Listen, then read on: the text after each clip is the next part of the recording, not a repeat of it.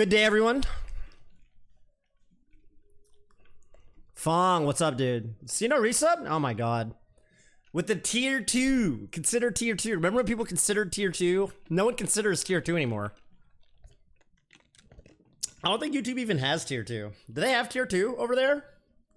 Oh, snap. Hi. What's up? Stove boy. If I heard weird pitch fluctuations of the stream music, is it most likely on my side? I don't know. That happens to me in a lot of streams. That might be on your side. I don't know. I'm not sure. Did anyone else have that? I actually had to cancel my tier 2 last night due to unfortunate circumstances. Damn. That's okay, Melvin. Don't worry about it. Don't worry about it. Gaz. Wilby. I hope I said her name correctly. I'm really excited for this stream today. I had a pretty good idea. So like, if I do say so myself. I think Discord is down. I'm trying to send messages and they're not sending. So either my internet's down, which doesn't make any sense because I'm streaming and I can see you guys' messages in chat, or Discord's down. Discord's fucking down all the time these days. Like all the fucking time. If it's not one thing, it's another. They're on GCP, right? Are they on AWS or GCP? That's what I want to know. Because last time I think it was like a GCP outage. But this time, I don't know. It doesn't seem like anything else is down. It's kind of weird. So I basically was... So last week, I had a pretty fun stream where I was coaching a Minecraft YouTuber, Mysticat, who's like a huge Minecraft YouTuber. He's got like 1 million subscribers, all that good stuff. And, you know, they've been playing Smash competitively. Like apparently they'd beaten the #1 PR player in their state in Ultimate, and they're kind of trying to switch over to Melee and learn Melee. And like, seems pretty good, but, you know, definitely on the more beginner side. And, you know, I was doing this coaching session, just kind of coaching Mysticat through the depths of Unranked, talking through these different matchups and things like that. And I realized that a lot of people, and this isn't even just, honestly, this goes all the way to the top. Like even people like literally even top 10 players, I think, have misconceptions about the game, right? Like there's no one knows everything. And so I wanted to do a stream, and I might even make this a recurring stream segment. Latolia, thank you so much. That's really kind. That's a really nice thing to say. Appreciate that. What happened to Radio Melee yesterday? Yeah, so first of all, Restless, shout outs to you. All the Radio Melee fans, I'm so sorry. PPMD's modem died. And so PPMD was getting a new modem shipped, but I think the modem doesn't arrive until like today, or didn't arrive until today. And so PP didn't have internet, so we couldn't do it. And we were going to try to find a fill. So we hit up Zane, we hit up None, but they were both busy. I even hit up Scar, and I was like, Scar, can you do radio, like literally, can you host Radio Melee in place of PP? And he also had something going on. So we tried 3 different people. No one could fill in for PP, so we just canceled. But yeah, I think, what do you think about that one tweet about you and Scar's philosophical commentary dynamic? I think it's amazing, and I actually think that I've started to lean into it. I think I said what I said about Grab and Malachi because of, I think I saw that tweet, and I think I'm not going to say like I was specifically thinking about that when I said that, but I definitely think I've kind of leaned into that dynamic where I let us get super far out there, and then I like randomly pull it back into the match. And I think it's just like, the more abrupt and jarring I can make the transition back into talking about the match, the funnier it is kind of what I've realized. So now I'm doing it on purpose. Okay, so basically, TLDR, I think Melee is just, I mean, okay, so 20-year-old video game. The community's got a lot of lore. The game is a lot of lore. There's a lot of shit that just people don't know. And I realized because back in the day, right, you could go to Smashboards and you could, I don't know, you could go to PP's Ask Me Anything thread, or you could go to some specific character forum for your character and ask questions about your character and be like, yo, what's the deal with this? What's the deal with that? And you could kind of, you know, you kind of knew where to go to get your questions about whatever answered. And by the way, my Twitch chat thingy isn't working. What's going on here? Like my Twitch chat plugin isn't. Chat, say something. That's weird. Should be. Anyway. Information is super fragmented. That's exactly right. That's exactly right.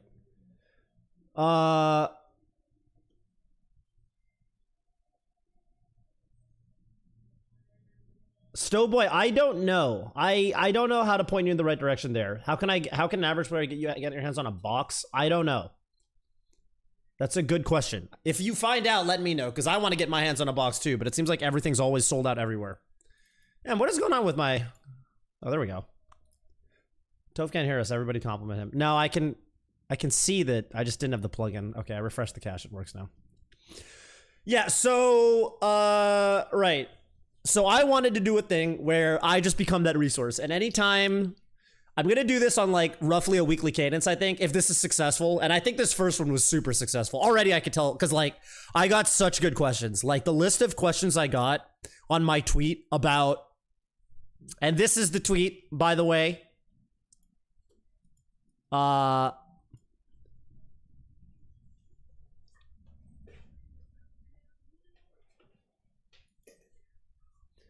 This is basically what I did. I was like, yo, anybody who has any questions about Super Smash Bros. Melee, just ask me right here and I'll answer them tomorrow on stream. So this is that stream I'm going to tackle, and I got all kinds of fucking questions. I got questions about fucking L canceling and wave dashing, down to questions about like how to grow the scene and the community. So I think this is going to be really all encompassing, and I want to do this more. And I just kind of want to be that guy where if you don't know something, you can just bug me about it and I'll answer your question on stream. And I don't know, should be pretty fun, because I like seeing the questions I got. I kind of went through the questions I already got, and like people gave there's some good questions on here. There's some really good questions on here. Is Scar planning to stream full time? No, he's not. Probably, I mean, no. The answer is just no. I don't think so. Maybe in the future, but probably not. Okay, so where do I want to start? How many questions did I get? I got a large number of questions. I probably got like 50 plus. Wait, how many questions did I get? I think 50 plus. How many questions did I get? I want to go through ideally all of them, but you know, we'll see how much time we have. Oh yeah, I guess I should.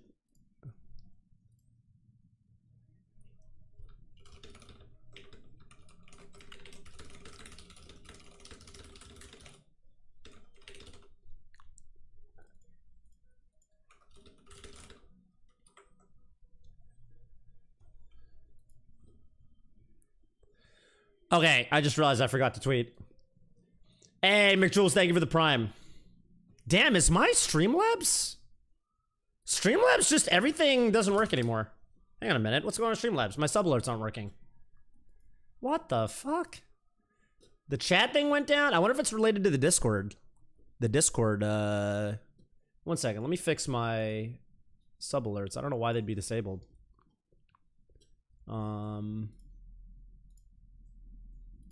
That's weird. Maybe I just have to refresh cache or whatever the fuck.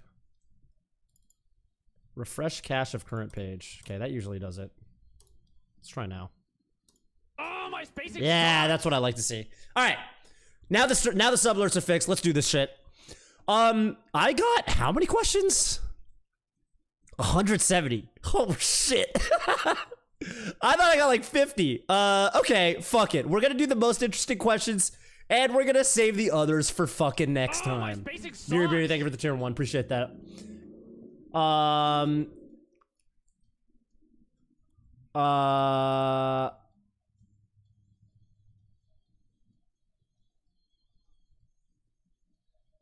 Okay, yeah, I didn't miss any subs. Good. Perfect. All right. Damn, 170. I should have ordered these in terms of the ones I want to do. Let's see here.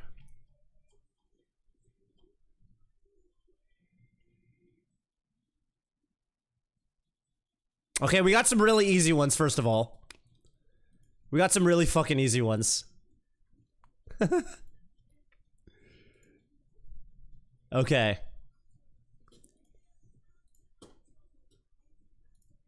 Starting off, I'm going to start with some gameplay related ones. I'm going to start with some easy ones. I'm going to start with some fucking easy ones. And then I'm going to get into the nitty gritty philosophical stuff. All right, first question. Is your knockback based on the percent you had before you get hit or the new percent after being hit? So it's funny because the answer is it's just the latter. It's based on your new percent after being hit. But I've always wondered, does it really fucking matter? Like, why does it matter? Even if your knockback was based on the percent before you get hit, doesn't it not matter, kinda?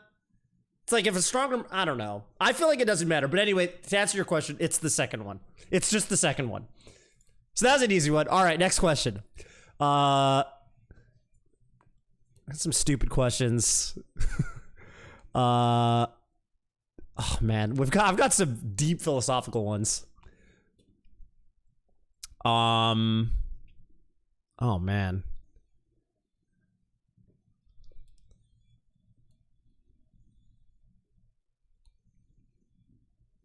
Some of these questions, some of these questions are like literally. All right, let's get to some juicy ones. Let's get to a juicy one right off the bat, because I feel like this is one where I actually have some history. What do you think about Borp? Wait, I should put this thing in a place where it doesn't like block my face. There we go. What do you think about Borp? Do you think there's something to be taken away from someone doing no tech skill and still beating people who are trying to play optimal? Or people too focused on optimal play that low to no tech skill is secretly a godlike mind game? I love that people are asking about Borp in 2022. That like Borp was, I played Borp at Big House 4. That was 2014. That was 8 years ago. I don't think Borp really plays these days, to my knowledge. But listen, here's the thing. I think Borp, first of all, yes. I think that especially up to a certain level, it is the case. And the thing about Borp though is like you have to be, to make the Borp playstyle work, you have to be really, really, really good at what Borp does. Like, I think people, when they talk about Borp, they focus on what he can't do. When people talk about Borp, they're like, this guy doesn't wave dash or L cancel or do anything technical, and he still wins. What they should be saying is, this guy's like awareness of like, I'm gonna say it, it's a dirty word, frame data, as in like literally like being able, what's safe and what's not, like when I can throw out a forward tilt and still get a spot dodge out when they try to punish it, like those sorts of spacings. His awareness of like, he doesn't reaction tech chase, so to have any semblance of a punish game, he has to pay so much attention to like Borp is so good at what he, like way, way, way better than even a lot of like mid to high level players at what he does. And I think people see Borp and they go, look at this guy's not working hard at all. He doesn't even have to like he doesn't have any tech skill and he still wins. But I think what they should be focusing on is like, it's really hard to make the Borp playstyle work. And I think it's even harder today. I mean, even in 2014, right? Like Borp was good, but we're not talking like top 100 good. And I mean, I don't know that it would work today, especially with how many spacies are running amok. Old Swoot, by the way, thank you for the tier 1. Appreciate that. Do you think Borp would be a significantly better player if he implemented more mechanics? Yeah, I think that Borp could, I think that in theory, like maximized Borp, like Borp Prime or Borp Omega, to me is like Dreffen, like modern Dreffen. Like if you watch Dreffen today, Dreffen is good at everything Borp does, but Dreffen is also like kept up to date with, you know, punish game stuff, edge guarding flowcharts. Like Dreffen is a tournament, like Dreffen is a fucking tournament threat. Dreffen's like a what, like probably top 50 player. So yeah, I mean, I definitely think Borp could become Dreffen, but I think that question is basically answered. Like, you don't need to ask that question because it's like we know, we literally know, you just watch Dreffen, and that's pretty much probably what it would look like. Okay, next question. What's up, Bonfire? Yeah, pretty much. So I think Borp could do that. Is Borp interested in doing that? Probably not. But shout outs to Borp. Big Borp fan. And yeah, I mean, if the story of Borp is that Borp gets to serve as an inspiration to, you know, fledgling players who, you know, may be a little intimidated. I think that's the best thing Borp ever did for Melee was like people who were too intimidated, maybe otherwise, to get into Melee, but then they saw Borp and they were like, wait a second, this doesn't look that hard. Maybe I could do this. That's the best thing Borp did, I think, was probably inspired a lot of, you know, little Melee babies to play the game at a competitive level. But Borp's, I mean, listen, yeah, Borp's like control of and understanding of like how to be safe and like Borp was hard to fight, and you can't just play and spot dodge around or whatever, and like it's not gonna come overnight. It's not gonna come overnight, and I think people should talk more about what Borp's good at than what he's not good at, and that's not the case right now. And I think that actually does Borp a major disservice. Okay, next question. This is I got a question as tale as old as time. Oh, my I've always felt, hey, Bonfire, thank you for the 3 months. On the contrary, Toph, I can spot dodge whenever I feel. Yeah, well, you're a legend, Peter, so I don't want to hear that, because you've definitely got better game sense than...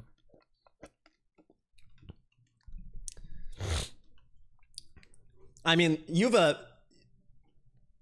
quite the... I remember the legendary Apex 2010 teams pool. A legendary doubles pool. With that kind of resume, no one can ever touch you. So, next question.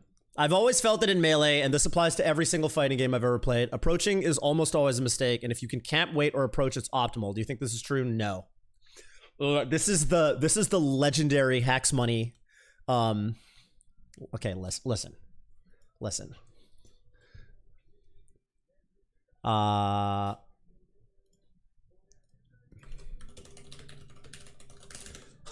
My favorite Smashboards, everyone, I mean, I'm not gonna go into this whole fucking like thread, but easily my favorite Smashboards thread title of all time.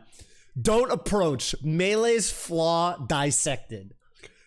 Yeah, people have been basically saying this for basically forever. Even in 2011, this wasn't really a new argument.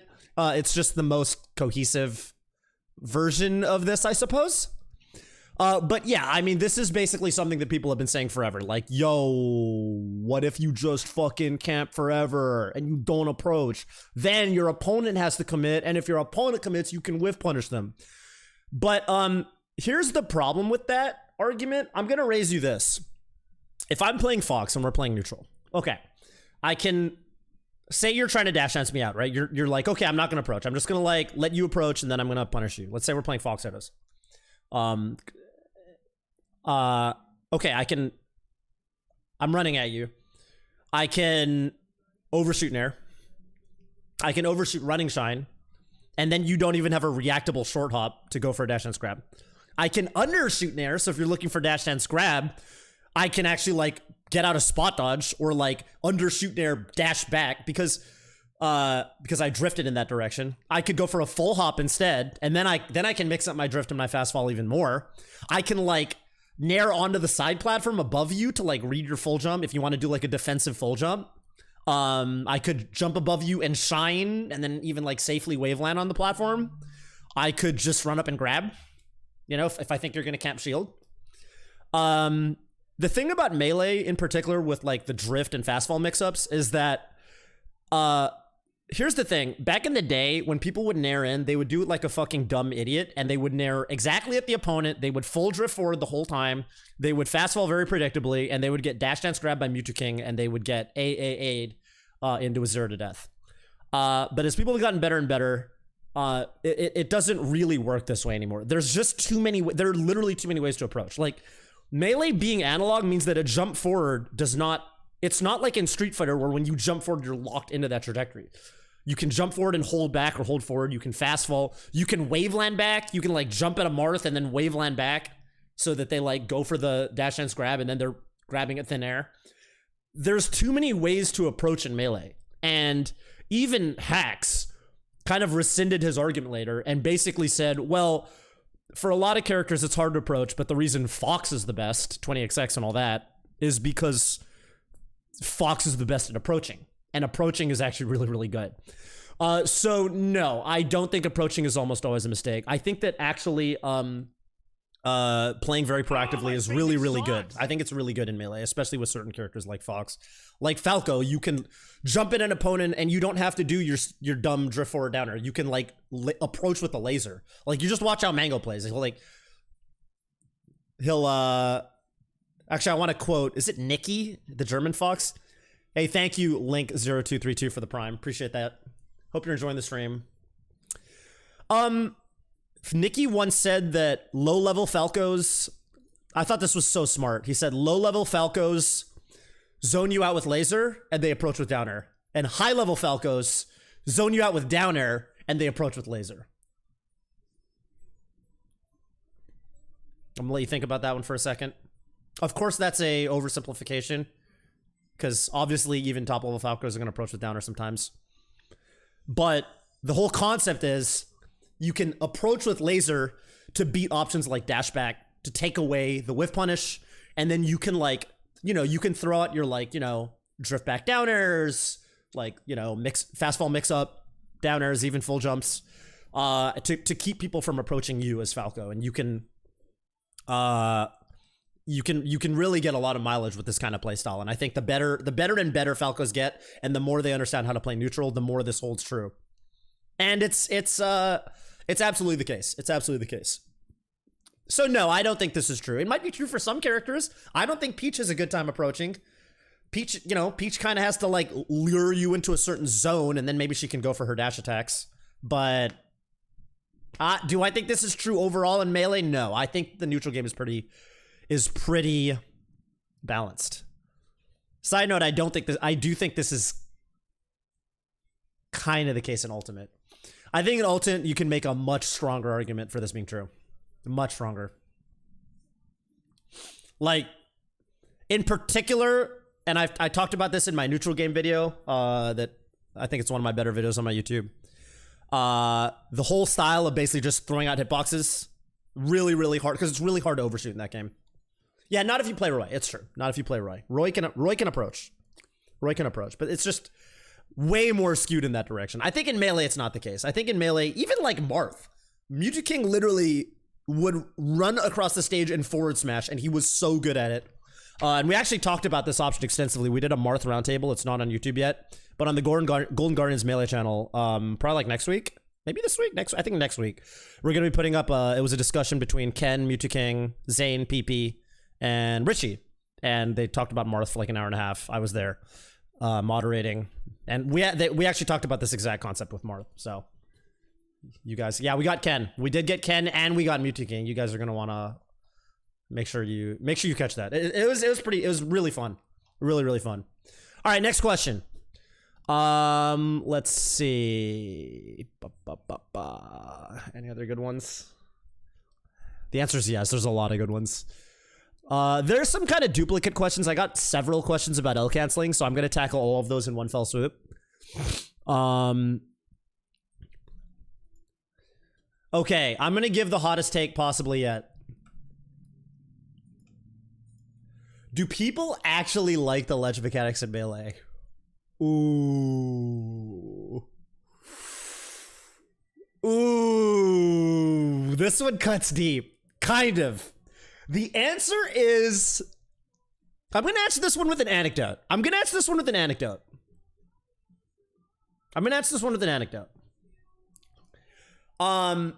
I was hanging out. This is one of my favorite evenings I've ever had hanging out with Smashers was in recent memory. I went to Ultimate Summit. Not the most recent one, so not 4, but 3. And I was hanging out in a hotel room with Light. Shoutouts to Light. Fucking love that dude. And Charles, you know, Beast Coast Charles Lauren, aka used to go by Korean. And we were talking about the difference between Ultimate and Melee. This is gonna be relevant later, by the way, because Charles actually asked me a really interesting question about Melee. Me and Charles always get into really, really cool discussions because Charles is definitely like the quote unquote like nerdiest ultimate commentator. Like he's really into frame data and like game mechanics, game engine stuff. And we always get into really good discussions about like the differences between ultimate and melee at like a deep level. Stuff that most people really don't talk about.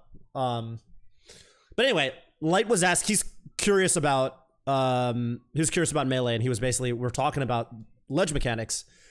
And he was like, kind of he was basically complaining about how in ult a lot of the time, you know, the right answer because of ledge snapping is you just kind of let people back. You go for your little 2-frame and then often it doesn't work because it's like a really it's a timing favor that's skewed heavily in favor of the person who's recovering because they get to do a timing mix up that makes doing the actual 2-frame pretty much like a lucky guess. And then, okay, they get the ledge, and then you kind of do your ledge trap, right? And you're trying to cover, you know, whatever they're doing off the ledge. And with some characters, it's really difficult to ledge trap them, like Game & Watch. And I described the way the ledge mechanics work in Melee, and I was, like, not sure what he was going to say. Because let's think about it. One of the biggest complaints people have about the Melee ledge mechanics is the fact that there's legend vol, and there's as much legend vol as you want. And for every one of you in the chat that's saying Melee's ledge mechanics are fucking sick, okay, I'll see that, and I'll raise you Hungry Box versus Shoot At, right? Like, you get legend vol every time you grab the ledge, and there are no L canceling's coming up, Zoo. You do get legend vol every single time you grab the ledge, and some people really don't like this. Like, at a theoretical level, I get it, because, like, yeah, there have been some pretty fucking boring sets. Mewtwo King versus West Balls is another one, right? I do get it. I mean, I think one of the most satisfying things for me in, like, traditional fighters is pushing someone into the corner and then just mixing their shit. That, like, when I play I don't know, fucking Guilty Gear, or, you know, and any 2D fighter, right? Like, I live for getting someone in the corner and just like corner pressuring you to death. Like, that's like the funnest part of 2D fighters for me.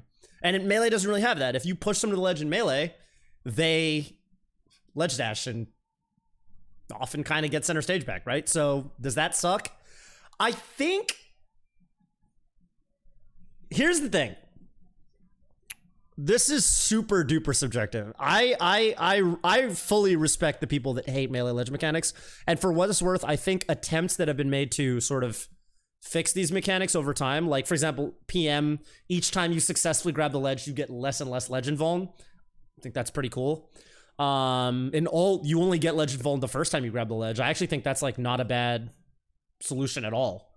So you have to be really in ult, you actually have to be like really aware of like when you're grabbing the ledge. Like, it's committal, like grabbing the ledge, like on an edge guard even, you only get it that invul one time. So you have to grab the ledge. When you grab it, you have to mean it, basically, right? But the thing about Melee, the reason I think it's balanced and the reason I think it's dope is that as time has gone on, in matchups where you're like, where your opponent has really strong ledge dash options, like let's say the Fox Jitter, right? Like when I knock a Fox onto the ledge, I know that if they're playing really well, and that's the first thing is, are they playing really well? The first thing is, are they playing really well? Because I do think ledge dashing is balanced around its execution. And that's something that not a lot of people are willing to talk about. The whole concept of like, I just think it's so, okay, I think it's so sick that when you grab the ledge, you can go for this fucking perfect option, but you have to know you're gonna fucking hit it. Because if you're playing off and your hands are shaking or whatever, your palms are sweaty, knees weak, you could just die. You could just fucking die. You go for your ledge dash and you fucking die. So you have to be very like in touch with your tech skill on any given day. I think ledge dashing is basically balanced around the fact that it's as hard as it is to do consistently.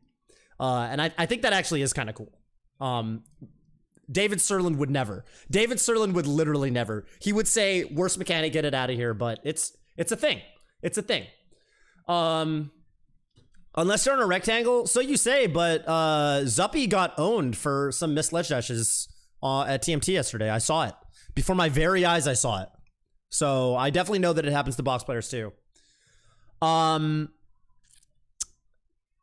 So yeah, I think that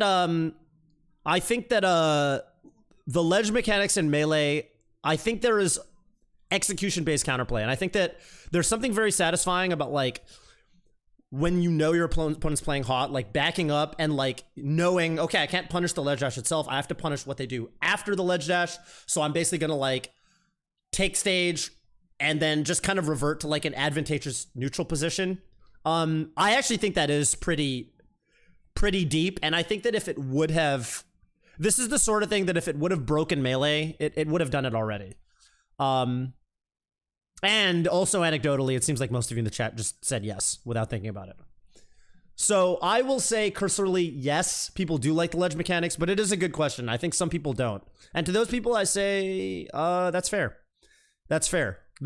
It's true. I mean, there is something that feels a little bit unfair about like, wow, I like pushed my opponent into the corner and then they just become invincible. Like, God damn it. So I get it. But it's subtle. It's for sure it's subtle.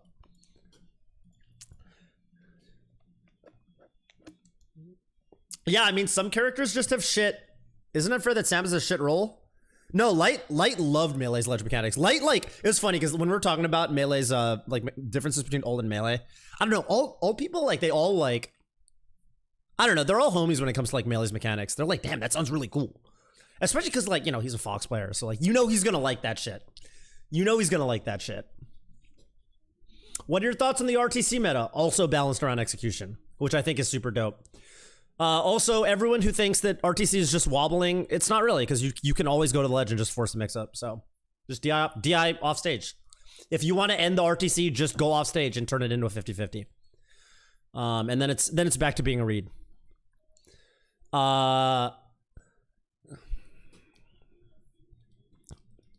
Okay, this is an easy one. Probably a lot of y'all know this, but for everyone who doesn't, I mean, this is such a good question for newcomers to Melee. What is ASDI down, and why do people pretend like they use it all the time? Back in the day, we didn't know the difference between ASDI down and crouch cancel, but TLDR ASDI down means you're holding down on the control stick or the C stick, but it's the thing that lets you tank a hit and immediately counterattack. It's basically, it's like super armor. Right? When you see Peach's crouch cancel down smash, okay, crouching, the act of crouching makes you take less hit stun from a move. I think it's like a third less hit stun, but the act of basically, it's the ASDI part of that, not the crouch part, but the fact that you're, and more on that later because someone asked me about the different types of DI, so I'll get to that in a second, but it's basically the act of holding down as you're getting hit, and in particular, after you get out of hit lag, so as the hit registers, if you're on the ground and you are at a low enough percent that you don't like get knocked down, you can act immediately. And so you basically get a punish on a lot of things that you otherwise wouldn't be able to punish. Good question. There's no such thing as a stupid question. That's what all my teachers told me. Oh, I got a wobbling question. Someone who doesn't follow me asked me about S3K. I'm gonna show you guys something real quick.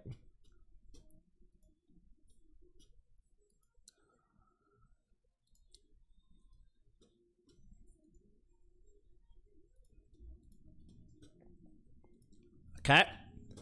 Moving on.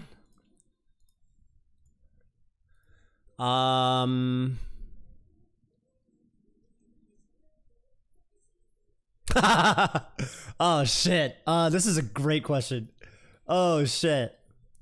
Why don't people just SDI to stuff more often? Yeah, it's a good question. I find myself asking this. Yeah, just fucking SDI forehead. Like, I get drilled by a Fox, and then they shine me, and I'm like, fuck. I guess I should have just SDI'd. So, okay, here's the thing. Human reaction time is about 14 frames, and that's visual, I should say visual reaction time. It's about 14 frames, which is 14 times 0.167, 14 times 0.167. Yeah, 2.3 to 2.5, what is that? 0.25 of a second, about like roughly a quarter of a second or a little less, let's say. And that's visual reaction time, and that's if you're specifically looking for something. If you're specifically looking for something, obviously you can react to something much better than if it just comes out of nowhere and hits you, right? And because of that, a lot of the time, you're in some scramble with a fox who's cracked out, and they hit you with a drill, and yeah, you know that you should SDI out of it, but it's just fucking hard. Like, yes, you're right. People should just SDI out of everything. You're right. People should always go for it. But sometimes you get hit by stuff that you didn't expect. This is why you see people hit crazy SDIs. People like Axe, people like Hungry Box. Hey, Fiction, thank you for the raid. What's up? Hope everyone had a good stream coming from Fiction stream. I'm doing a Melee Ask Me Anything. Ask me anything about Melee. So I'm giving all my takes on. People ask me all kinds of questions.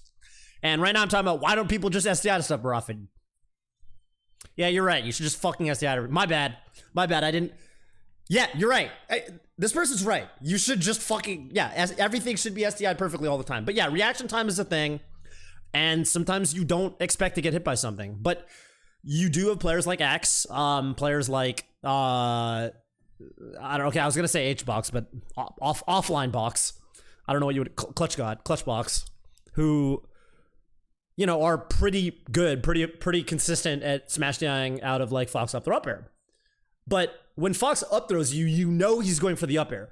So you have like, you're like, okay, I'm gonna time this. And even the timing isn't that easy a lot of the time. Fox can like slightly mix up the timing. Like, is he gonna do the up air like exactly when he double jumps? Is he gonna double jump and then like wait like a tiny bit of time and then up air?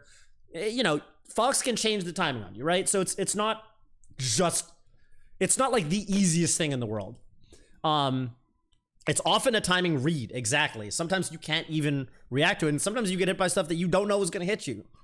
I think that Fox at the highest level, like, kind of relies on mixing his opponent up such that he's being unreactable and unpredictable. Because, like, yes, if Fox jumps at you, if he nairs or back airs, those moves can be crouch canceled. If he drills, that can be SDI'd. But with the speed at which all of this stuff is happening to you, if you're playing a really, like, fast Fox player and you're in a scramble with Fox, like, a lot of the time, even at the highest level today, like, you see drill shines work. Players like Zane get drill shined all the time. It's not something that you you have to be kind of looking for it. You have to kind of be looking for it. But it's a good question.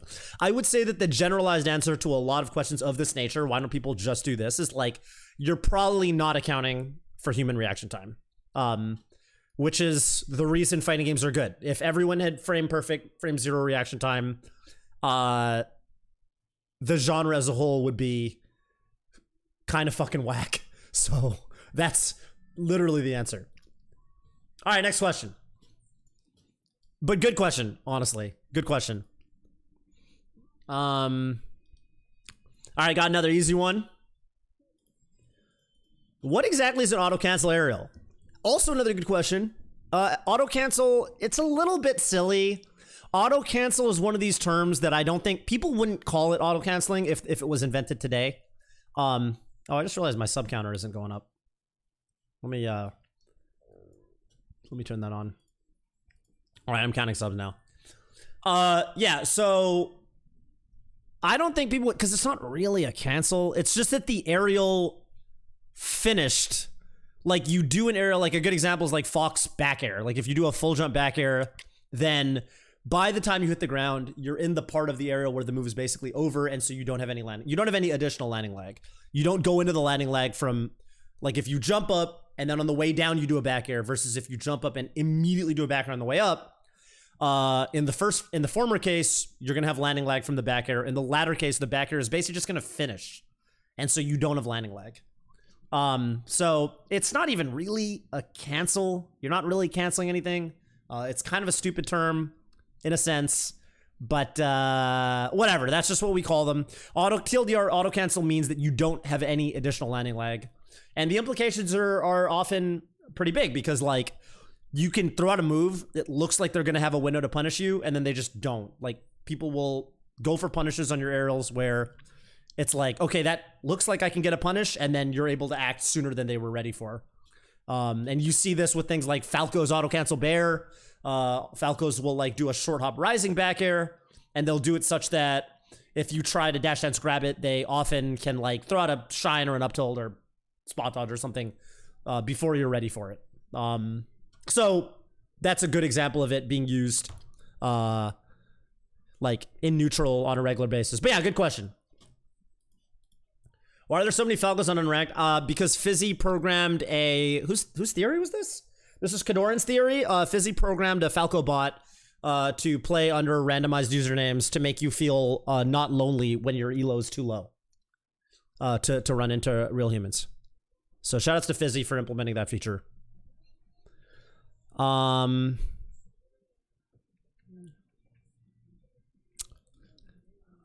Got some silly questions. Will Melee bring my dad back? Would Isaiah be the best if he tried? No. I don't think so. Oh, here's a good question. I like this one. I like this one a lot. Does the amount of viable characters compared to the roster size make the game as a whole less interesting? I'm answering this one now because there's another question later that actually Coney asked me that I think this one's gonna feed into. Chad, what do you think? I think subjective. I think for some people the answer is yes. Because okay, listen, I was at a PM tournament this past weekend. I went to PM Theater, which was like a summit style invitational for the Project Gym community. And yeah, I mean, I was talking to Sosa, who's a top PM player, and Sosa's like, well, I want to play more Melee, but there's no character in Melee that I really resound with. I really like Wario, and Wario has really insane aerial drift, and, you know, it's kind of like this heavy, but like an aerial, you know, whatever. I don't remember the full extent of what we're talking about. Like, Sosa's like, well, I kind of want to play Puff, but Puff is a lot more defensive than Wario. Like, Puff is the aerial drift to Wario, but is a lot more defensive. So then I kind of want to play Marth, but Marth isn't really my style either. There isn't really a character that interests me. And I'm like, all right, you know, that's totally fair. Sometimes, you know, that's a thing. And I think that's like a totally reasonable opinion. On the flip side, I really like what Peter just said. Yeah, Zope. I think the quality of matchups matter more than the number of viable characters. I think the reason Melee stays fresh is because of, sure, they're like what, 12 viable characters, whatever. You can make that number lower or higher depending on what you think means viable. What do you think viable means? But yeah, just to give a personal anecdote here, a couple years ago, and you know, I'm sure some of you have heard this story before, but when Leffen was in America for Gods and Gatekeepers, and I didn't even know Leffen had flown into America. This was back in the days of Smash Ladder, and I went on Anther's Ladder and I played a ranked set with this guy named, what was his name? Cliffhanger. This is Smurf. Cliffhanger, the Platinum Fox. And within one stock playing this guy on old non-slippy netcode, I was like, I think this is Leffen. Just based on their playstyle and how good they were. But I was like, I think this is fucking Leffen. Literally within one stock. Within like maybe 2 or 3 interactions. And I was right. It turned out later, I went to Gods and Gatekeepers that weekend. I asked Leffen about it and confirmed that was indeed Leffen. I was able to identify that was Leffen within one stock because of the way he played, because of the techniques he was using, because of his playstyle. Yeah, Melee has fewer viable characters, but then on the flip side, there are so many ways to play every character. And it is this is not the case in a lot of games, like especially a lot of modern games.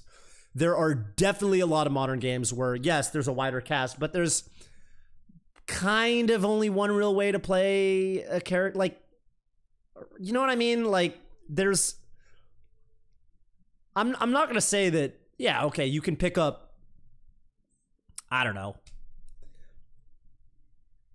There's nothing stopping you from picking up Ultimate Pac-Man and, like, approaching with him. And, you know, you'd be the first aggressive Pac-Man, right? But it's just way more pronounced in Melee. And I think the fun part of Melee is that it gets more and more pronounced the better you get. And I think this is not the case in other games. I think there are games where the better and better you get, the more you have to adhere to a certain playstyle. But that's not the case in Melee, right? Like in Melee, if you're a, you know, mid-level Falco, like if I play a random mid-level Falco, they feel very what's the word? The meme is they all play the same, right? They're very homogenous. Whereas the better and better you get, the better and better the players you're fighting, the more unique every opponent feels. Like, I don't know. I mean, I guess the most obvious example is like playing the three best Falcons. Like playing None does not feel like playing Johnny, which does not feel like playing Wizard. Like they're just very different players in that regard. You know, the best Falcos feel very different. The best Foxes feel very different. I would even say the best Marths feel very different. I think Zane and Kadorn play really differently. And I think that's what really keeps Melee fresh. So, yeah, I understand this take for sure. And I definitely think for getting into the game, sometimes there's just not really a character that you like really, especially if you're like an ultimate player or something and you really, really, really fucking like Kazuya Mishima. You just want to hit them with the electric wind god fist and do some Korean wave dashes and then pop, pop, pop, pop, pop, pop, right? And do that whole thing and then you got the devil.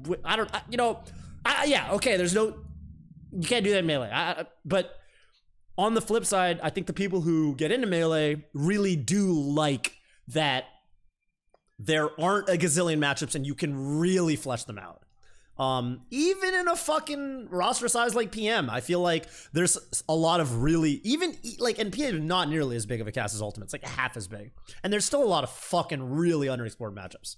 So in my opinion, to me, the answer is no. I don't think it makes it less interesting. But I do understand, especially from the casual perspective, especially for people who are thinking about picking up the game. Yeah, it's kind of a thing. That's kind of a thing. So, you know, Switch, what was your take? I saw you in chat. What's up, Kevin? This song does bang. Oh, my spacing sucks. Keith Rep, thank you for the tier 1. Appreciate that. Shield pokes are fucking dumb, question mark. No, I think shield pokes are dope. Shield pokes are like fighting game high-low mix-ups made analog. That's all I'm going to say about them. And I think that's dope. If anything, I wish there were more shield pokes. Maybe that's too hot of a take. I think every character should have a game watch shield. Everyone should have to angle their shields all the time. Maybe not. I just said that. I didn't put any thought into that, and I just said that, but there might be something there. Pair124, thank you for the prime. Appreciate that. The 4-month resub. Maniager, is the timing different in Melee for teching? Try going earlier. That's all I'm going to say. Try teching earlier than you currently are. You can tech way earlier than the hit.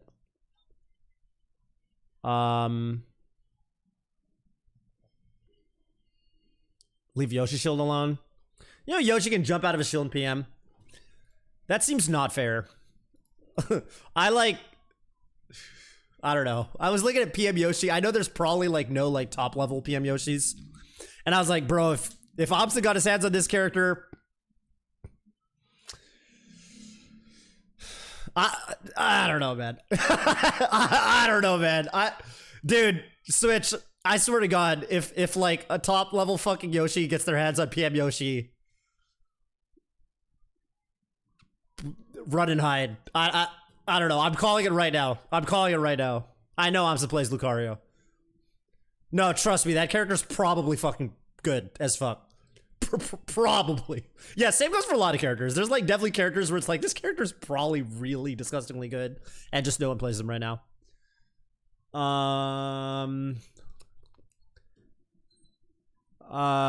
Let's see. What's this one?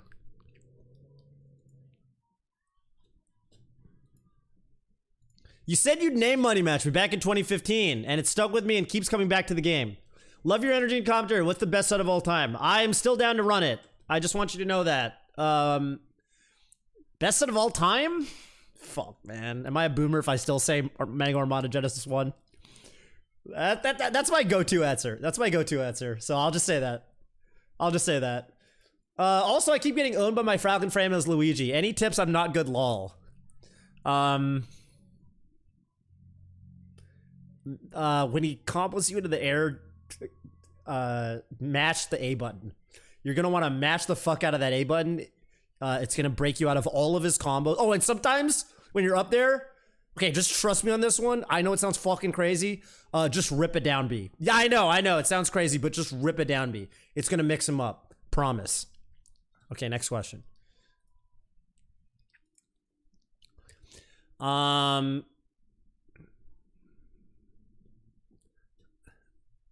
Oh man, I'm sad that this is a question.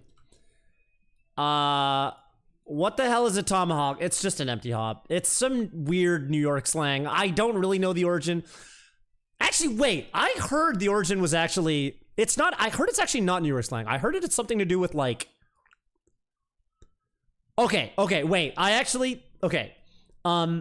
Apparently the real story is there was this Roy player. Yeah. Sokka knows. There was this Roy player that used to, I don't know who the fuck was it? Was it Neo? It was just some random Roy player, right? And he would jump at his opponents, empty hop, and then forward smash. And as he did this, he would go, the tomahawk! If that's a true story, that's actually kind of funny. And I sort of approve. Anyway, it just means empty hop now. In fact, it's kind of been butchered because like originally it meant empty hop forward smash. Now people mostly use it to mean empty hop grab. Why does it work? Because you're jumping at somebody. Again, it comes down to reaction time. You're jumping at somebody. They're like, oh shit, this person's jumping at me. They could do an aerial if I let go of my shield or if I try to do something. If they throw out an aerial, it's going to hit me. They're on top of me. Oh my God. And then they land. They never threw an aerial out. And by then, think about it. Landing lag recovery or landing lag is 4 frames off an empty hop. Grab is 7 frames with most characters. 7 plus 4 is 11. That's unreactable. So if you let them land, at that point, basically a read. So you have to react to empty hop, you have to react to the point in their... Shout out to Zachary for this one. I got this from a Zachary. Zachary made a really cool Japanese YouTube video about this that none of you will ever watch because it's in Japanese. And I literally spent 3 hours writing closed captions so that I could share this video with American audiences. And then as soon as I finished it, YouTube removed the closed captioning feature because fuck YouTube. But anyway, yeah, basically Zachary's point was you don't react to the empty hop itself. You don't react to the empty you don't react to the landing lag. By then it's too late. It's unreactable. You react to the point in their hop where if they throw out a move, it won't come out. So like, think about Fox jumping at you. Fox's snare is what? 5 frame startup? I think it's 5. I think it's active on frame 5. It's like 5 or 6, whatever. Fuck it. As I said, if you wait until they hit the ground, okay, 11 frames total, 4 frames of landing lag, 7 frame grab, that's 11 frames. But what if you notice right before they land, oh, this person is at a height where if they try to nair me, nair won't actually come out because there's 5 frames of startup. That effectively gives you 4 more frames, 5 more frames. And now it's now it's actually like a reactable thing. It's still a tight reaction, and this is why you see people get empty hopped all the time. But that is what makes empty hopping, tomahawking technically reactable, but it is still difficult. It is still difficult. Faulkner's frame 4. Okay. Anyway, yeah, that's the theory. That's the theory. And yes, this is also why late aerials. Part of the reason why late aerials are so good. Normal, yeah, so if you do an aerial, Katakuri, to answer your question in the chat, if you do an aerial, then you incur more landing lag, obviously, and you can cut that landing lag in half with L canceling. But if you just empty hop and you just jump and land on the ground, there's 4 frames of landing lags. There's always like a default 4 frames. And then your aerial's gonna add landing lag on top of that. Next question.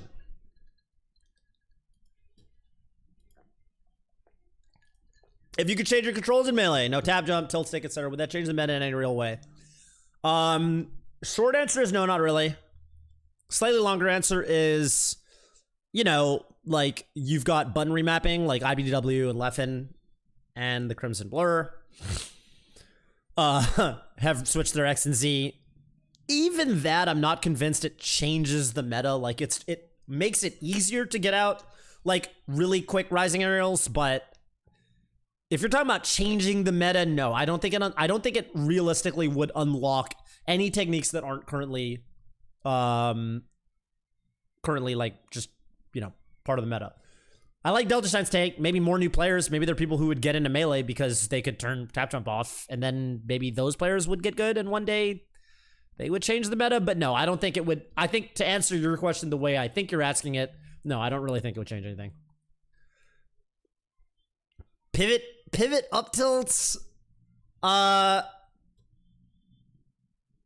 Yeah, but no. You'd still get up smash if you... Because think about it. You're saying because you could turn tap jump off, right? But think about it. Pivot down tilts are still really hard. So... You don't see pivot... If your argument is turning off tap jump would make pivot up tilts easy, then my counter argument is, then why is pivot down tilt still hard? You see what I'm saying? Oh, just tilt stick? Yeah, I mean, sure. Tilt stick would make... Okay, that's a good point. Yeah, pivot... If you have tilt stick on, then yes. Tilt stick would enable much easier pivot tilts. So, yeah, in some matchups, that'd be pretty big. For sure. I wonder what people would do. Like, as a Fox player... maybe you'd do tilt stick. Maybe you'd end up doing tilt stick there. I'm not sure, actually. I'm not sure. Because having... maybe tilt stick is better than frame 7 up smash out of shield. Because, you know, you're losing your up smash, right? You're losing frame perfect up smash out of shield. Wave shine up smash on some characters, you really don't want to lose any frames. Like, wave shine up smash on Yoshi, if you're, like, slow at all, like, Yoshi's so heavy that, like... I don't know if a lot of you guys know this. The heavier a character is, the less hit stun they take. So, like, the same move, if you do it on a heavy versus, like, a light character, they take less hit stun the heavier they are. So, yeah, like, some matchups... I don't know. Yeah, you could... I mean, you could also just go for wave shine down tilt and then go for an upper or something. Wave shine turn around up tilt or something. Tilt stick makes Marth way better. You lose your pivot tippers,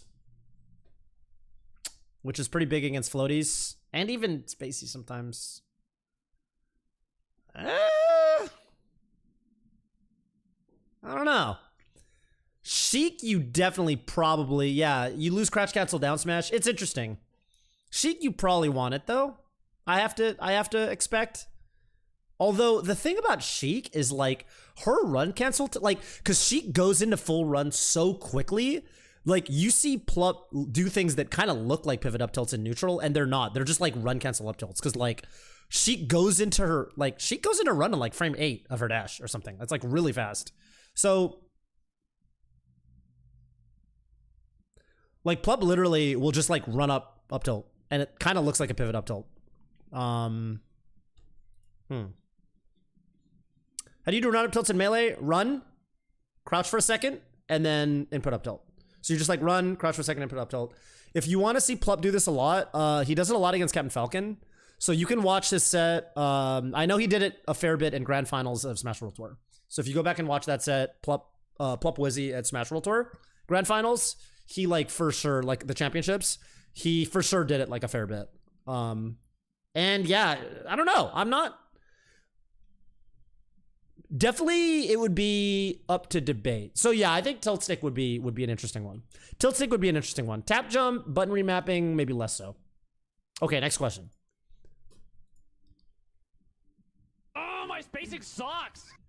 Switch, thank you for the 2 months. Appreciate that. Good to meet you this weekend. Shout out to the entire PM community. Good games, good Secret Hitler games. We played some Secret Hitler this weekend. I haven't played in a couple years. That game was really fun. Got to play with a bunch of the PM homies.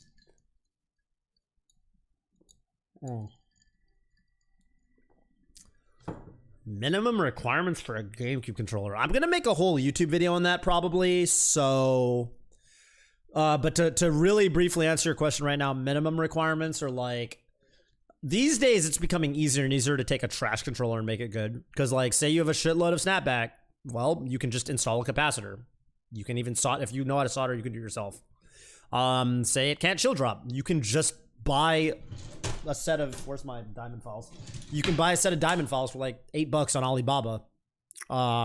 and just follow your own notches and fix the shield drop notches.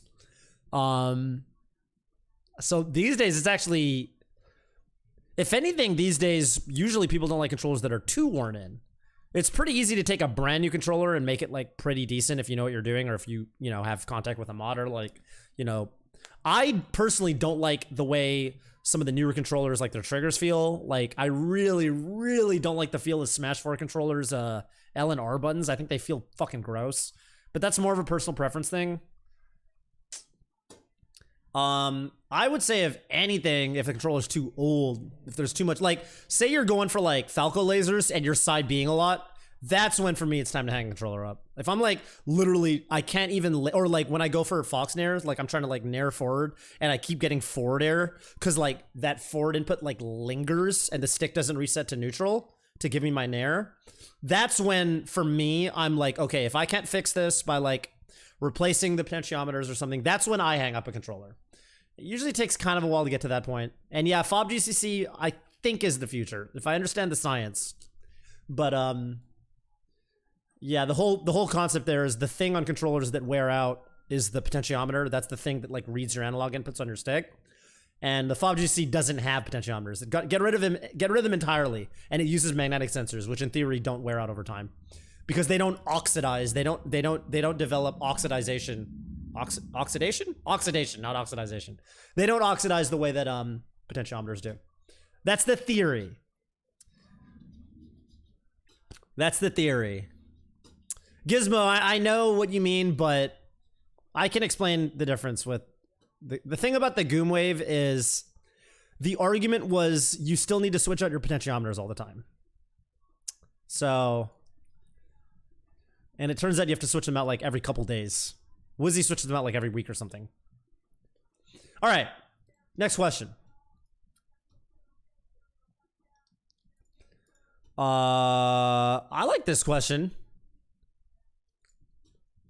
I think this is kind of a good question. So, okay.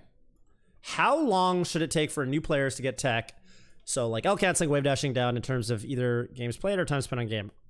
When I started, the way I picked a melee was like this. I spent like my first day, I was just messing around with friends. And then my buddy showed me like how to short up laser with Falco. And I was like, okay, cool. And then I practiced. I literally took a CPU Yoshi. Not even a CPU. I plugged in a controller, so just like a Yoshi was standing there. And I tried to short up laser them until I could do it 10 times in a row. And then I learned, and then I could do it with B. And then I was like, okay, now I'll try to do it with an aerial, but now I have to L cancel it. So I practiced that technique. And I would say I got to a point where like, yeah, I wasn't playing against good players, but like, honestly, like a couple days. And then I was playing my other shitter friends. Like, yeah, you're not going to be amazing, but like, if you practice for like, especially if you play Ultimate, like if you play Ultimate at like a reasonable level, it honestly does not take that long to get to a level where you can hop on unranked and like, okay, tank your MMR by taking a couple like really bad losses, and then you're gonna be playing people in your MMR range. And then honestly, like I don't think it takes that long at all. Especially these days, it's like the pipeline of like brand new player to someone who can actually do melee tech skill is like, it's way faster than it used to be. So I would say it doesn't really take that long at all. But yeah, I don't know. I think think about it. I started as a brand new Smash Brothers player. Like I didn't have really other Smash games. If you're decent at Ultimate, it's going to take you not that long for sure. CNUT.jpeg says, I always say 10 hours of tech practice to just know what to do and how to move. Yeah, that sounds very reasonable. That sounds super duper reasonable. Yeah, just grind your shuffles and it's going to be fine. Oh,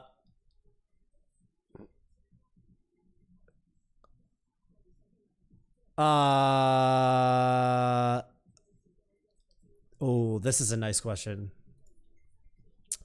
Remember I said how frame data was a dirty word? Does anyone actually use frame data in Melee? Going from traditional 2Ds to Melee, it seems almost impossible to account for in a game, which how much it can change based on circumstances. Yeah. No, it's true. Frame data is way less relevant in Melee and in Smash Brothers than in 2D fighters. The reason for that is like, okay, in 2D fighters, like frame data it's a lot more intrinsic to the way interactions work. Like say I'm playing a 2D fighter, right? And it's like, okay, I'm going for like a sequence of, I mean, here, I can even give like a good example. Let me show you guys an example.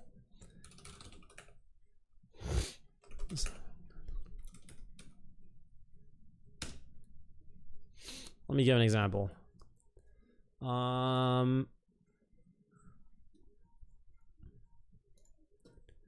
So this is like a really good example, right? Shit like this. This is pertinent because this character Testament just came out like yesterday or 2 days ago.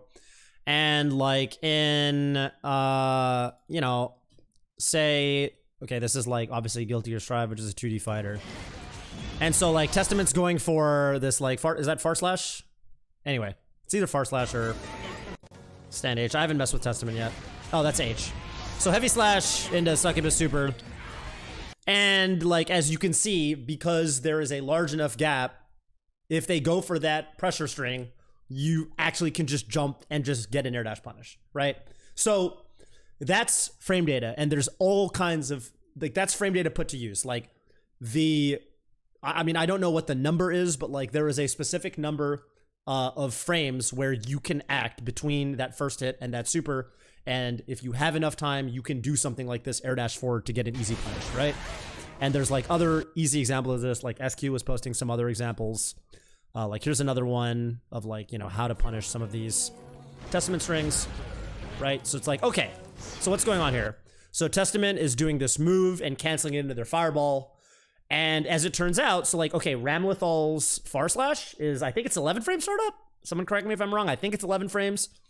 And so, okay, this Testament is going for stand H, and that's like, or I guess that's far slash. So it's like far slash. That is a certain amount of frame advantage. It's 11, right? Thank you, Kevin. That is a certain amount of frame advantage, and then this next move, the fireball, has a certain amount of startup. So you take the frame advantage. Let's say that, you know, the heavy slash is like you're plus a certain amount or minus a certain amount, and then you take your startup of the fireball. If that number is like more, if that gap is larger than 11 frames, then this 11 frame move, which is this far slash, this move that Ramlethal is doing, that's just gonna win. And so this pressure string fails. It like doesn't work. You can just mash a far slash. And the reason this is even more pertinent in a game like Guilty Gear Strive than even more old school fighting games is because this game is a buffer. So during your hit lag, you don't even have to time it. Like you literally can press, if you mash the fuck out of your slash button, you'll get this move on the first possible frame. Now, as y'all know, Melee, there isn't really a buffer for shit like this. So yes, frame data is still relevant on shield situations. Like, you know, if someone like a Falco hits your shield at a certain height or whatever, can they link that into a shine? Can they continue the pressure by going to a shine, or can you like shine at a shield as a Fox or something? Well, there's no buffer. So sometimes things that aren't safe can become safe by the fact that, well, people aren't usually completely frame perfect. Even you guys might have noticed, like, if you've ever explored the Uncle Punch menus, there's a really cool thing you can practice in there, which is doing wake up shines as quickly as possible. There's an Uncle Punch drill where a Sheik bot down throws you, but she's a frame late on the wake up shine punish. And so you basically tech in place and you try to input a shine on the first possible frame, and it's quite hard if you've never practiced it. And it looks like the Sheik is basically grabbing you frame perfectly, but they're not. They're a hair late. And in tournament, a lot of the time when Sheiks even get the reaction tech chase, I guarantee you guys what's really happening is they actually were slightly late, but the Fox didn't input the wake up shine as early as they could have, because they have to time it. It is a frame perfect input if you want to get it out as quickly as possible. And there's so much of this in Melee. There's so many elements where it's like, dude, so-and-so was just a hair late to this thing. Frame data is a lot less relevant in Melee.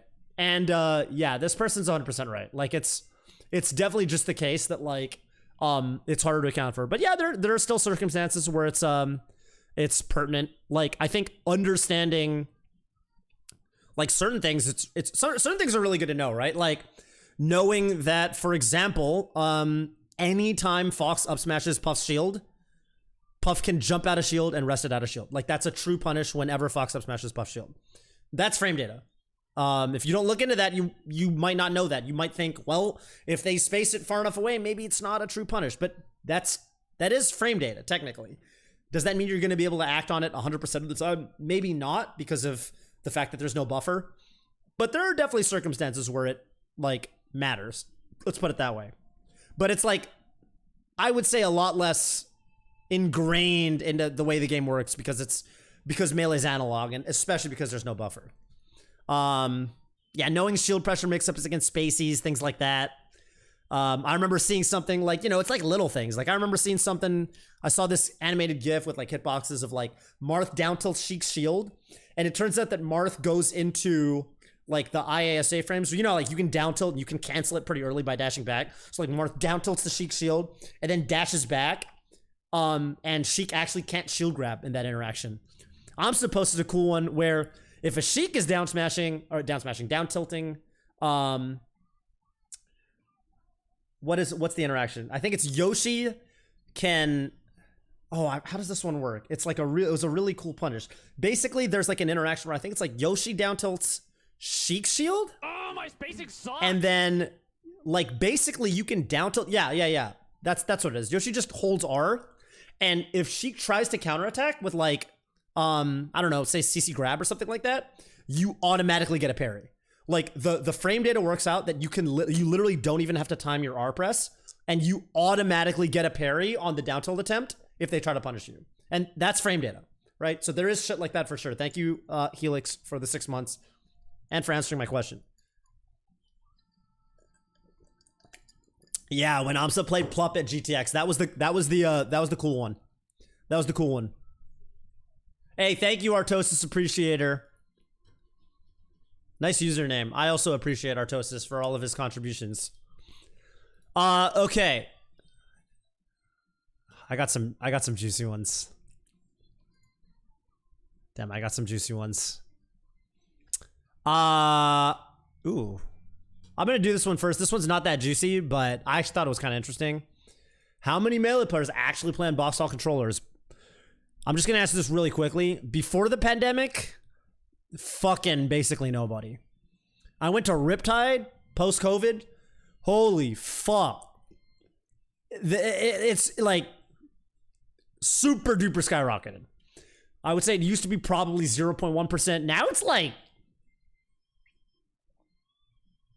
I don't know, 5% and only rising, probably. What's up, Alex Myers? Been on Smashbox Box for 3 years now, I think. The number's only rising.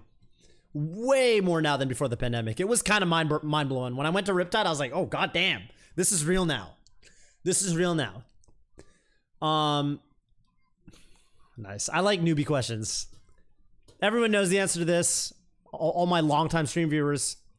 But probably not a lot of, maybe a lot of my YouTube viewers might not. I don't know much about Melee, so this might be pretty obvious, but does Up the Rest pretty much only work on Fox, or does it work on, like, everyone? Only really Fox. You can work it on, or only really Fox, only really Spaceys, I should say. Fox and Falco. It definitely does not work on, like, Marth Sheik, characters like that. Definitely does not work on floaties. They go way too high.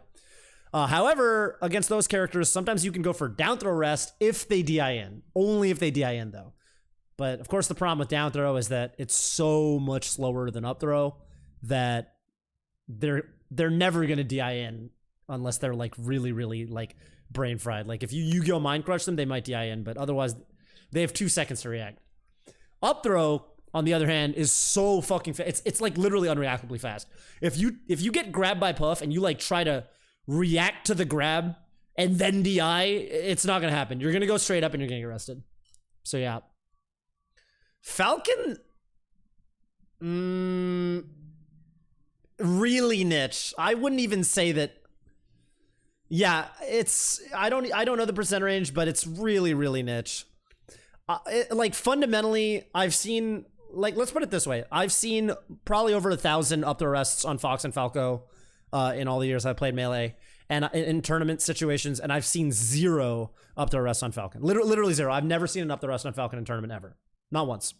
So I'm just going to go ahead, and it probably only works with like lower port, right? Or higher port. Yeah, Falcon is just fucking a heavy boy. It's a heavy boy. He's a heavy boy, so I don't think it's... Yeah, you can do up throw like up air rest, but usually you just go in an up air string. Oh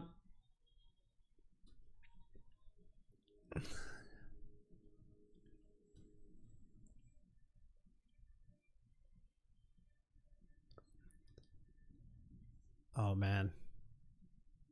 Okay, do I want to do this one now? I'm gonna do one of my deep cut, my juicy questions now.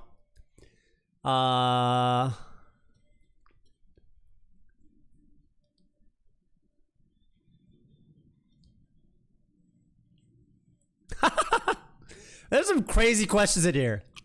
There's some crazy questions in here.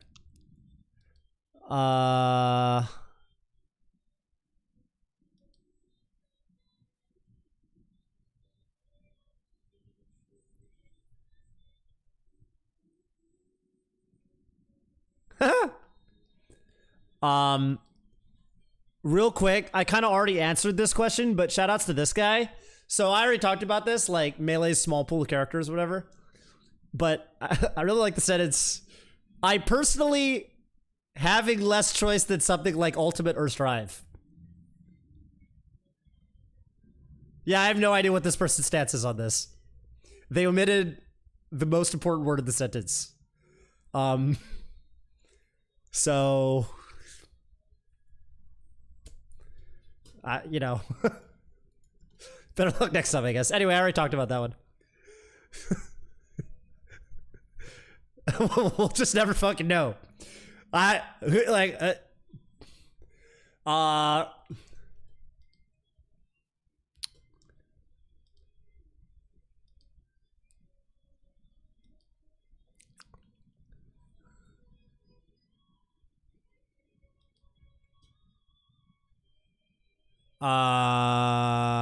Okay, I'm gonna do this one now.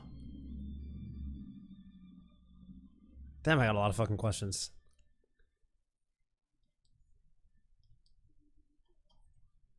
Someone just asked me literally Omsatex. That's the whole question. It's just the word Omsatex.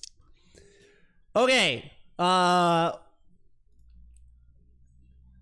Pew Pew asks, does drop zone imply running off stage with an instant aerial, or is it specific to down throw knee as Falcon? This is one of the hardest questions I got. This is probably the second hardest question I got. The hardest question I got was asked by a Puff player named Dark. I might do that one next. But this is the second hardest question I got. Fortunately, we have Zope providing some semblance of an answer. It was coined in NorCal for Falcon down throw knee in like 06 to 07. The drop zone is a ride at a theme park in CA. I think it's Six Flags, right? Okay, I think that the drop zone, as presented, as stated, is Falcon down throw run off knee. However, if someone says, oh shit, drop zone blah, or like if a Falcon like does like a nair that combos in a run off the stage knee, especially, and somebody next to me goes, oh shit, that was a crazy nair into drop zone knee. Or even if a Sheik player like does run off forward air or something, and they go, oh okay, that was a good option there. It's like that was a good way to cover that recovery, was with the drop zone forward air. And if someone next to me says that, like they use the term drop zone not for down throw knee, then I'm not gonna fucking. It's like close enough. You know what I mean? Like I'm not gonna sit there and be pedantic and be like, actually, motherfucker, it's only Falcon down through knee. That's a runoff forward air.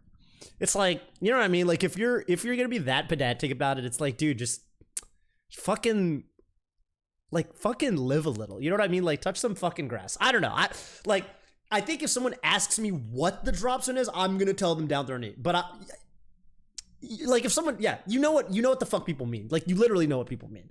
So somewhere in the middle, I guess.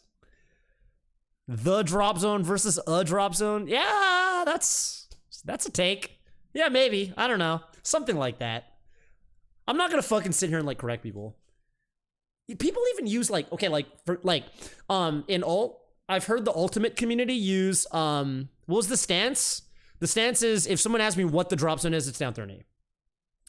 But I'm not gonna be a little shitter, and when someone calls something that's not literally a down 30, if someone calls something like, oh, that was a sick drop zone up here, or whatever the fuck, I think if you correct them, you're a fucking dweebius maximus. But yeah, another example of this is like, I don't know, okay, like in ult, like there's two types of rapid jabs. There's rapid jabs where you literally go into like like right, like multi hits, and then there's like 3 hitters, like boom boom boom. My main Inkling has both. Inkling has both a rapid jab. If you mash A, you get like the multi hits, and then if you hold it, you just get a 3 hit like punch punch kick, right? And in the ult community, they call that a gentleman. Like they're like, oh, okay.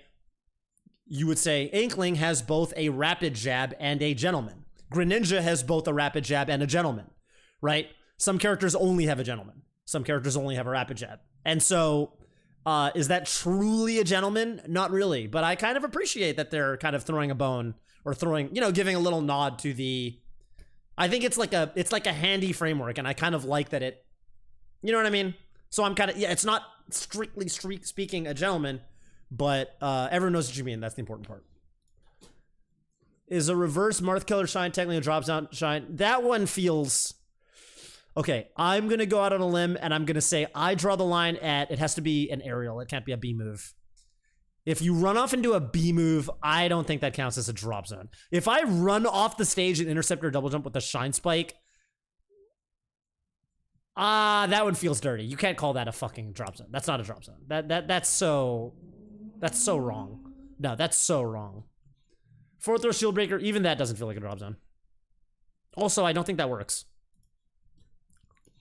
But okay. Glad we got some clarity on that. Thank you, Zope. We got another fucking, I'm gonna do the hardest question I got. Literally the hardest question I got. And the answer is, hey, does anyone in the chat know? I actually don't know. We used to have this term, which was the wall of pain, and everyone kind of knew the wall of pain was like a lot of Jigglypuff back airs. But is it when you bear carry someone in the blast zone? Is it just when you fucking spam bear? I don't really know. Is it the former? Zope says it's the second, and everyone's saying the bear carry, but Zope is easily the most old school person here, and he's saying that it's for sure the second one. I thought it was the second one. Back in the day, I thought it was the second one. People were like, oh yeah, the wall of pain. You just can't get past it. It's the wall of pain. And then Puff started to just bury you into the fucking blast zone, and they were like, damn, they're burying. And at this point, I'm too scared to ask. I don't know, man. The second one kind of makes more sense. Because it's like in place. It's a wall. Like, what does a wall do? It just sits there and you can't get past it. So that's a wall of pain. You just do back airs in place, right? That's a wall of pain. Carrying someone into the blast zone, that's not really a wall.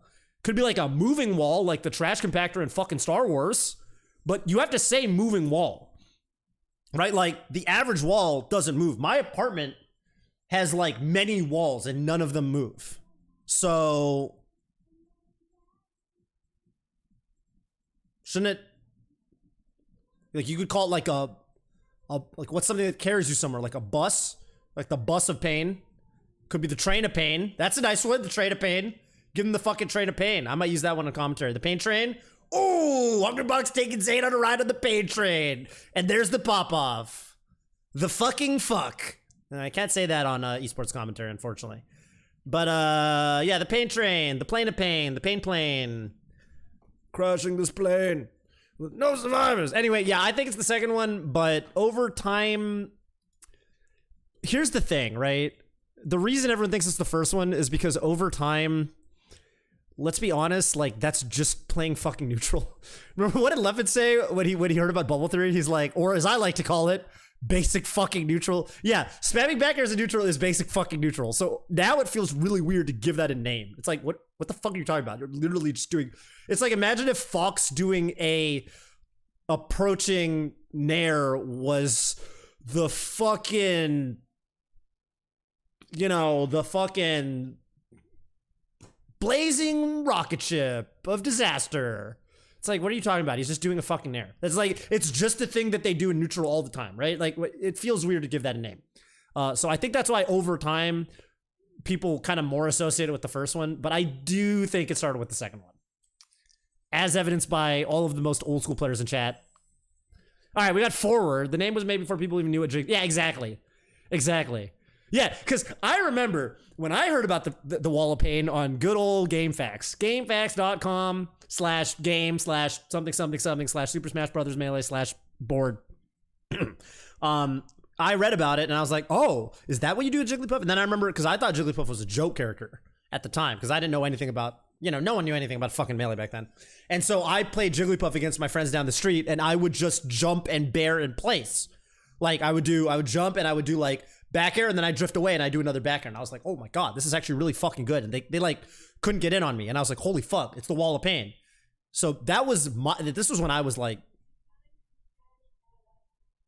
12 or some shit, 13. Nah.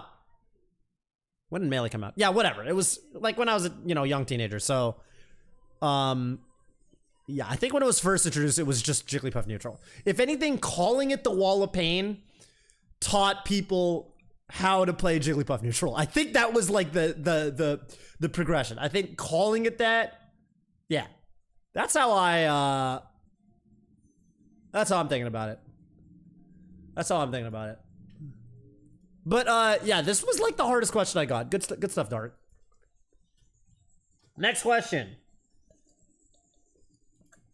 We got another famous Mario player, and this one is going to motivate some of these other. I got a lot of questions of this nature. Is L canceling a good mechanic?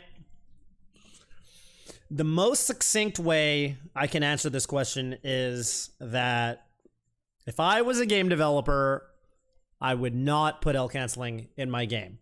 From the perspective of game design, I think it is a bad mechanic.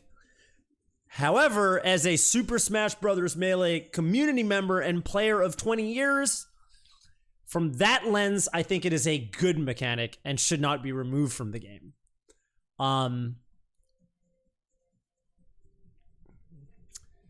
It does add some depth.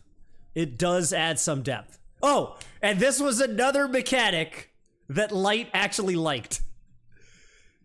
He was like, oh, damn, you can't just spam fucking aerials and just like they're all fucking safe and unpunishable for free and it takes no execution. Like you actually have to fucking like time and L cancel. Like you actually have to like know when you're landing and like, you know,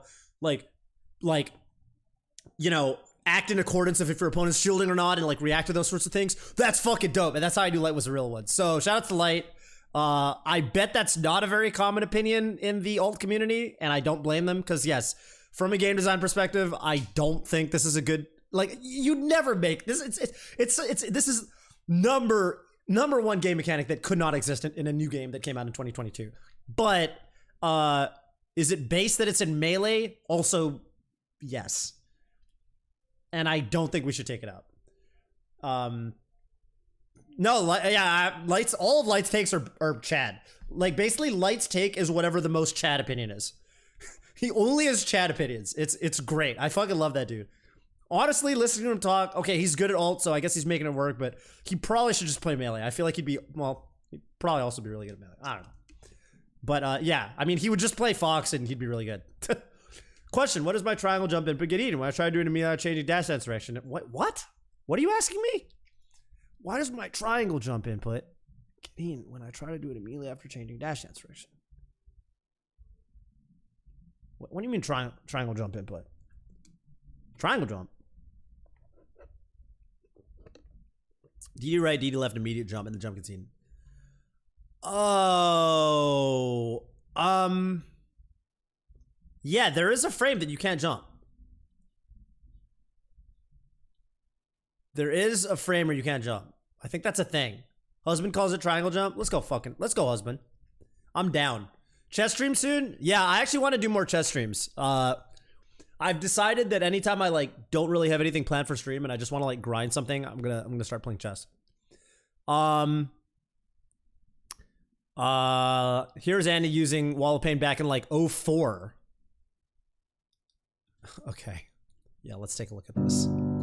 Oh, damn. This is gonna have some crazy fucking music. I probably have to mute it so I don't get DMCA'd. Humiliator asks, do you how can rad this baited get haha Toph? Nice. Nice. Let's check this video out. What the fuck is... I'm gonna mute this because I feel like I'm gonna get like an international House of Pain production. This is the house that the walls came from. Oh shit.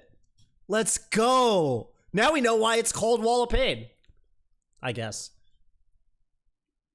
This guy's name is just Andy. Amazing.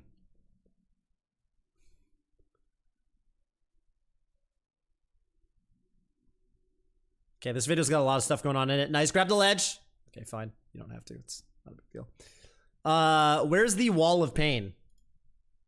Oh, not my video. So this is uploaded in 2007, but it's much older. All right, anyway, whatever. There was some Wall of Painting at the beginning here. This is the Wall of Pain right here. Hit him with that Wall of Pain, baby, and then forward smash. Very nicely done. Hey, yo, Nexus, thank you for the 13 months. Appreciate that. Was on the Falcon? Whatever, too late. Moments passed. That's old school puff play, and it is beautiful. All right. Yeah, Rishi, good question. And I hope I gave you an acceptable answer.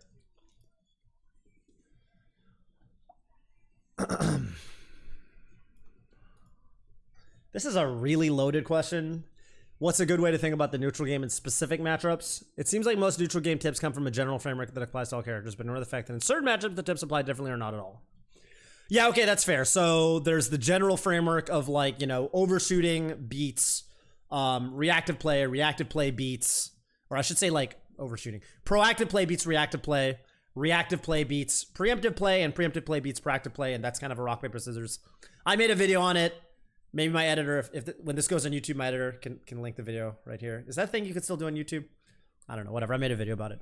But anyway, okay, you're right. That is a general framework, and there's definitely some matchups where that doesn't apply at all. Like, I don't know, Jigglypuff, or like even like, the thing is, the framework still applies, but it gets skewed in certain ways. So like let's take Luigi.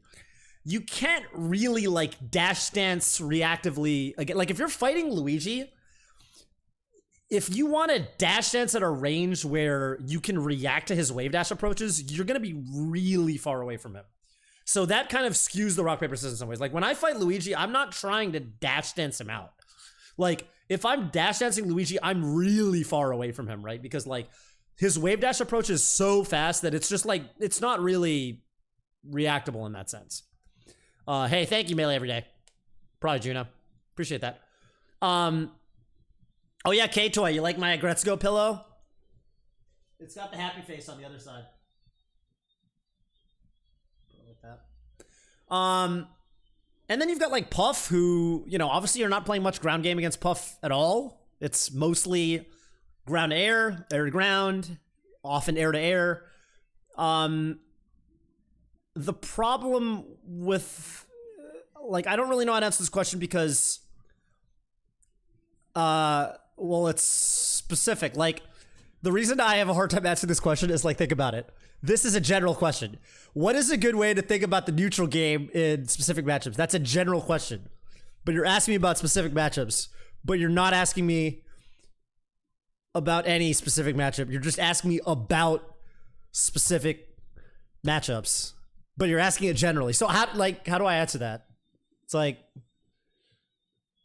you're asking me about specific questions, but structured in a general way. So I don't know what to say. You have to ask me about a specific, if you want to know about a specific matchup, you have to ask me about a specific matchup. I can't.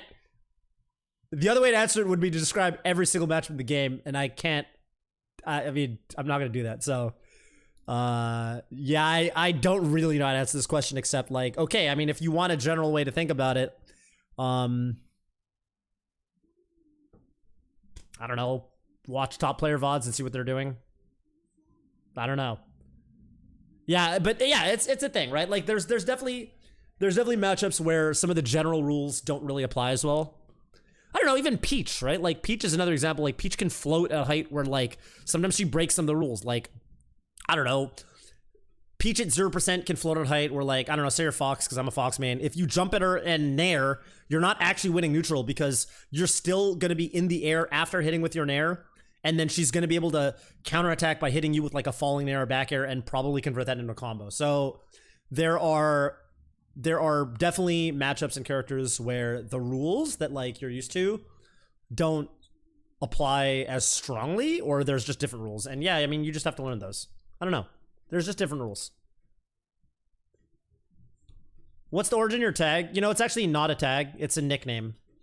I've been Toph since the 6th grade. My real name is Chris, so it's just Chris Topher. It has nothing to do with Avatar: The Last Airbender. Just think about the neutral tools, says PPU, that certain characters have and their priorities. Like Marth wins neutral with down tilt, fair, and nair. He wants to knock you down so he can grab.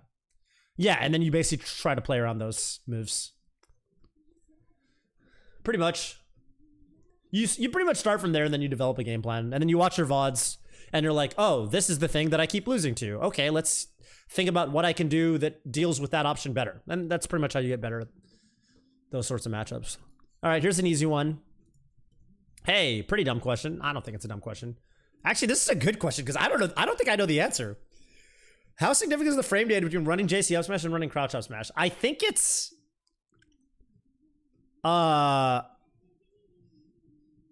okay, this responder says IRC you can't act out of crouch until frame 8. Is that true? Chairson in chat is also that. Wait, that's not true. No. Is that true? Okay, you know why it doesn't feel like it? You know why it doesn't feel like it? Or why it doesn't matter? Because, okay, you're like, oh shit, 8 frames. Like, damn, that's a huge... Okay, maybe you're correct. Maybe it's 8 frames. But even operating under that assumption, when I say okay, let's say I nair a Marth, and then they're like flying across the stage, and they've DI'd in, and they're at 85, and now I'm going to run over and I'm going to up smash them for the KO, right? Okay. The thing is, when you go into crouch for your run, because think about it, this is a full run. You're already at max speed, max velocity, max momentum. So usually I am running towards them and I can either jump cancel up smash or I can go into my crouch 8 frames or whatever, probably more, before my up smash, but I've still got that full run momentum. So even as I go into my crouch, it's not like the crouch locks you in play. Like, it's not like you're running and then boom, you crouch, so you stop. It doesn't stop all your momentum. The crouch, you're still basically moving forward at full speed for like those 8 frames. So you just would, like, I do this a lot. I run and then I like crouch, like as I'm approaching them, like as I pretty much get to them, and then I enter with the up smash. So yes, I couldn't act for however many frames of my crouch, even if that is the case. But at the same time, it's not really slower because from a fundamental basis, you spent those frames moving towards them. Like, you didn't waste 8 frames, right? You didn't waste 8 frames moving towards them. You just, like, you're running towards them, or you're crouching and sliding towards them with basically full momentum. So from a practical standpoint, to answer your question, from a practical standpoint, it doesn't matter that much. And that's why frame data is sometimes only half the story. That's another example of frame data being like, if you just look at the raw number, you're like, oh damn, this thing is way slower, but you're not accounting for momentum, distance, spacing, context, right? It's not true. I just went up to test.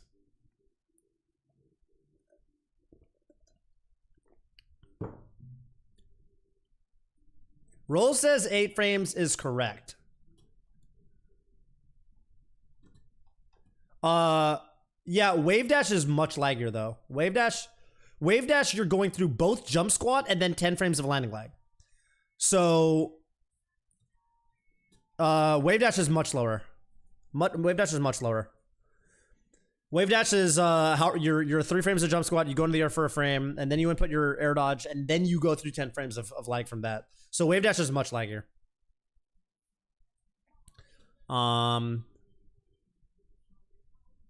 So yeah, that sounds right. And if Roll says it's right, then it's probably right.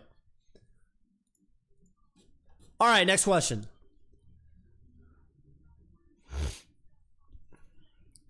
Let's see. Someone else asked me about tomahawks. How to platform slide off. Listen, I like low-key think the term slide off kind of fucking sucks. And the reason it sucks is because it's actually just an edge cancel. We call it, the reason we call it slide off is because we want to differentiate from edge cancel, because edge cancel, we're used to that being we're used to that sounding like an offensive technique. It's like you're edge canceling your aerial so you have less lag on it so you can do something else.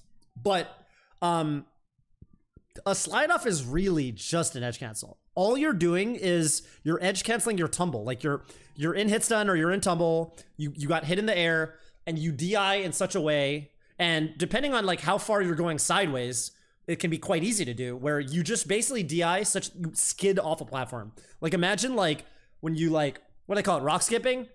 Stone skipping? When you like you want to skid off the platform, okay? You are the rock and the platform is the lake and you're skidding off the fucking lake. I mean the platform. And as soon as you're in the air, because of the way the game's mechanics work, you're out of lag. That's it. It's just an edge cancel. You're just bouncing, and it pretty much comes down to just DI. You just DI the hit in such a way that you bounce off the platform. Now that being said, there's definitely some slide offs. I'm just gonna call them slide offs. This is going on YouTube. I don't know if all the questions will go on YouTube, but a good number of them will. Here's the thing. There are slide offs that are pretty hard to do. For example, if you want to slide off like the Marth up air, like when Marth goes for, like, say you tech to the edge of the battlefield platform and you do Marth does a short up air to try to juggle you can DI. I had to actually pick up my controller to remember how to do it. If you do C stick down and directional stick to the side, you will slide off and the up air will not pop you up. And so there's definitely like some kind of advanced techniques with slide offs, and I think that, okay, yeah, it's kind of a bad term, but at the same time, it's sort of a helpful distinction because we use it to mean a defensive edge cancel, but don't be overwhelmed. A slide off is just an edge cancel. Ultimately, it's just an edge cancel, and it works the exact same way. You are cutting your lag short by bouncing off a platform. You can definitely cancel squat before squat wait. So it's less than 8 frames. Okay, editor, take that last one out of the video. Because I think it was just wrong. Subscribe, you freaking viewer. That's fucking right. Sneak V1. Sneak V1, telling it like it is. That's what it's all about at the end of the fucking day. Subscribe, you freaking viewer. Best way to learn how to pivot? It's tricky if you have a really old controller. There are controllers where pivot, like a very loose Warning controller, will be much harder than a brand new controller at pivoting. So if that's you, then your first step might be to get a new controller. But yeah, it's just, I mean, I'll show you how to do it. You just say I want to dash left, pivot right. See that? I move my control stick one way and then I flick it the other way. And you flick it. The idea is to get that sideways input to last as short as possible. So I almost let you see that? My thumb is flying off the stick. You see that? Like the black and orange? Thank you, Peter. Okay.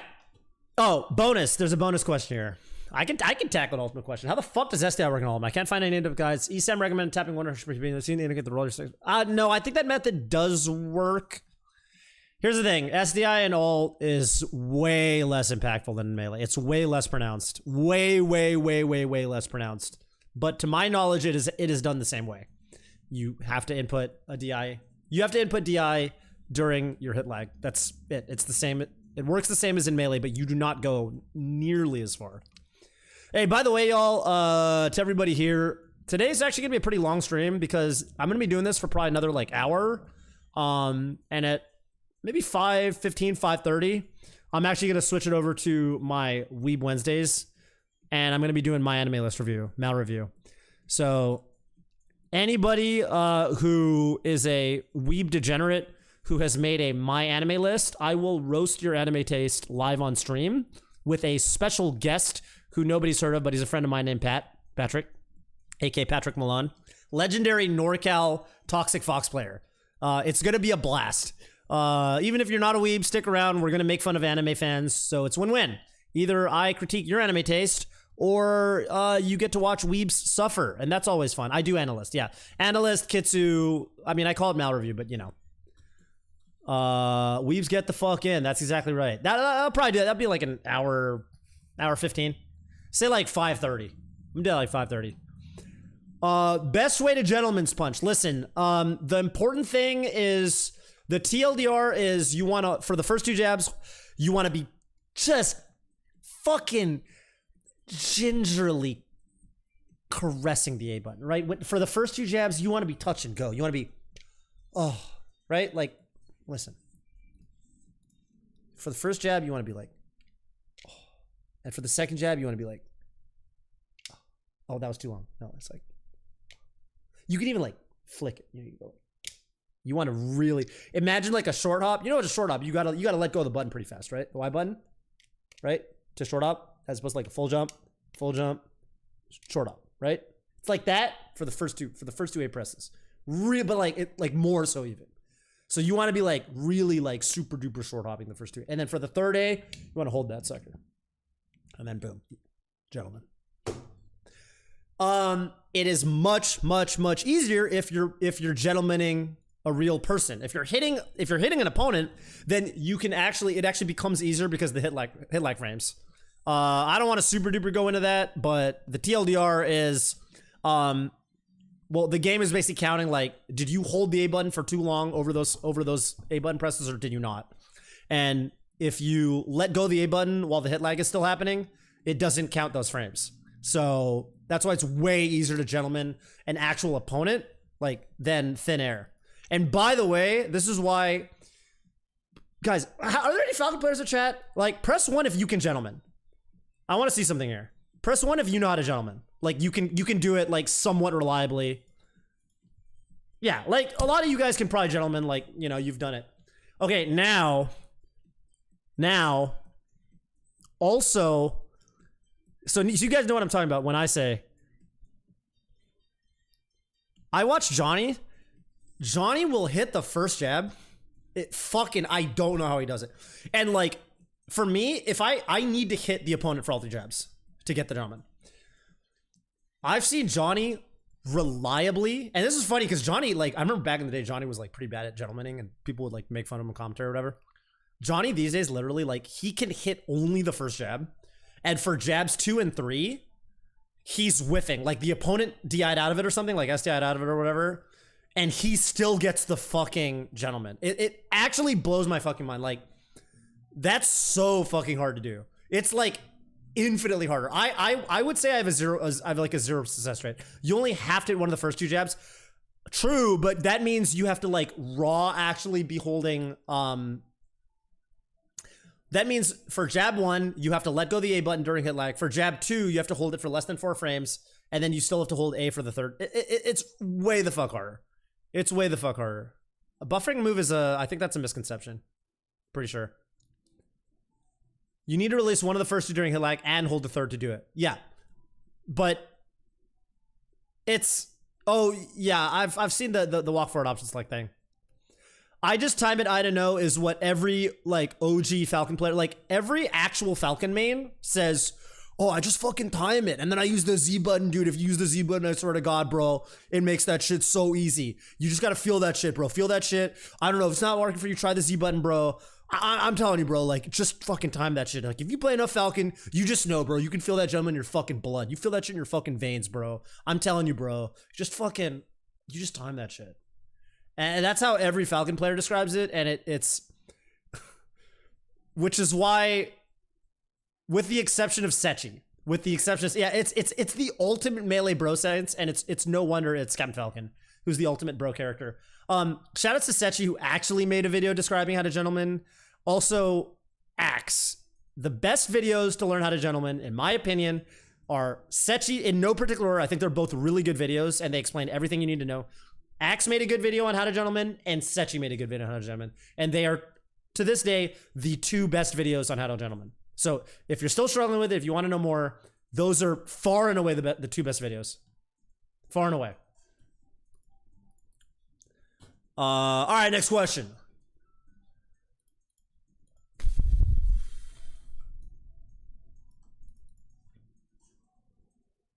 Ooh. Oh, shit. Oh, shit. Okay, I have to pee. So here's what we're going to do.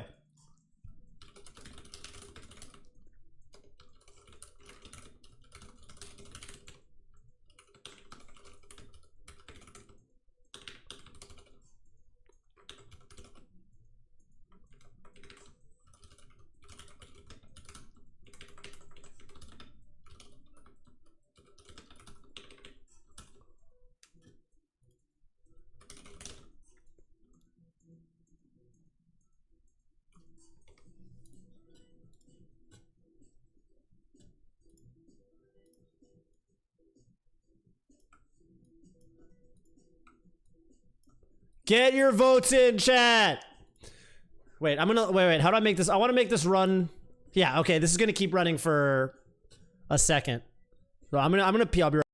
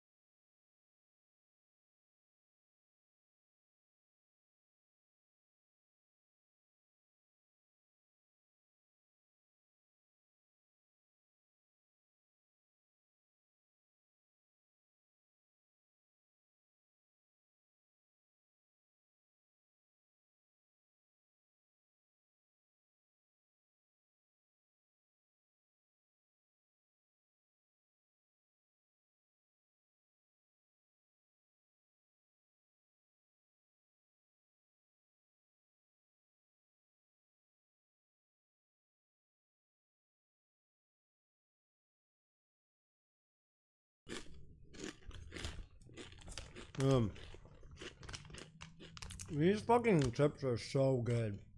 This shit right here is just salt and pepper. It's like the best potato chip flavor.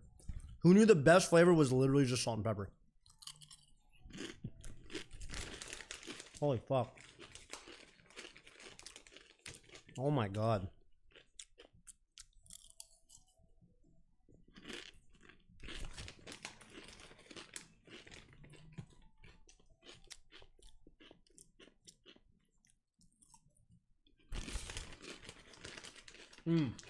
These have no business being this good. Okay, last bite.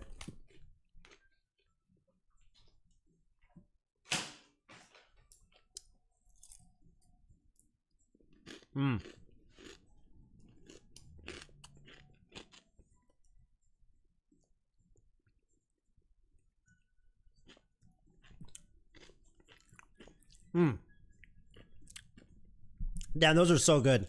Holy shit. All right, here's the thing.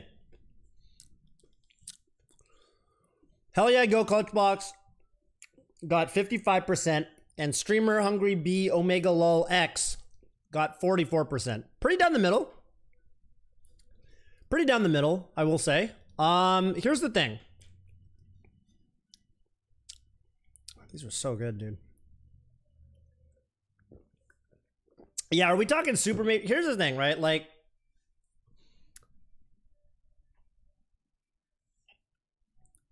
it kind of depends what they mean by plausible. I think Axe winning Summit 8 was pretty unlikely, right? That was like a mind-blowing tournament performance. And I don't think HBox is that... Like, what was Axe rated globally going into that summit, right? Probably like a similar sort of level as where HBox is. Like, HBox is top 10 right now. And we've seen that HBox can defeat IBW. HBox can defeat AMSA. HBox, like, still is pretty good against Spaceys, right? I don't think it's probable, but I think he could get it done. And I think that it's probably about the same level of, I mean, one, he'd have to play really good. And two, I do think it's more likely than probably a lot of people think because, yeah, HBox plays way better offline. And I've come to realize that a major component there is that he's not literally looking at stream chat mid-match. HBox literally reads stream chat while he's playing online tournaments, which obviously you're going to play like dog shit. And he still manages to beat, you know, pretty good players, you know, pretty reliably, right? So the thing is, like, an offline major, he is going to have to go through, like, you probably have to beat, he needs some bracket luck. I think he needs some bracket luck. I think it is extremely unlikely that he beats all of Mango and IBW and Zane and AMSA and Wizzy, right? Like, probably you have to do it through winners. Probably you need some bracket luck. You need some of your opponents to be, you know, eliminating others. It could happen. And I think his skill level is there right now. But I don't think it's going to be likely. Winning a major, and it also depends what you mean by major, right? Like, Genesis would be a tall order. Winning Genesis would be a pretty tall order. So, that's where I'm at, though. Oh, Plup for sure. Yeah, I forgot about. I just haven't seen Plup play HBox in a long time. Yeah, Plup 2. Left. Fucking Aklo, right? Moki. Literally Aklo and Moki and probably SFAT. Well, I haven't seen that much SFAT HBox lately, but, like, it's hard to win a major. Fucking Polish and Laud. Yeah. Like, the number of people that can beat HBox now that are arguably, I would say, favored against HBox is way harder than it's ever been. Way higher, rather. There are, like I don't know that HBox can't defeat any of them. I think that, especially on a good day, HBox can beat basically anybody. But the level of consistency that you have to bring to the table nowadays is just, it's a much taller order than it was 2 years ago. I don't know. Yeah, I don't think it'll happen. But it's definitely plausible. Again, yeah, Axe won fucking Summit 8. I would say, I'm not going to say against all odds, but against a lot of odds. Like, that was a miraculous win. That win, like, brought a tear to my eye. It would be that level. It won't feel like it at the time. Like, okay, if HBox wins a major, it won't feel like it because we're used to HBox winning tournaments. But, like, when it happens, it's going to be like, oh shit, you know, Clutch God is back, right? That's how it's going to feel. But, like, looking at it objectively now, like, just kind of thinking about, like, what it would take and what the probability is that he beats any given one of his opponents in a bracket, I think it would be roughly that level of difficulty and maybe even a little bit harder. You know? So, and Crunch retiring, yeah, no, that's not even a hot take, I think. I think Crunch was a major factor in Hungrybox's success. He was. He really was. I think that Crunch in many ways was, I'm not gonna say the brains of the operation, but yeah, whatever. The brains of the operation. I do think so. So, you know. Not likely. Plausible, yes. Probable, no. I like this question. I like this question. Do new school players even know about this? Do you guys care about this? Imperius, thank you for the prime. Welcome, Imperius, to the barbecue. Dude, when I first started streaming, I was gonna make my whole bit like the barbecue, and anytime anyone subbed, I was gonna welcome them to the barbecue, and I was gonna like pretend that there was like, you know, help yourself to some fucking hot dogs. We got hot dogs. We got burgers. Grab yourself a cold beverage. I didn't really run with it. Maybe I should have. Imperius, help yourself to some fucking delicious grilled meats. Some frankfurters. You know what I'm saying? Grab a Coke out of the cooler thing. Maybe you got the fucking, you know, you'll have the little, you know, like the cold broccoli where you take the broccoli and you dip it in the fucking ranch. Hot take, raw broccoli, better than cooked broccoli. Unless you put so much butter on that shit. Yeah, okay, I've had broccoli that's really fucking good where you just load that shit up with butter and, you know, all kinds, and it's just like, okay, yeah, you can make anything taste good with enough butter. But raw broccoli, oh my God, with that crunch and that fresh texture and with a little bit of dip, especially if you got some ranch, maybe some blue cheese dip. Holy smokes. Yeah, it hits. It's like as good of a, honestly, I should really just have that as a snack on the ready, because it's so good. It's so good. Raw broccoli's so fucking, it's like not even a hot take, right? Yeah, you all agree with me. You can't scarf down raw brock. You can't, maybe. I fucking can. Okay. This is a funny question. Do new school players even care about this shit? Is this still a thing, like the up tilt thing? So the old rule used to be if you up tilt in Falcon Dittos, you know, it's like chain grabbing Sheik Dittos. Like it's like there's like an unspoken agreement that if you up tilt Edgeguard in Falcon Dittos, you're a fucking chode. I'll say it. You're a chode. That was the old logic. This was a thing for many years. I think it kind of still is. Mech did it against Salt like a week or two ago. I think the up tilt honor code was really funny, but it's now annoying. I care and I'm pretty new school. Yeah, so it is kind of, at least kind of still a thing. Okay, so do you think mech using run up tilts in Edgeguard break the rules of the Falcon Commandments? I will answer this question by saying, insofar as Falcon Commandments exist, yes. The up tilt breaks the rules of the Falcon Commandments. Now, do I think that the Falcon Commandments are outdated and probably pretty fucking stupid? Also, yes. But do they violate the Falcon? Does the up tilt violate the Falcon Commandments? Yes. So, it's up to you if you care about that.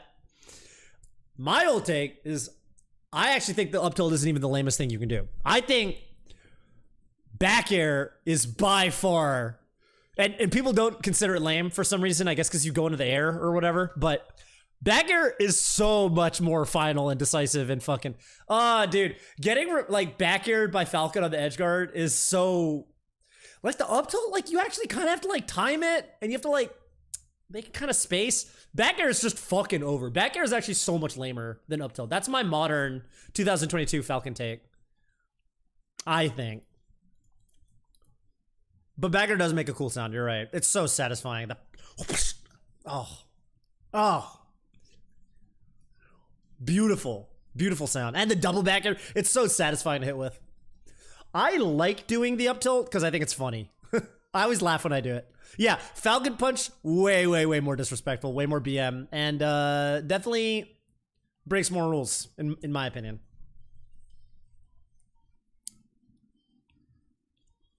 Is Rock Rock still in the Falcon no-nos? No, Rock Rock is legit.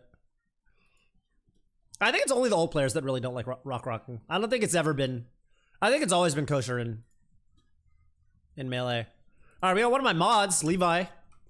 Levi GWB asks, that's not really even an ask, it's more of like a says. Kind of just a bit more about the Five Gods era, because it's kind of ridiculous how long it was with few people being able to contest them. What I mainly wonder is what factors led up to / continued such a dominating reign and why in current day there's a lot of different people at top level. Easier practice now and higher overall level of understanding is the easiest way to answer the question.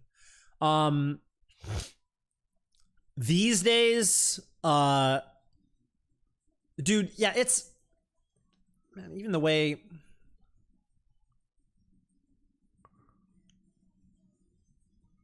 people were way worse at practicing. I think the consistency of the five gods was much higher than everyone else that wasn't named Leffen. I'm going to tell another anecdote that I'm sure a lot of you heard before. As I stream more and more, I realize I'm becoming like my dad. My dad always tells the same story over and over, but I can't help it. It's pertinent. When Flash was in NorCal, the Japanese Sheik player, and when he said, the thing that sets apart the five gods, this is the true answer to the question. The thing that sets apart the five gods is that they don't get burned by Fox's up B, Fox and Falco's up B. They always, okay, not always, but they consistently and reliably edge guard the up B without getting burned. They properly space around it. They properly time their aerial or whatever. They cover the ankle. It sounded insane to me at the time, but it makes so much fucking sense. Because think about it. To edgeguard Fox's up B successfully, you have to understand all the angles that he can go at. You also have to, like, you know, if you're playing Peach or something like that, you know, you have to time your float, time your aerial. You have to, often you have to space for it properly. Sometimes you're like too close to ledge and you need to back up. And it's so do or die, because the difference is you either get the stop, so that's at least a one stock swing. Sometimes you even get hit by the up B and you get up air and you lose a stock. So sometimes it's even a two stock swing. And that kind of interaction is the exact sort of thing that the gods were much better at than most people. Much better at. It came down to consistency of practice, quality of practice, also just general understanding. I think there were a lot of misconceptions that a lot of people had about Melee back then. Obviously myself included. And I think these days it is, one, much easier to practice. Two, much easier to get consistent and effective practice because of Uncle Punch and because of Slippy. Three, the resources are better. You can come to my stream on a fucking Wednesday afternoon and ask me anything you want about Melee, and I'll tell you literally anything. So yeah, I think a lot's changed. A lot's changed. Do you think a Spacey Man can be in a long-term relationship with a floaty? Yes. I've seen it many a time.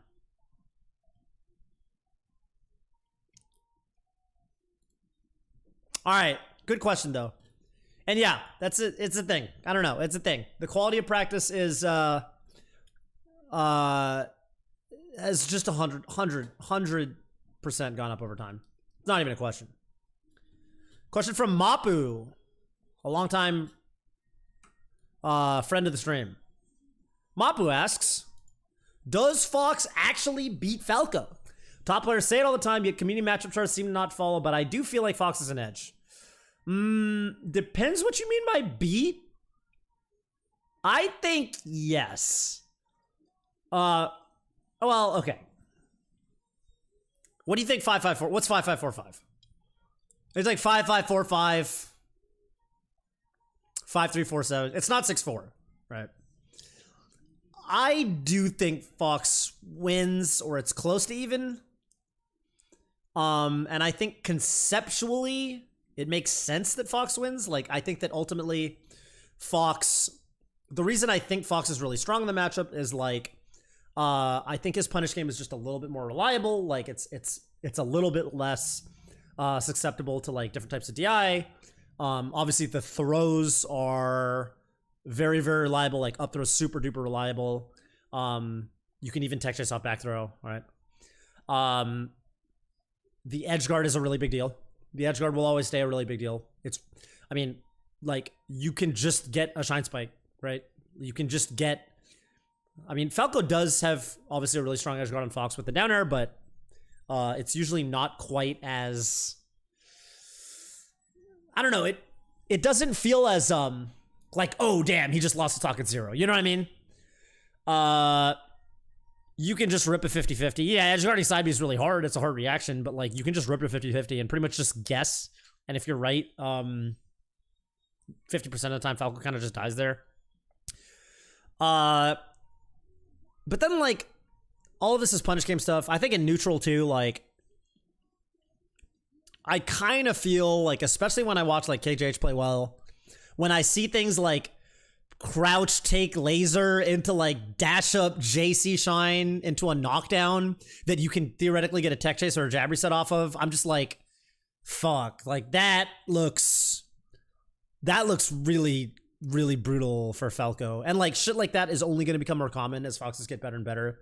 I don't know what the equivalent like technology level up is going to look like on the Falco's end. Like what is Falco going to start bringing to the table that like, you know what I mean? Like I see where Fox in the matchup is just going to look better and better and better as time goes on. And I don't know what that improvement looks like from Falco's end, I guess. Yeah, Falco fake laser, like, you know what I mean? What, like, I don't know. I know Fiction is really, really big on Falco and has thought about these sorts of things a lot. Kind of curious what Fiction's take is. I think Fiction thinks the matchup is close to even.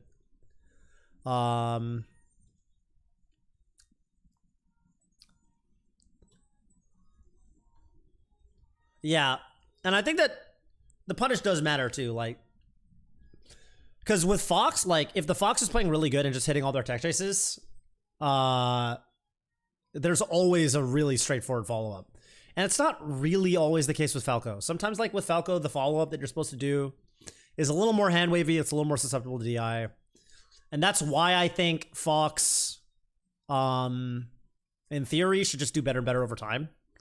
But then at the same time, yeah, I mean, you know, you don't, in practice, it's really, really even, or really at least really close to even, because you know, some of the things you have to do as the Fox you can also argue that they're pretty hard to execute, right?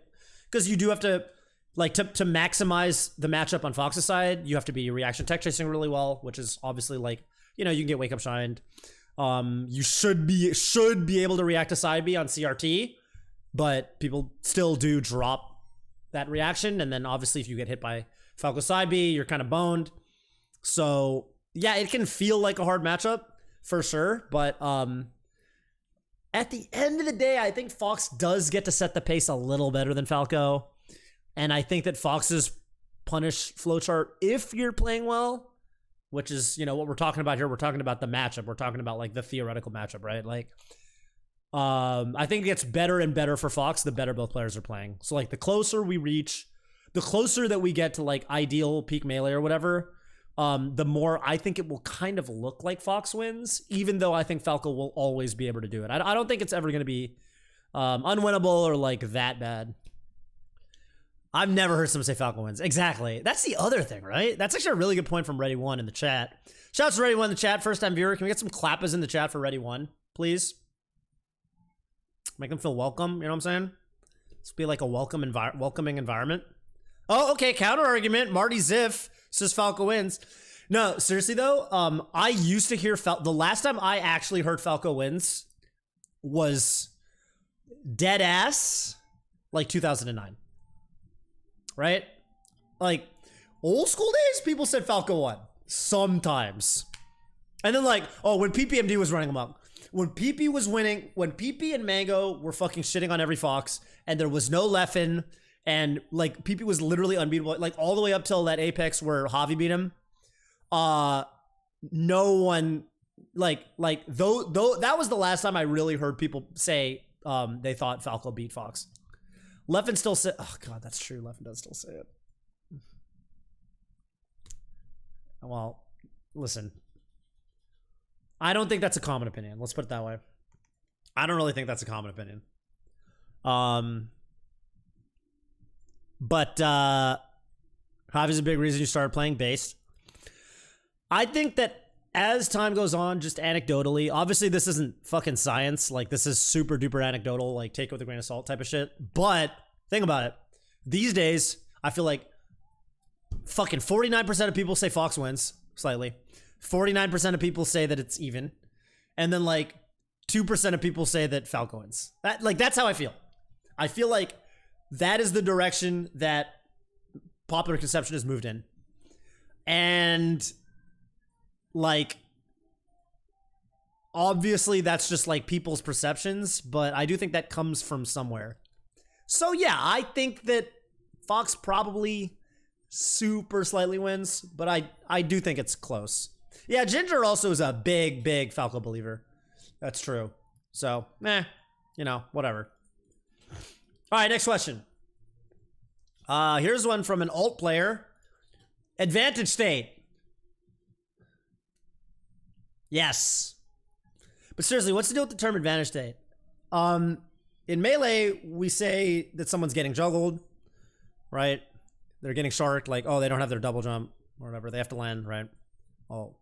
Or someone's getting comboed, right? Someone's literally in it's done. Someone's getting edge guarded. They do have combos. They literally have combos. Ultimate has fucking Ult Mario has a way stronger punish game than Melee Mario. So I don't want to hear they don't have combos, right? For some reason in Ultimate, they like to say advantage state to just generally mean you're getting juggled. I think the reason for this, I suspect the reason for this, I would love to be corrected by someone in the YouTube comments below. Leave a comment in the YouTube comments. If you're an ult enjoyer and you have strong opinions on why the term advantage state is goated. But seriously, no, seriously, leave a comment in the YouTube comment section. But yeah, I think that in ult the states transition amongst each other a little bit more fluidly than in Melee in a lot of matchups. And I think there's some counterexamples.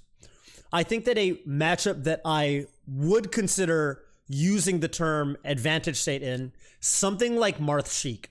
Okay, you know when Marth up throws Sheik at like 20 or something, maybe 30, maybe even a little higher, and like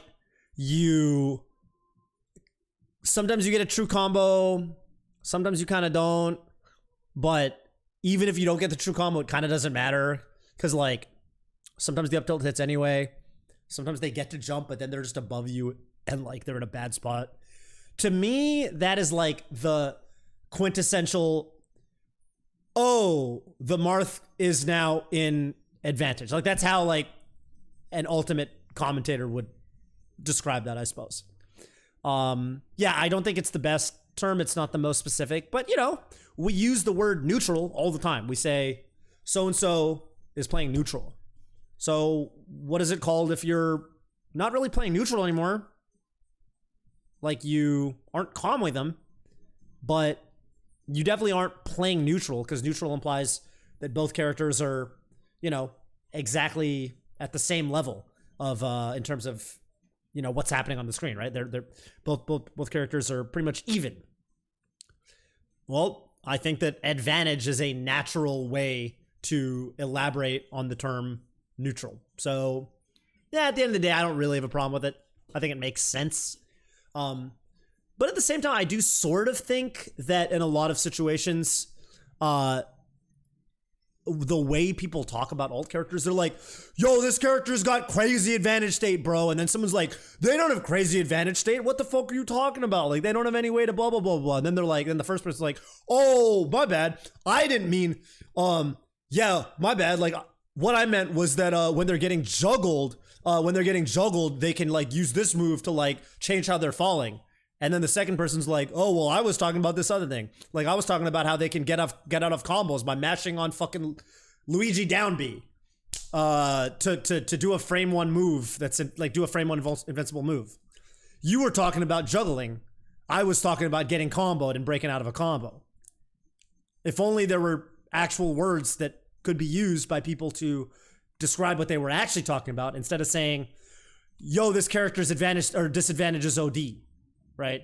Damn, Snake's disadvantage is OD, he can be reverse grenade. No. Are you kidding me? He doesn't have fucking, his disadvantage is so bad, like he's so easy to, no one knows what the fuck each other are talking about. I've seen this exact interaction happen on Twitter like fucking 40 times.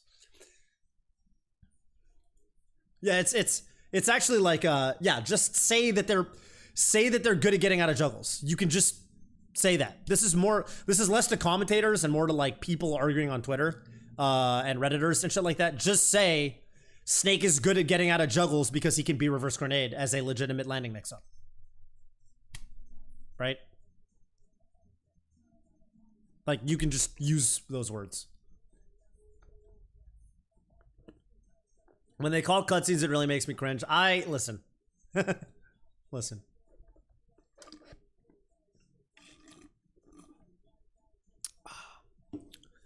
All right, next question. I have not seen this hacks video. Sounds interesting, though.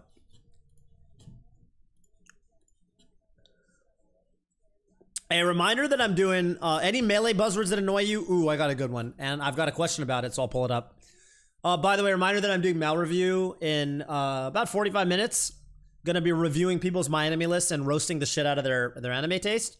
If that sounds like something that interests you, type in !Mal Review, MAL Review, and you can submit your My Anime list with a handy dandy Google form that is gonna pop up with Nightbot or whatever. And then I'm gonna critique your anime taste on stream. I do this pretty much every Wednesday, even though I haven't been the most consistent about it lately. I'm trying to get back to my weekly schedule. Okay, so where was the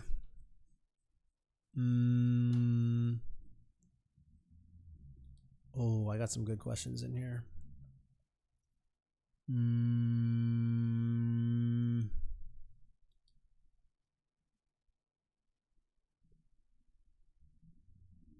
Let's see.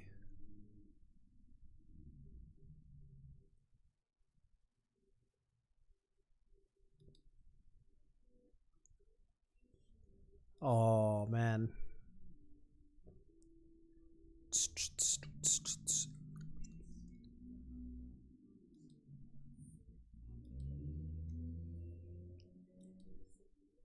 Oh, I've got some questions that I don't know. Oh, man, I'm getting some good... Man, dude, I have some good questions in here. I'm pulling up some new ones.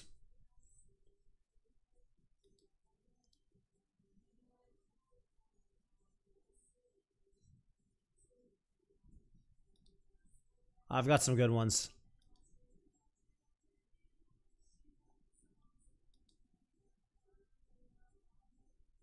Hang on, I'm pulling up the questions that I want to answer. Basic sucks. Oh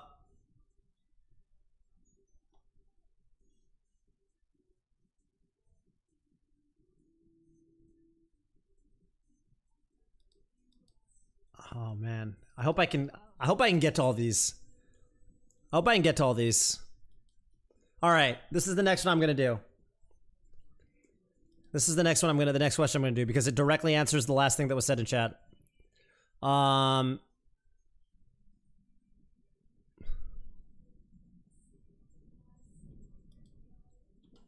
Okay.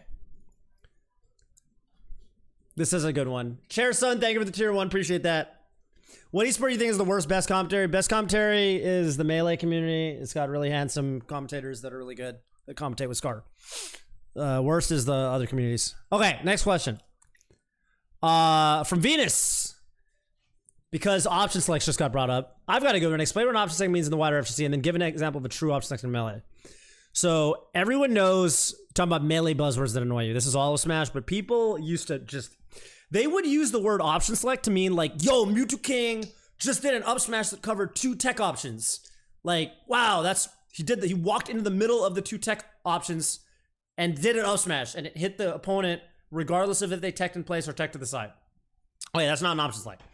An option select is, so in fighting games, it means you do an input that results in,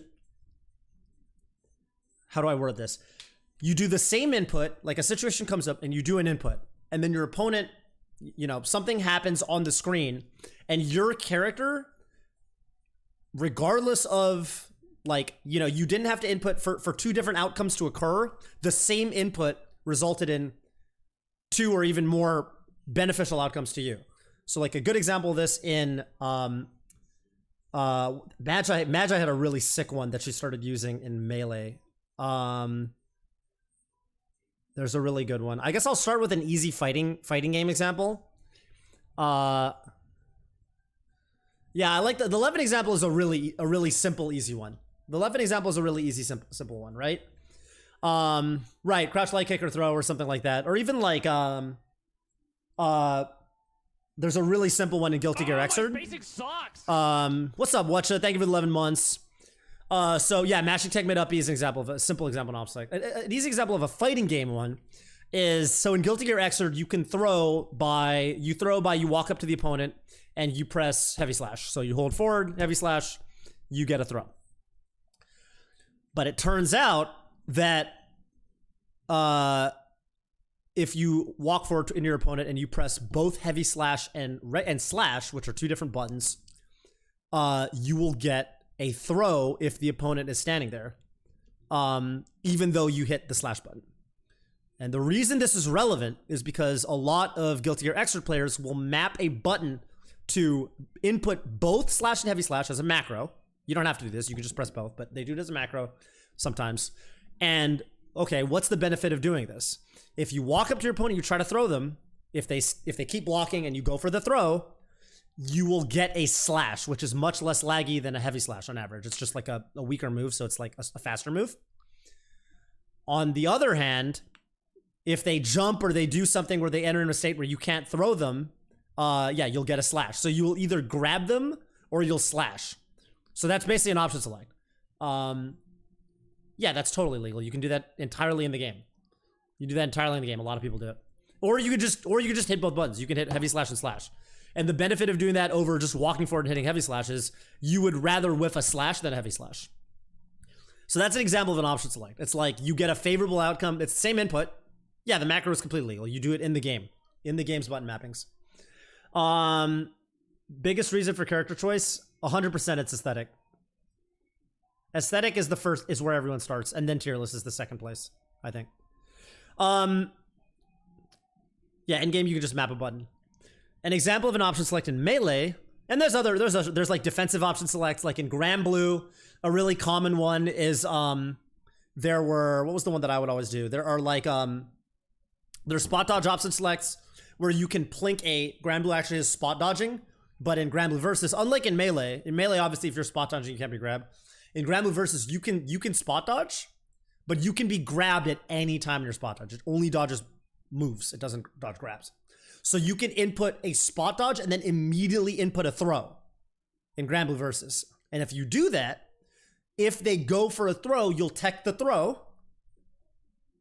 And if they don't go for a throw, say they do a move, they try to hit you, you'll spot dodge the move.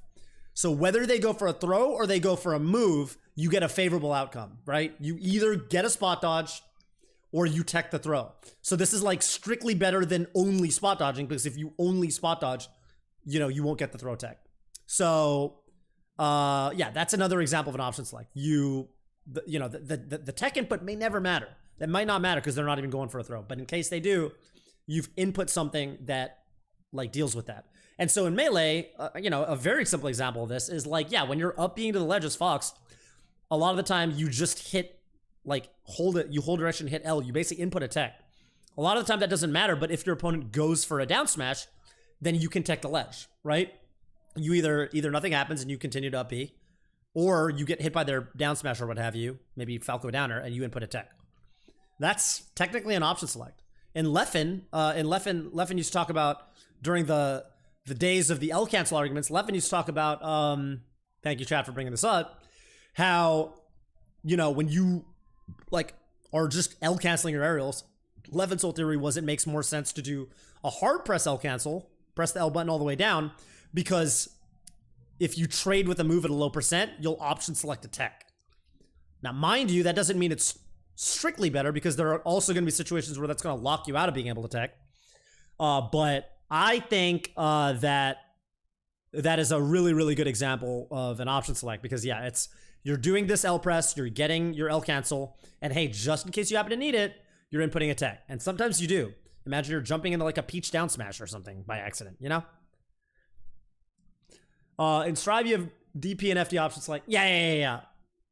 DP and FD option select. There's you can do super. You can do wake up super and FD option select. That's another one that's like similar. I used to do that one with Ramblethal sometimes. Works in the Fox for Shine Out of Shield for sure. Yes. So yeah, couple really solid examples there. Next question. Here we have the this is actually Patrick Malone, aka Patrick, who's gonna join me on Mal Review later. He's gonna be my guest on Mal Review today.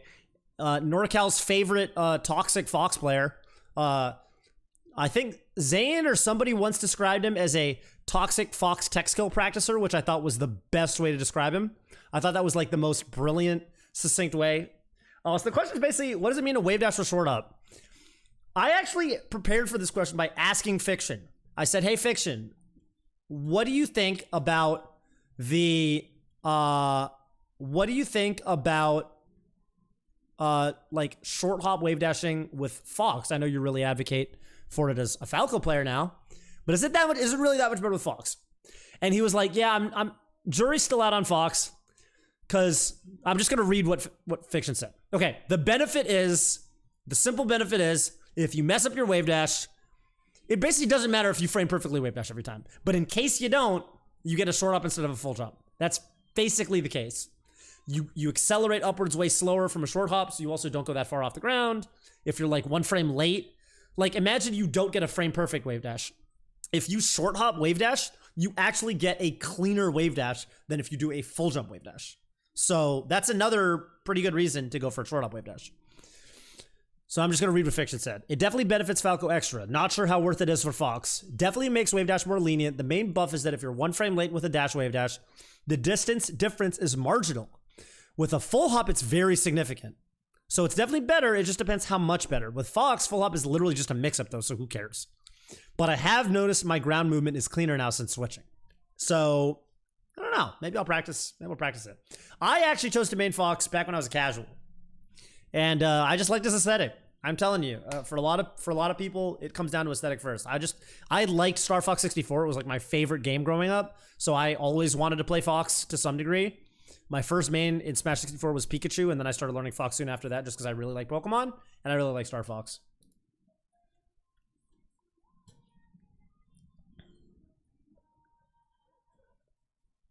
Yeah, Jake Love asking about how older school players of the game feel like they play more characters. I mean, HBox is a counterexample to that for sure. But I don't really think it's the case, right? Like fully. I know what you mean. I know what you mean. They're better at doubles too, right? But I don't even think it's completely true. Like Zane's secondaries are definitely getting pretty good. I just think that like back then, think about like someone like Mango. Mango was so good with his mains that he literally needed to enter tournaments with secondaries so that other people just to keep things fresh for himself. Like that's how much better that era of God was compared to their, like other players. Like the degree to which these days, like Zane could do that. He could invest more time in other characters, and he does. He streams Fox, fucking Roy, Jigglypuff all the time. But like, there is more of a sense of character specialization. There is. But even those players that you're talking about, like Plup, Plup plays like less, I don't know, like Luigi. Plup plays less Luigi than he probably did a couple years ago. Like with the rise of the skill floor and also the skill ceiling, I do think that even the old masters are having to specialize to to make sure they're in tournament shape. But I know what you mean. There is that sense, but I think there's some counterexamples.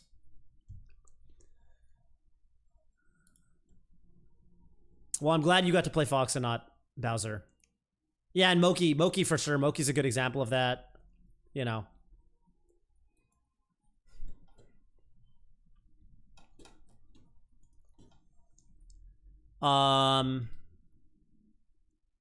Fucking Connor.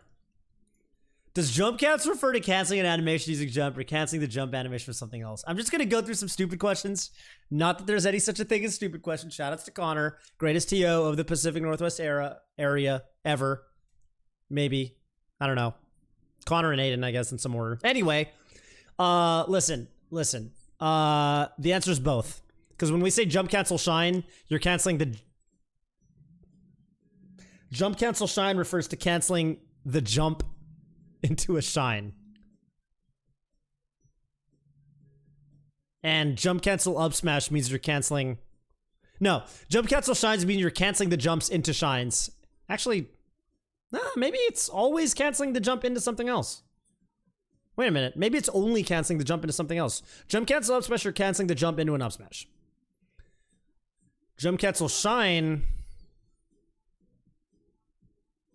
kind of works both ways, but the impressive part, anyone can jump out of a fucking shine. The impressive part is canceling the jump into it. Anyone can shine and then jump out of the shine, right? Like you can just shine, hold it for a second, and then jump. Anyone can do that. The impressive part, when we say, oh shit, JC shines, they're usually talking about canceling the jump into a shine. So I guess it's canceling your jump. And in fighting games, it's usually the other way around. Jump cancel usually means you do a move and you cancel it into a jump.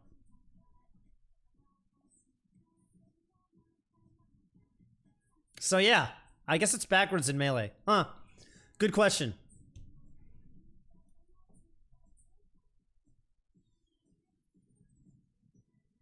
No. Fighting games is both. Okay, I got it figured out. I mapped the whole fucking thing out of my head. Okay, I got it. In fighting games, it's both. As a fucking example, I'll give you a perfect example of a character I used to main. Guilty Gear XX Dizzy. In Guilty Gear XX Reload, you could combo her sweep directly into Ice Spike. You could do down D, Ice Spike, quarter circle forward H, right? That was a combo. You could just do it. In the next version of the game, Guilty Gear XX Slash, they took that combo out. They made it so you could no longer cancel your sweep into special moves. But they actually didn't take the combo out because you could still, and we called it this in the community, I swear, they called this on fucking Dust Loop on the boards, you could jump cancel the sweep. So you would do you can't do sweep Ice Spike, but you could do sweep. You'd input a jump, and then in the startup frames of your jump, aka jump squat, you input the Ice Spike. And so the combo actually did not get patched out. You could still do the combo, but they meaninglessly made it way harder to do because you had to input up and then really quickly do your quarter circle forward. So that was an example of canceling. That was canceling the jump into the Ice Spike. So in fighting games, it's actually kind of both. You both are canceling, there's air combos where you do your jump, you do your jumping move and then you jump cancel it. So you get your double jump, then you combo more. But there are definitely also cases where you need to do a jump cancel Ice Spike. Emergent gameplay. Yeah, it's like, it was the stupidest fucking, I was like, Dad, they fucking took my bread and butter out? And then I was like, oh no, they just made it meaninglessly harder for new players. It's like, fucking why? I just have to do this meaningless jump input now. Now I know how the L-Castly haters feel. But yeah, that was a real thing that happened. They actually made it so, like, for a day, I was like, oh my god, I can't special cancel my sweep and Ice Spike anymore. And then I was like, oh, it's just harder for no reason. It's the stupidest thing you've ever seen. So yeah, you do sweep, you jump cancel it, so you're jump canceling the sweep, and then you're also doing it's funny because it works in both directions. You're also doing a jump cancel Ice Spike. It's like you're canceling the jump, in other words. So yeah, it's kind of both, to be honest with you. Yeah, in Melee with JC Shines, the jump actually does still happen. You do technically go airborne. What things have you... Magi actually taught me something that I didn't know when Magi was in NorCal. She taught me like a new thing with JC Shines that I thought was quite clever, and I've never really seen it discussed anywhere. That relates to that. And it's the fact that because you go into... It turns out that I'm too lazy to open up the game and show you guys this. Yeah, it can be jump canceled to back up pressure with an ID, blah, blah, blah, blah, blah. Or canceling the jump and Ice Spike for a frame trap that you're backed up with. Not plus R. You want Guilty Gear Slash. But anyway, yeah, whatever. Same concept. What's Chadwick asking? What things you picked up from Smash have you improved the wider scale of?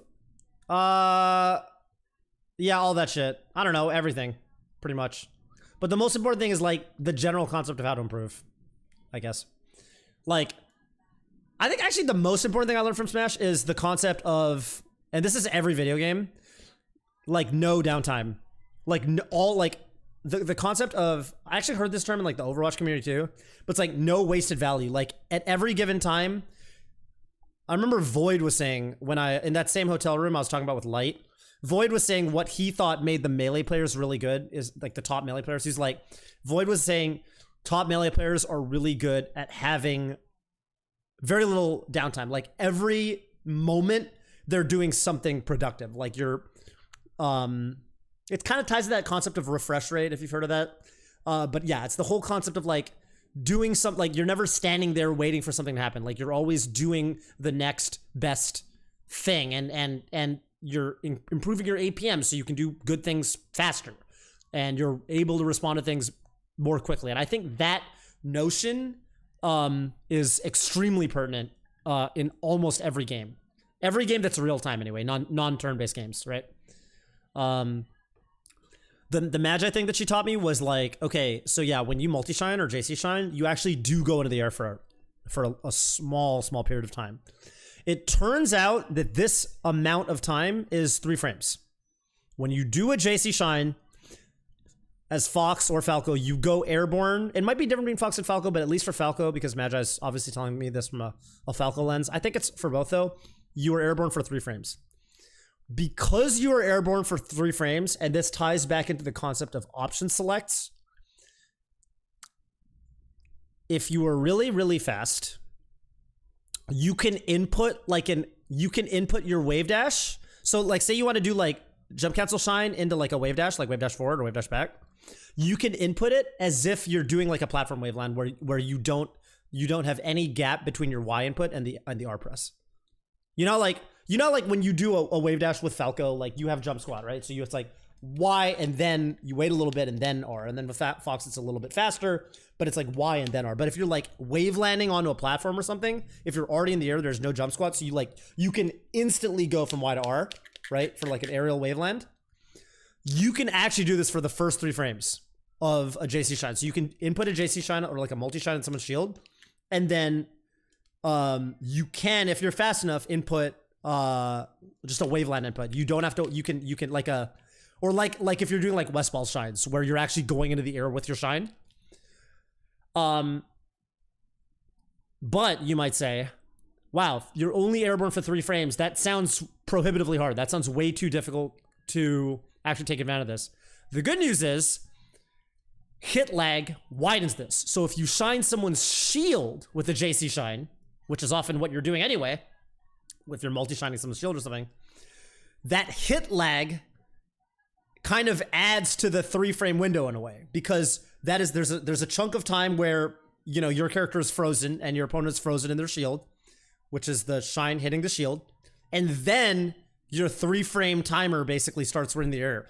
And then you can input your instant waveland, and you will, whether you went into the air or not, you will get a clean wave dash out of the shine. And the reason this is so good is because if you're going for multi-shine or double shine pressure, it essentially makes your wave dash input, if you want to get, because think about it, if you go into the air with the shine, you can get a clean waveland out with just the instant waveland input. Or even if you stayed grounded, you're not actually grounded, you actually did go into the air for a brief amount of time, you can do the exact same input. So it makes that input a 2 frame window instead of 1 frame input, which is huge. Yeah, it's still a 3 frame window. It just basically, yeah, that's true. It doesn't actually widen the input. It just moves the window. It moves the window to a more manageable region for human hands, if that makes sense. Apparently Hacks made a video on this. If you didn't understand what the fuck I just said, I don't super want to go into it because I have more interesting questions I want to get to before I do Mal review. But go check that video out. Apparently it's on Hacks' channel somewhere. Can anyone link that video? If anyone can link that video, you can definitely just paste it in chat. Question: why would they give Get Up Deck a buffer window that makes me die? Yeah, it is horseshit. I don't know, because life is suffering. That's the answer. Okay, I got a juicy question from my man Coney. This is low-key like the best question I got. Oh, I'm not gonna say the best, but definitely one of the more interesting ones to talk about. Do you think the whole hardest game ever mystique has been harmful to Melee in the long run? Sometimes wonder if Melee would have had more casual players if there had been more focus on how fun the game is and less how deep and impressive it is, appealing to a certain type of player. That's a good question. Fun. Okay, so first and foremost, I think focusing on the fun factor that should be the number one stated thing. When I started playing Smash competitively on any level, I went to a Brawl tournament, and there was a Melee setup at the Brawl tournament. And the reason there were two. Okay, I will say for me there were two reasons. There were two reasons I wanted to play Melee more than Brawl. Because I was that whole tournament, I was playing Brawl in the tournament, but I kept looking over at that Melee setup, and they were playing doubles on it because there was only one TV for like several players. But they were having a good fucking time. They were having a lot of fun. They were. But I was having fun playing Brawl too. I was. I mean, it was, it was cool. I was meeting new people. But for me, it was a combination of the fact that they were having so much fun. They, by the way, included Vish. Vish was there. Vish was on this setup playing Captain Falcon. And it was for me, it was a combination of the fact that it looked hard and impressive, but that they were clearly having a shitload of fun. I was like, damn, I want to be one of those guys. I want to get good, the hard and impressive thing. I want to get good at this game enough to have fun like these players are having. For me, it kind of went hand in hand. And that's kind of the era of games that I was from. And I do think this is where netplay kind of sucks. Because, like, when I played games like this, like, even before I played Melee, I played, like, fighting games on arcades and stuff. And I used to go to the arcade a lot. I played rhythm games, I played DDR, and I also played fighters on some semi-casual, semi-competitive, hand-wavy level. Back then, the lines were a little blurrier. And, like 100% what attracted me to a lot of the games that I picked up back then was I would see someone do some crazy shit, and I was like, oh, that looked badass as fuck. You know, like Evo Moment 37, right? Like, think about how many people probably got into fighting games or at least got into competitive games from the Daigo full parry, right? Like, shit like that definitely gets people, like, maybe it's a certain type of person, as Coney's saying, but I definitely think there's an element of someone does something fucking dope, and it has to look reasonably hard, right? I think it does have to look reasonably hard, and you get nerd chills because there's an element of mastery there.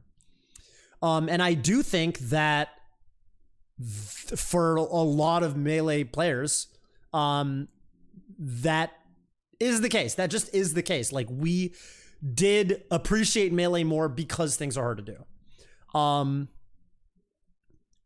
At the same time, I think Coney's right. I think there should always be a lot of focus on how fun shit is. But, I mean, do I think it's been harmful for Melee? I think where I'm at on it is... One, yes, we should never, ever, ever lose track of this. Like, this should never come at the expense of this. This should be first and foremost. But I don't think this doesn't need to be removed. Like, I definitely think that there are a lot of people that want depth. I do think that's the case. Like, I don't think that competitive gaming is just dead and people only want casual experiences anymore, or whatever, Forbes would have you believe. And I definitely think that a lot of people get into games because they see someone do something dope and they're like, holy fuck, I want to be able to do that one day. Unfortunately, with gaming in general, I think that aspect of it, where you see someone do something really fucking cool and then you want to do it too, I think that element of gaming is so much more powerful when it happens IRL. I'm thinking arcades, Smash Fests, tournaments. It is way, way, way different in person. And I think anyone who's been to a tournament or been to a Smash Fest or been to arcades back in the day can tell you that it's not the same watching it on YouTube. And so I think this might hurt us more now than ever before. Oh, for that reason. What's up, Dart? Yeah, I did your question pretty early on. You did miss it. When are we hanging out? That's my question. But anyway, Yeah, because I do ultimately think that like,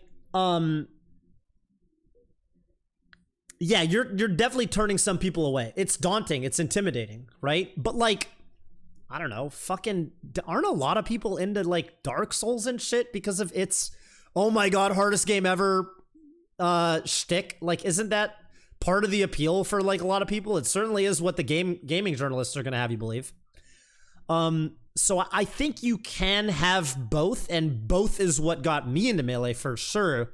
But I definitely think that getting people interested in a game by way of depth and impressiveness is better in person. Like, I think that factor is so much stronger when you see it live. There's something about it when you, I think it's because it's like they're right there, they're doing the thing, and you're like, oh yeah, they're not just some guy on YouTube with however many, you know, hundreds of thousands of subscribers. They're not some, you know, like e-celebrity. They're there, and sometimes you can even ask them how to do it. At one of my first tournaments, that was also a college tournament, another great Falcon player at the University of Washington, Stefan, showed me how to L cancel and wave dash. And I was like, oh my God, you're doing these things in real matches. I thought only the pros on YouTube did those things in real, because I'd seen many, like even before this, I got in Melee in 2008, you gotta realize, but I watched Ken matches back in 2005. Like, I watched Ken and Chillin' Dude when that came out in 2005. But I basically always thought like, oh, I'm never gonna be on that level. Like, I'm never gonna beat people. Like, I'm never gonna be at a level of skill where I'm beating these players. These are pros. Ken and Chillin' Dude. Who I've now beaten both of in tournament. I'm just realizing as I say this out loud. I watched Ken and Chillin' Dude 2005, and I was like, yeah, these are pros. These are pro gamers. And yeah, I'll obviously never be at their level. But when I went to tournaments years later and I actually met people that could even explain to me how they did it, it felt so much more real, and it felt like I could get there too. And I guess the takeaway here, I think, is like, as we move into a more and more online era, it is going to be harder and harder, I think, because of that lack of IRL factor. It is going to be harder and harder to ensnare people and captivate people's attention and captivate people's hearts with like the, oh my God, look how hard and cool and impressive that was. I think that as we move into the online era, we need to do a better and better job of emphasizing how fun the game is. I don't think it's hurt us in the past, to be honest with you. I don't. Because I know a lot of people who got into Melee because it was hard, myself included. But I think it will hurt us in the future. In a largely slippy era, right? I think it's going to hurt us more and more. We need to get people to tournaments, and once they're at the tournament, they're going to be in. That's kind of how it works. But I think that to get people to come to tournaments, we do need to do a better job emphasizing how fun Melee is. 100%. So yeah, really good question. But yeah, I think there will always be a place for I saw this poll on I don't remember who made it. Someone made a poll. It was one of these like, okay, League of Legends, Dota, StarCraft, Super Smash Bros, Melee, CS:GO, Valorant, blah blah blah blah. Like, it's like 9 games. 3 of them you save the esport, and then the other 6 get deleted out of time, and they never to be seen again. And a lot of people I never recognized, even with check marks, like checkmarked up fucking esports people, were listing Melee as one of their top 3, like games, like esports they would save, and, you know, throwing away the other games, right? A lot of people put Melee. I was like shocked. People I didn't know, people I literally didn't know. I was like, what the fuck? Who are these people? Are these like League of Legends people? Yeah, Rocket League. And I think people like that. Like, they didn't put Ultimate on that list. Again, I'm sorry, whichever esport gamer, pro commentator, what have you, that made this poll. Sorry, I forgot who you are, but I mean, I think that Melee gets a certain level of street cred from the depth, and I think that is what we have going for us. Like, people at this point, you kind of know what you're getting into, and I think the people that fucking like it, they do like it. Like, I think people want that. I do think people want that. So yeah, it shouldn't be a dichotomy. It shouldn't be a dichotomy. ultimately. Fun and depth should not be an economy. Depth is fun, right? Depth ultimately is fun.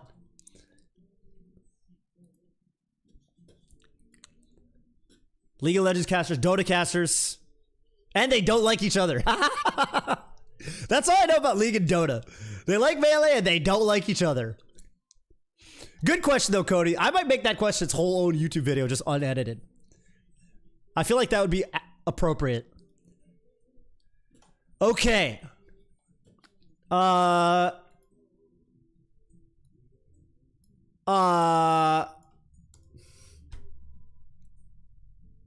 you feel like the lack of appreciation for defensive gameplay? Yes. With a caveat. With an asterisk. With a fatty asterisk on it. Defensive play. I've heard even Mango said this. Defensive play is cool. Non-interactive play, and I'll stand by this, is whack. If you're game, because we have an 8-minute timer. It fucks over the TOs, the streamers. You think Spencer wants to sit there waiting for an hour and a half set? Defensive play is fine. And when I say defensive play, I mean you're hanging back, you're waiting, you're playing to whiff punish your opponent, or you're playing to pull the opponent in and then fight on your own terms, right? You're throwing projectiles out to get your opponent fight on your terms. That is cool and does need to be appreciated more than it currently is. However, I don't know, puff ledge camping imagine we don't ban stalling, like pound stalling. And you have puff, imagine a world where it's legal to just go under the stage and pound stall forever. I should move my, hang on a minute. Watch this. This one?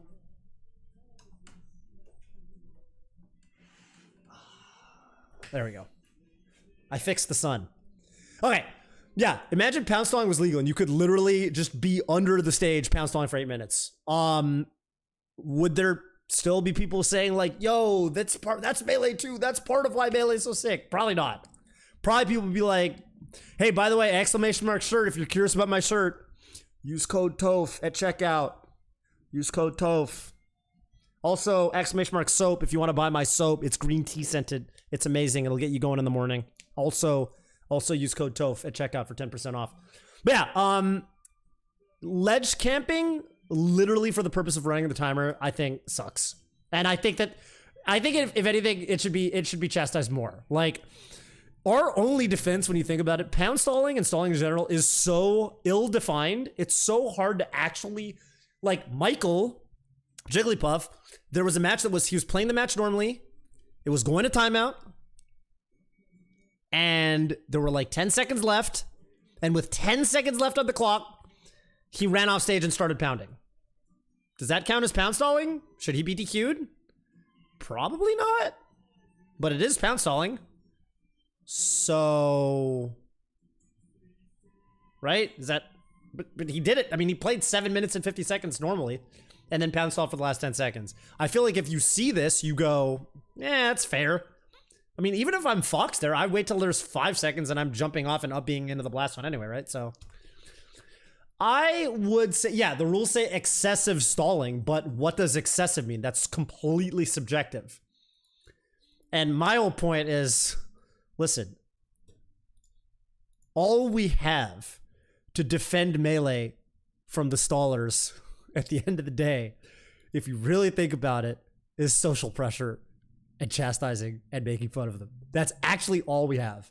It's the only thing we have because the rules don't do a very good job at stopping it. So in my opinion, we need to roast it more. Don't roast the player, but that's how I feel. That's how I feel. Don't hate the play. I agree. I mean, HBox did what he had to do against Chudat, 100%.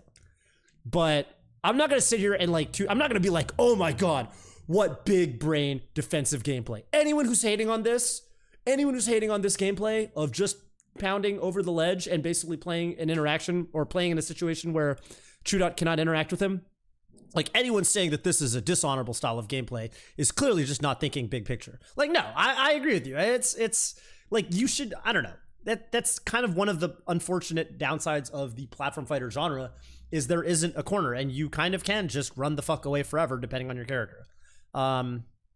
I get it. So, in my opinion, it depends what you mean by defensive. And again, I'm not saying anyone should go out here and harass anybody, but I'm not going to sit here on commentary and pretend that that shit is like engaging, right? I'm going to be like, nah, that's kind of whack. I don't know. I'm going to keep it real with you there, right? I don't know. Whatever. And I don't think we're bad about it. I don't think anyone's really harassing anybody. I think where we're at is fine. Let's put it that way. All right. Couple more questions before I go into Mal review. My boy Zell. I don't know what Zell's been up to lately. Zell, legendary, I don't know, like offline TV member, League of Legends dude, weeb guy. Shouts to Zell. The answer is yes, we do. Good question, Zell. Malachi, who I got to commentate yesterday, asks, will I get a girlfriend if I top 8 a major, or how does this work? Yeah. I will say, you know what? Yes. Yes, you will. Yes, you will. Yes, you will. Right? I think so. Yeah. Good luck, Malachi. You can do it. You top 8 that major. You're going to have to think about it. A major? We talking like Genesis? That's 100,000 viewers. What percentage of those viewers are female? 1%. That's 1,000 women. 1,000 who are going to see you looking your absolute coolest. The coolest you've ever looked. Imagine you wear a nice outfit. That's a plus. That's huge. Maybe, what does Smash Summit get? 60,000? 70,000? Top 8 Smash Summit? 600 women. That's huge. How many, women that, potential, suitable girlfriend candidates do you think you interact with on a day-to-day basis that are giving you the time of day? Not 600, right? You got to top 8 a major. That's what it's going to take, Malachi. Don't worry about going outside and, developing a social life and, going to places where, women are receptive. Like, I don't know, whatever. Take what do people do? Take dance classes? Don't do any of that stuff. Don't do any of that stuff. Top 8 a major. That's the way. That's way easier. Approaching a girl, very, very, very hard. Top 8ing a major? Doable. Doable. Right? Doable. H-Mouse puts all the time and look at him. Oh, God. Look, I'm not going to make that joke because I'm going to get canceled over it, but I can still laugh at it. That's a funny one. It's fine, right? It's like the fucking the heat has passed. Like it's like what's the opposite of too soon? It's like not too soon, right? You can just make that joke now. Like it's been like 5 years, right? Okay. Yeah, good question, Malachi. I think the answer is yes. I love this question. How do you effectively dual main? Do you like play the two characters using similar ideas or try to play somewhat similar characters execution-wise like Spaceys? I actually think playing similar characters execution-wise like Spaceys is overrated. I'll give you a example. I'll give you a good example of someone dual maining that I thought was really cool.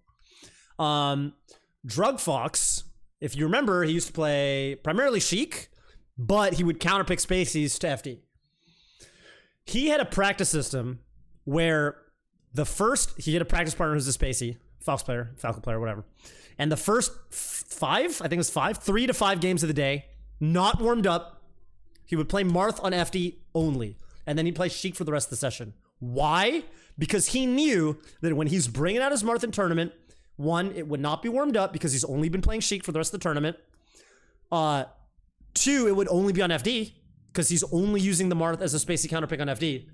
And so he would literally only practice Marth on FD for Spaceys for only 3 games because it didn't make sense to warm the Marth up because the Marth is never going to be warmed up. Like you're never going to actually be able to play warmed up Marth on your counterpick because you played Sheik on game 1. And then that's it. And then he'd play Sheik for the rest of the session. I thought that was smart as fuck. That is the most interesting example of someone very effectively dual maining. And that strategy he used that at the highest level. He used it to great effect against Mango and Leffen. So like tried and true.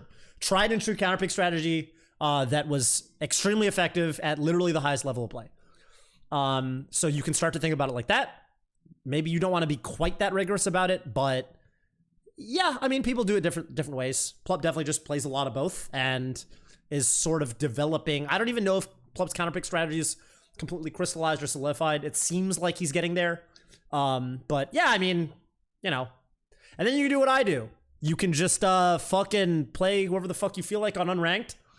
And then the week of main stage, you enter TMT thinking, boy, I really should get some fucking Fox practice for main stage. That sounds like a productive thing to do. And then you enter TMT ladder going all secondaries.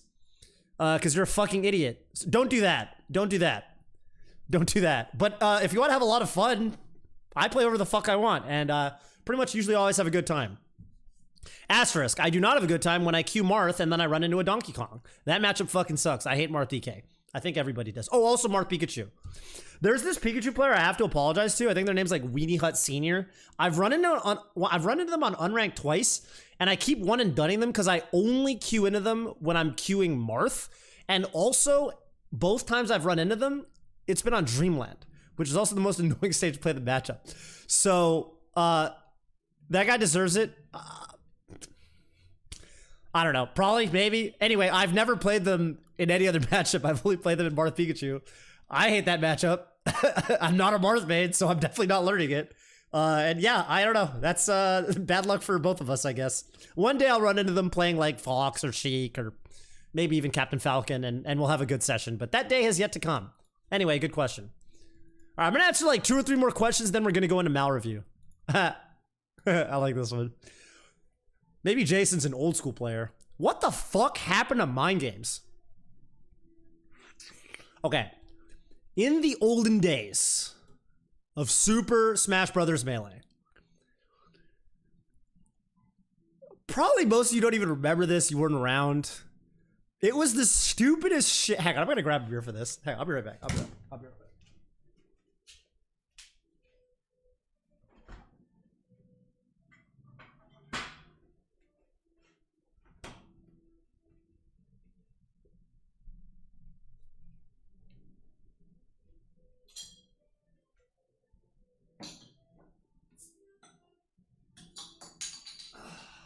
All right.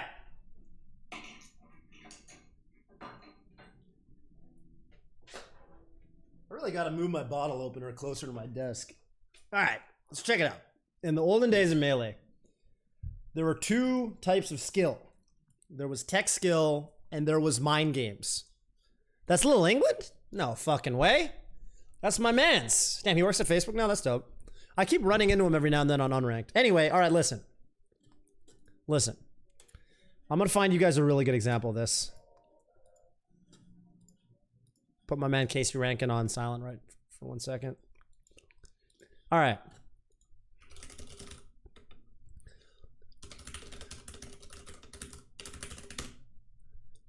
In this famous legendary set,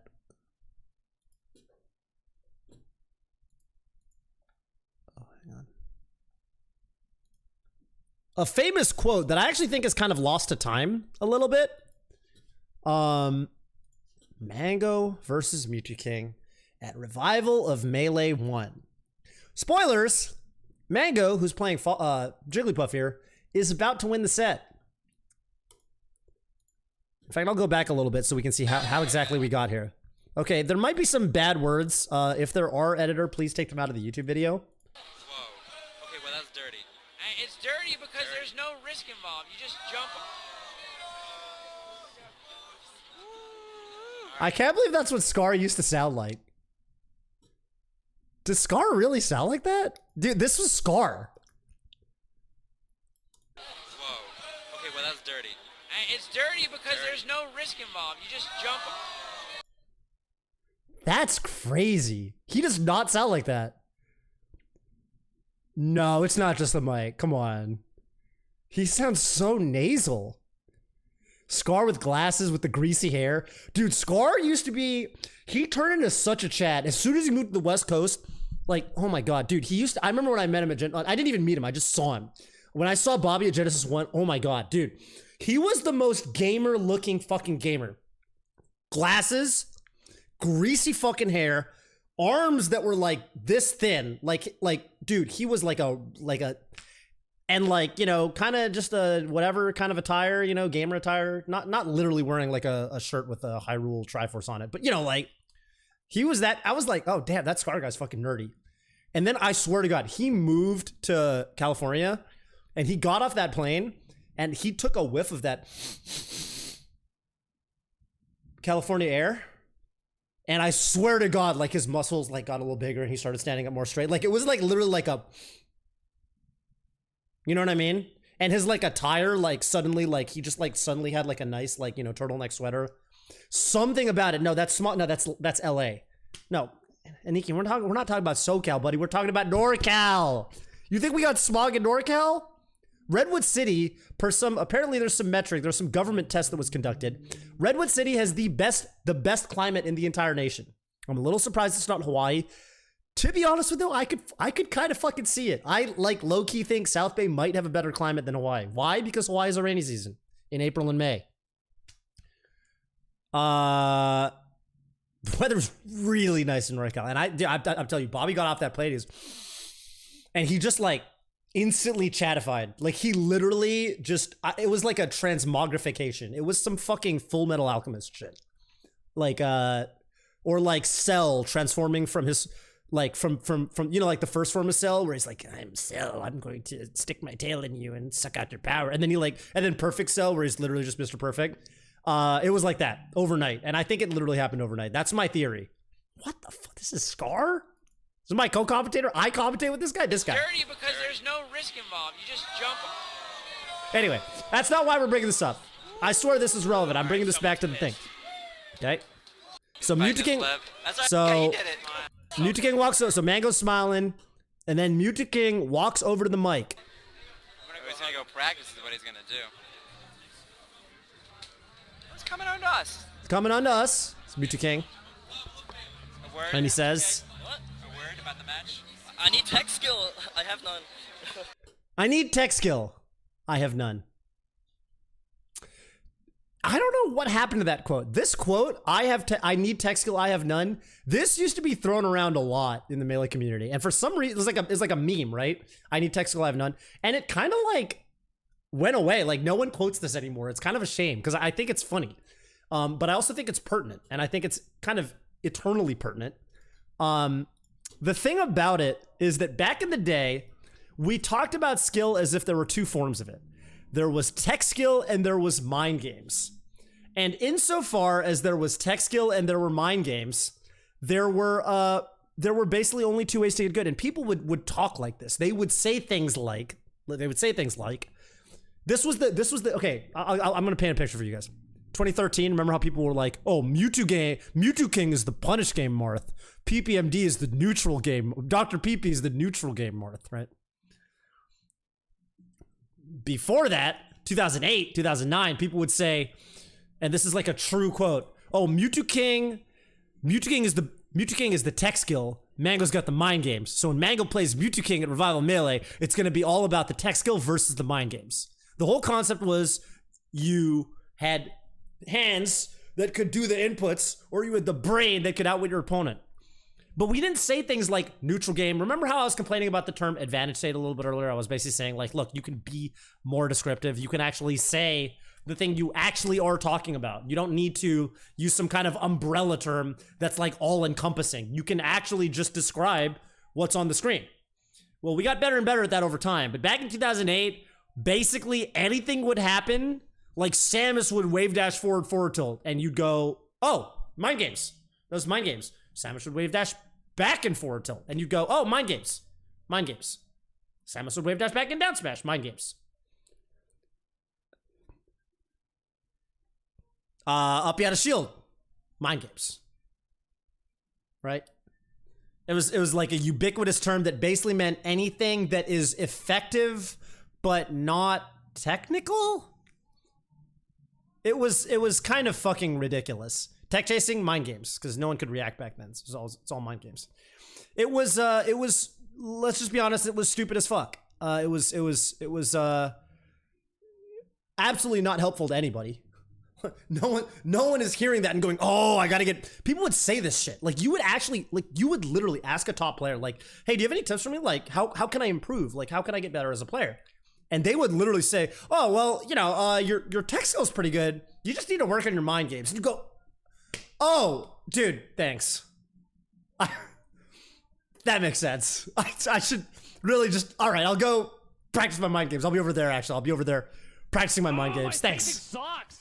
It's actually even worse advice than don't get hit. Don't get hit is concrete and it actually means something. People would say you gotta work on your mind games. That doesn't mean fucking anything. That is the least useful thing I've ever heard. In fact, saying that is the mind game. Because when you say you should work on your mind games, and if they take you seriously, you're actually setting them down an endless spiral into doubt and stagnation. That's the true mind game. Inquisitive Skink, thank you for the prime. Appreciate that. Did they believe it? Oh yeah, people would be like, oh yeah, that makes sense. Yeah, my mind games are just, I mean, people kind of knew what you meant. People were like, oh yeah, you're saying my mind games need work. I guess you're saying that I'm being predictable. It's kind of like saying you're too predictable, or you always do the same thing in neutral or something. But that's just kind of the catch-all phrase that they would use back then. Oh, he's got bad mind games. He's got good tech skill, but kind of bad mind games. Mute King, really good tech skill. Silent Wolf, all tech skill, no mind games. People would say that. People would say that. We don't hate on mind games. I mean, we still care about mind games. We just use mind games was this huge umbrella term, and we pulled from it neutral and you know, like reads and you know, like defensive play, and like we got better at talking about the specific interactions instead of just referring to it all with this kind of catch-all word. So we just got better at talking about it. Yeah, same concepts still apply. You don't want to be predictable, but I think we've just gotten a lot better at actually describing what we mean. Okay, the last question I'm going to answer today. The last question, actually, I'm going to do two more questions. One is specific, a gameplay question, and one is a sweetheart friend of ours, a friend of the community, asking a very a less specific, concrete question, but a subjective one. So we're gonna have one of each type, and then we're gonna go into Mal review with Project Pat, aka Patrick Malone. Brogue asks, and I like this one because it's a simple, short question. What actually constitutes a tech trap? I know, but it's used so broad. I feel like I know, but it's used so broadly. Yeah, so this is a pretty easy one. I'll give you the simplest example that I can think of. I'm Fox. We're playing a Fox Ditto. I up throw you at 0. You DI it. You think that you're going to reach the ground and be able to tech. So you input, as you're flying through the air in my up throw, you hit R. But then I up smash you. And because you try to input a tech in melee, if you don't actually do a tech in the next 20 frames, you go through tech lockout for 40 frames. So now you are unable to press L or R to tech again for the better part of a second, which is a pretty long amount of time in Super Smash Bros. Melee. So I've up thrown you, you pressed R, but then I up smashed you. Now when you land from the up smash, you aren't going to be able to tech because you tried to tech the first move, the up throw. And so sometimes, this is a tech trap. Basically, I have tech trapped you by juggling you in such a way that you had to land.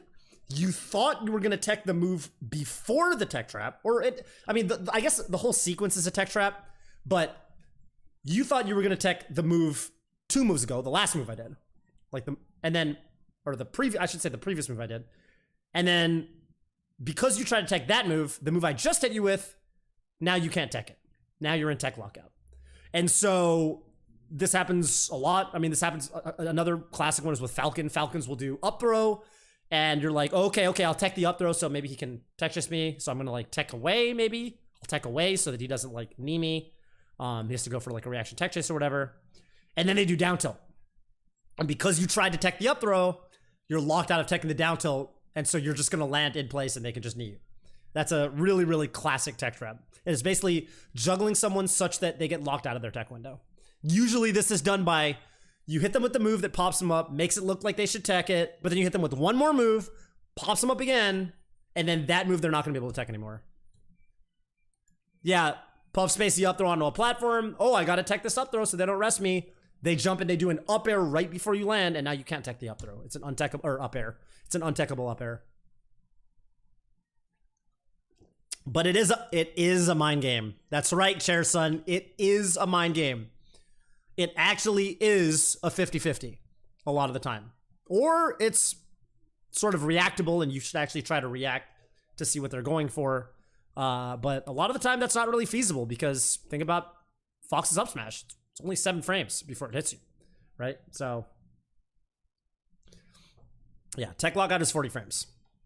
And the last question I'm going to answer from Panda Turn Down for Walt. Do you think I can be good at the game? Walt, I have never seen you tweet about practicing. Do you practice? Do you enter tournaments? I think you can. Yeah, work on your tech skill. Work on your mind games, Walt. Work on your mind games and then get back to me, Walt.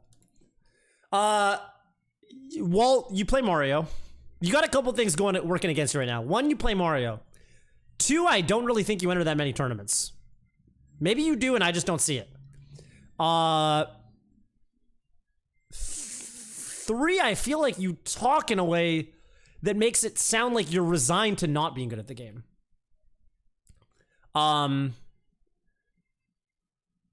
But I definitely think you could become pretty good. I definitely think you could become pretty good. Even as a Mario player. I don't think there's anything stopping you from literally becoming a top 50 player with Mario. Except mentality. Straight up. Straight up. The reason the best Marios, the best Marios are non-Mario mains, Mango, none, is because they have winners' mentalities. And I sometimes worry that people who start with low-tier characters, they don't taste victory, and they don't come to expect to be able to win. And I think people get into these sort of... I know I'm getting way more in-depth than... I should have just memed on this. I'm sure I was supposed to just meme on this and say yes or no, but I'm actually taking it seriously. I think that a lot of low-tier mains... I mean, why do you think Don't Test Me is probably the best fucking Roy we've ever had, right? I think that a lot of low-tier mains are actually, like, secretly doomers. I'm, like, way more scared of, like... I would literally, like, if I had to play, like, Zane in tournament right now, and Zane was like, I'm going Mario, I'm so much more scared of that than some guy who's been playing Mario for 10 years. Straight up.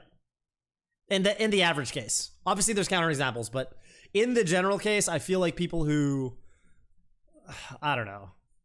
Well, I think you can do it, but you're gonna it's gonna take some work. It's gonna take practice. It's gonna take the right mentality. It's about... Shit, how's that song go?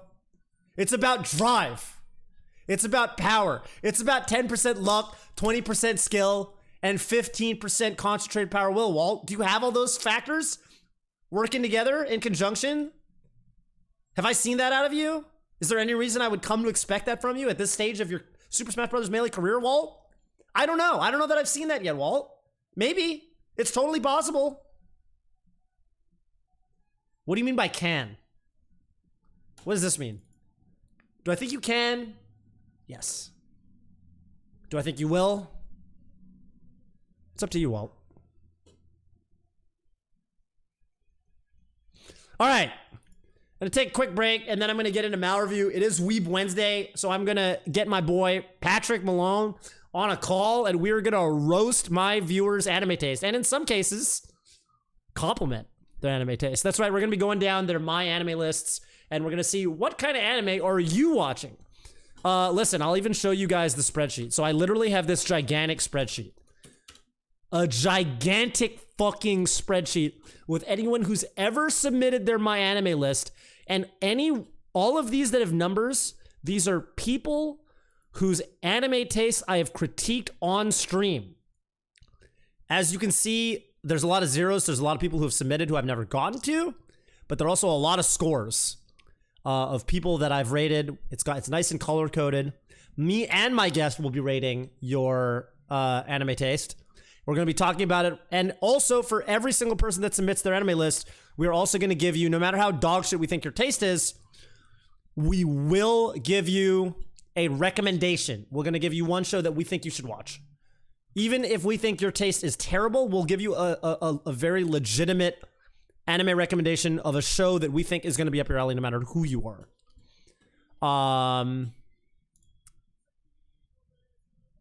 Kessig, all you have to do is style your hair, apparently. That's what I learned last week.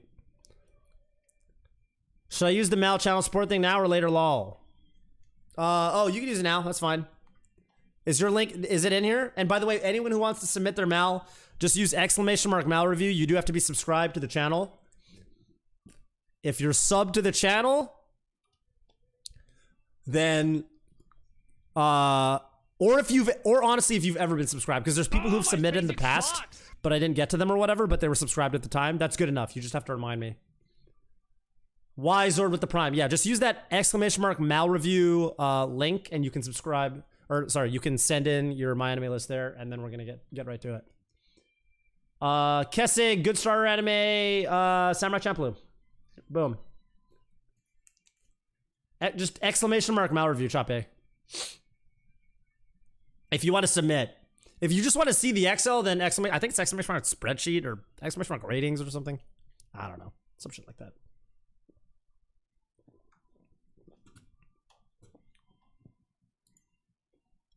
All right, I'll be right back.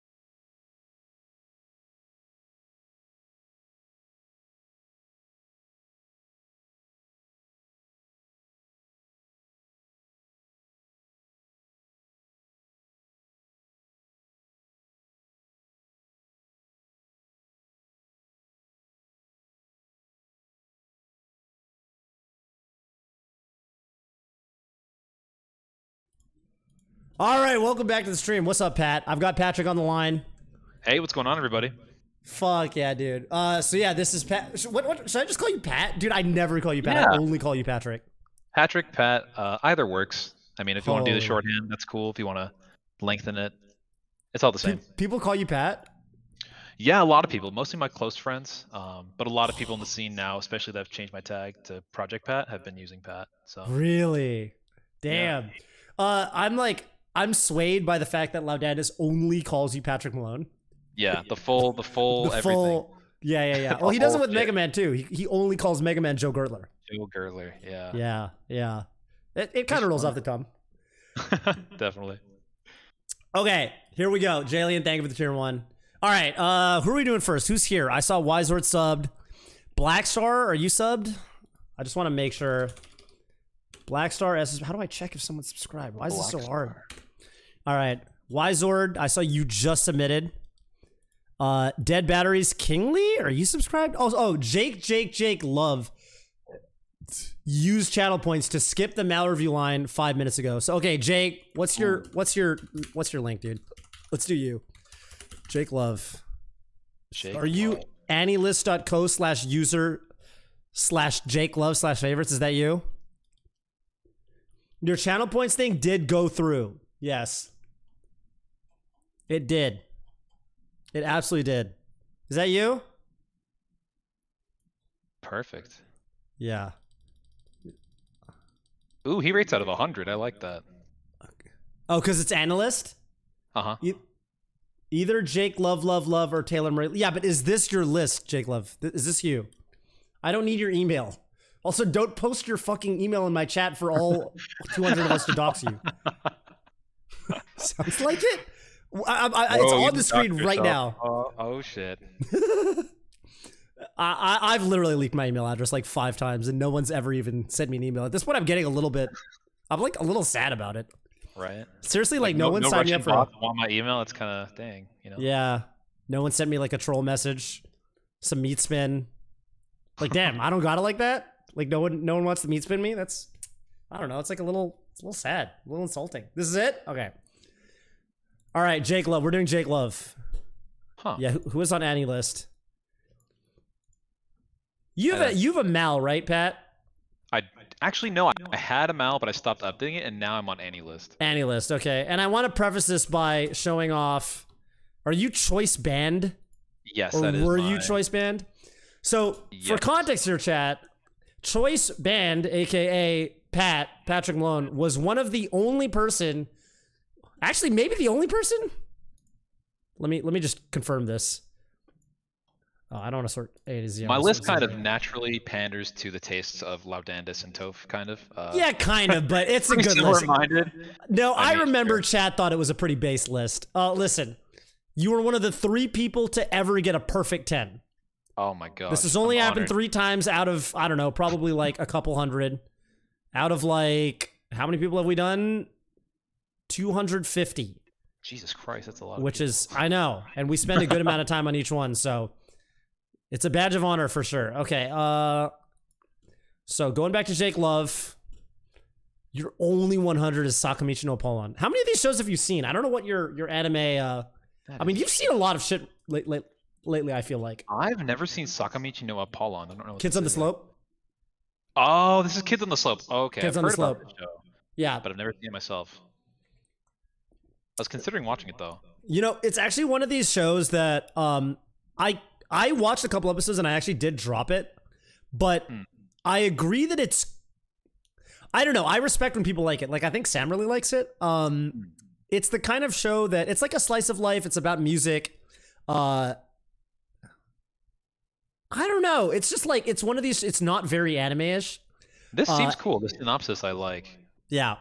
You know, seaside town with a scent of American culture. It's about jazz. The characters look pretty cool. I like this art style. Yeah. Cool. It's one of these shows that I definitely want to go back to at one point. Word. So I do respect it being if a show like this is like the show that you like the most, I don't know. I think that's like just really interesting. I feel like that's a really rare opinion. Yeah. Okay, going down here.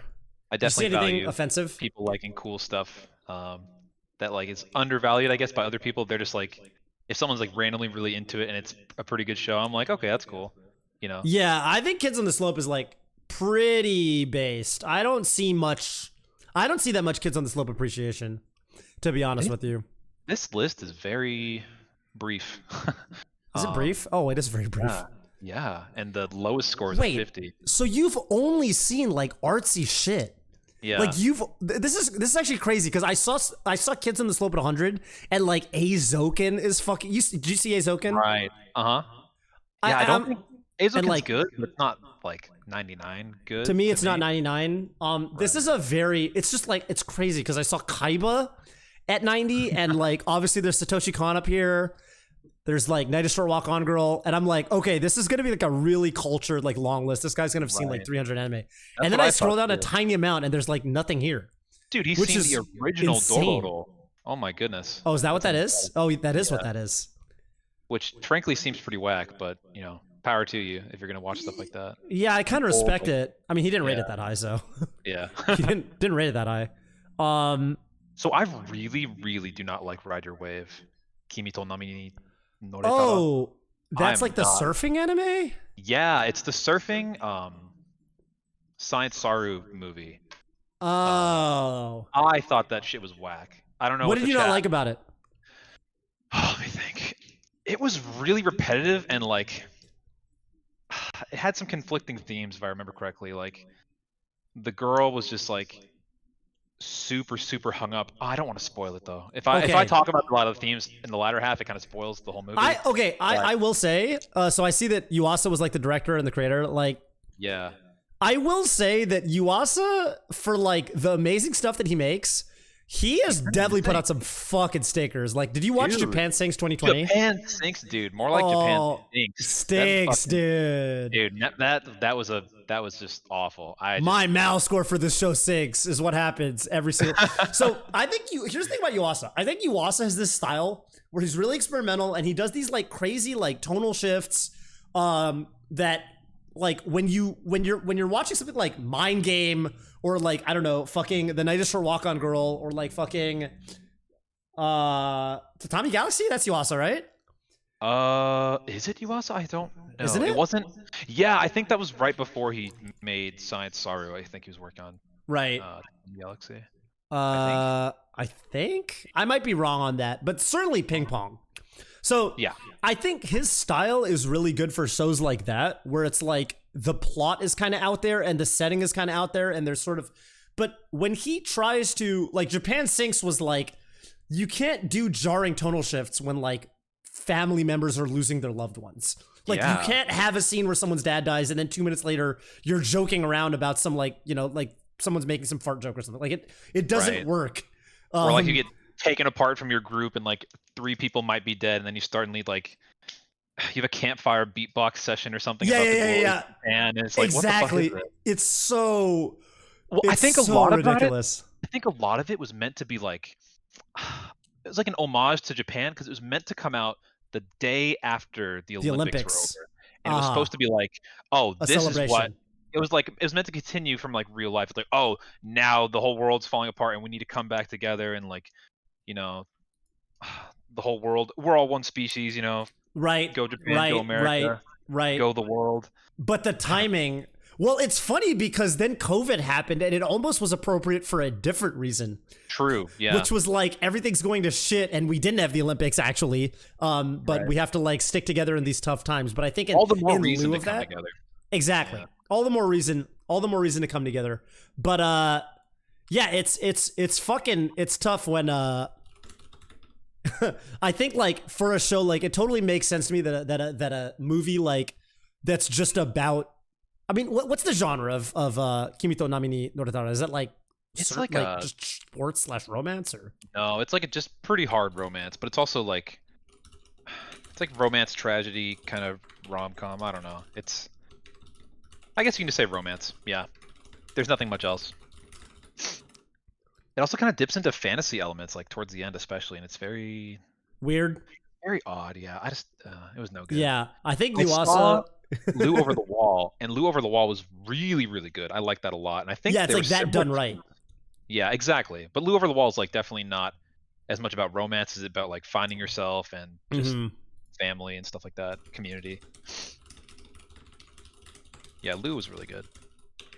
Yeah, this list is it's interesting. I mean, he likes a lot of good stuff. He likes the less good stuff less. Yeah. He just hasn't seen that much. Or sorry, they haven't seen that much. I'm not sure who this is. But, yeah, no idea. Yeah. It's not a bad list for sure. Especially like it's crazy to me. Like it's such a unique list. I feel like there's you never see anyone who's only watched 20 shows, but they've seen fucking Kaiba and Blackjack and Macross Plus. This is someone who has cultured friends that like told them to watch these things. Yeah, they did, cultured friends. And they liked it. So it's like, I can't say much. I definitely give this like a solid 7, 7.5. Yeah, this is like a 7. I think this is like a 7 to me. There's not that much here, obviously, but what is here is really interesting. You should watch. I don't think they've seen Lou Over the Wall. My official recommendation for them, Lou Over the Wall. I think if you like even remotely liked this, you're probably really gonna like Lou Over the Wall. I would watch that and Mind Game, which are both Yuasa movies that I think are extremely good. I might recommend. Let me think here. Eizoken, Mirai Shonen. I might recommend Deno Coil. I think they would like Deno Coil. Oh, Deno Coil. I started a rewatch with my girl. We only watched one episode so far. But that show is definitely pretty dang. There's a new show coming out this season that's by the same staff, and it's so far very promising. Orbital Children? Yeah, the first season was 6 episodes of it on Netflix. Oh, that's what it is. It's like one of those weird Netflix rollout schedules. Exactly, yeah. But I think it's the whole season wrapped up, and they're planning on doing another one that's going to be like 6 or 12.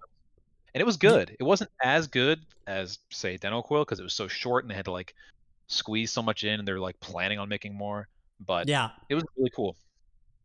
Yeah, I've only seen the first episode of that, but I'm definitely planning on finishing that. We're actually group watching that. Atmosphere and the themes are fantastic. The characters are fun. The characters are fun. The art's really good. Digimon as a kid and like enjoyed that childlike sense of adventure and wonder and just like, yeah, it's got like a Kids Next Door kind of vibe where like the kids are taking everything super seriously and battling against each other, but in the grand scheme of things, maybe it's not that important. Yeah. I like that shit. Like the framing of the show, it's really cool. Deno Coil kind of has that too, but it's that whatever team is that works on that, whatever studio that is, whatever director, they're really glad that something else is coming out that reminds me of Deno Coil. Same art style too. The studio that made that is working on Dead Demons. That's really cool. Wow, yeah, that'll be fun. I'm actually like quite a bit behind on that manga now. But I do have a Dead Demons blanket that I bought in Japan at the 20th anniversary Nisho Isin exhibit. It's one of my most prized possessions. I'll pass it on to my child one day. All right, good list. We're giving it a 7. Good stuff, Jake Love. Definitely on the upper end. All right, who else is here? I know Jake, Chair Sun subscribed. Wyzord, Blackstar. Anyone who submitted last week? Kingly, you didn't even give me a fucking link. You just have your name on here. I definitely need an actual link. Yeah, I mean, I could. But who's actually here that submitted? Jalian, who subscribed. Marid's gift with the Prime. Are you in here? Which one is Marid's gift? Oh, he just resubbed. There you go. Oh, you submitted a while back. Yeah, okay. So you want us to do you? Kingly, that's my B. My list is very uncultured. Okay, Weiser, we'll do you next. That's what I like to hear. Oh, you submitted again. Okay, Kingly submitted again, so I can link it to you on Discord. So let's do Kingly first, and then we'll do the uncultured Wyzord, and we'll go from there. Anyone else is here right now? Let me know, because obviously I only want to do people if you're literally in chat. If you're like not watching, then there's no point. I assume Chair Sun's still here. Chair Sun subscribed earlier this stream. Connor, Minius, CT Games, if y'all are here. All right, Kingly0729. Not confused with the other Kingly. He used to edit YouTube videos for me. Dang, Horo Musco and Koi no Katachi are your only 10s. Whoa. Horo Musco's fucking, what's the English name of that show? It's like Wandering Sun or whatever. Yeah, Wandering Sun. Is that I think what it's called? Huh. It's like an LGBT it's like an LGBT like anime basically about like a trans girl and growing up. I've never seen it, so I cannot comment on it. I have to imagine it's like one of these shows where, especially if like you relate to that, then you're gonna think it's like super duper fucking dope. Definitely. Maybe I should watch it one day, but I've never seen it, so I can't really comment on it. Oh man, they have Rainbow as a 9.5. That is insane. That's extremely spicy. That's something. That's hot take. Right next to Evangelion. Okay. Yeah, which is a very fair. I think Silent Voice is. I mean, I've given my rant on Silent Voice. It's not even a rant, but I've given my take on Silent Voice several times. I like. You like Silent Voice? Okay. I liked the manga more. I thought the manga was actually quite good, and I thought the movie was like not the best adaptation for it, but it was that's still exactly okay. how I feel. Yeah, that's how I feel. It's like a very serviceable movie adaptation, but it's like. If I had to summarize what I don't like about it, it's that it ends like 5 times. Yeah, that's the big problem for sure. Like, it's like, okay, great, movie's ended, good story, good movie, loved that, and then there's like another plot point. It's like, whoa, now this is happening, and like by the end, I just felt kind of fatigued. I have to imagine this doesn't happen as a manga because a manga is a serial format. It's not all at once. So I don't like it as a movie. And for that matter, I don't know. There's other romance movies I think are just like kind of just better. Like, I don't know. I give Makoto Shinkai a lot of shit. I do think Your Name is kind of just better. It's just sort of more cohesive. I don't know. Whatever. But it's good. Dude, I didn't dislike it. This list is giving me severe whiplash. Really? This what aspects? Snapping my neck and then tearing my head off. Every other... Okay, so every anime is like, you've got Beastars, Tenki no Ko, Demi-chan wa Katari Tai, which I don't... That's like the Monster Girl. Yeah, they're Monster Girls. And then Girls. sandwiched in between Perfect Blue, Dorohedoro, Mob Psycho, which are like good, Katanagatari. Right. And then above that is Hoseki no Kuni and Full Metal Alchemist. You know, I still haven't seen Hoseki no Kuni, and I've heard such mixed things about it. I watched a good amount of it with my girlfriend, and you didn't like it? A pretty big fan of it. I don't like it. It's what do you not like? I need to hear this. I've only seen like 6 or 7 episodes, but just every time a character speaks, it's like I don't feel good. Not only just their dialogue, but just is it not like believable? It's like not real dialogue. Exactly. It's like pretty akin to other kind of moe slice of life dialogue. I feel like it's not moe slice of life, but it's like maybe I haven't gotten to the good parts of this show, like the meat and bones of it, but it just was not for me. Not to mention it's really, really not super well fleshed out CG animation. Sure. And that could just get on your nerves. Tier CG. Yeah, exactly. Which I was like, I need to watch it. I can't really criticize it one way or the other because I've seen it on I've seen it all over the place on people's. Some people are super big fans of it, and some people are really meh on it, and I'm not super sure why. I can't give a full opinion on it, but I know that even if I finished it, I would not like it a lot. Yeah. So I can, you know.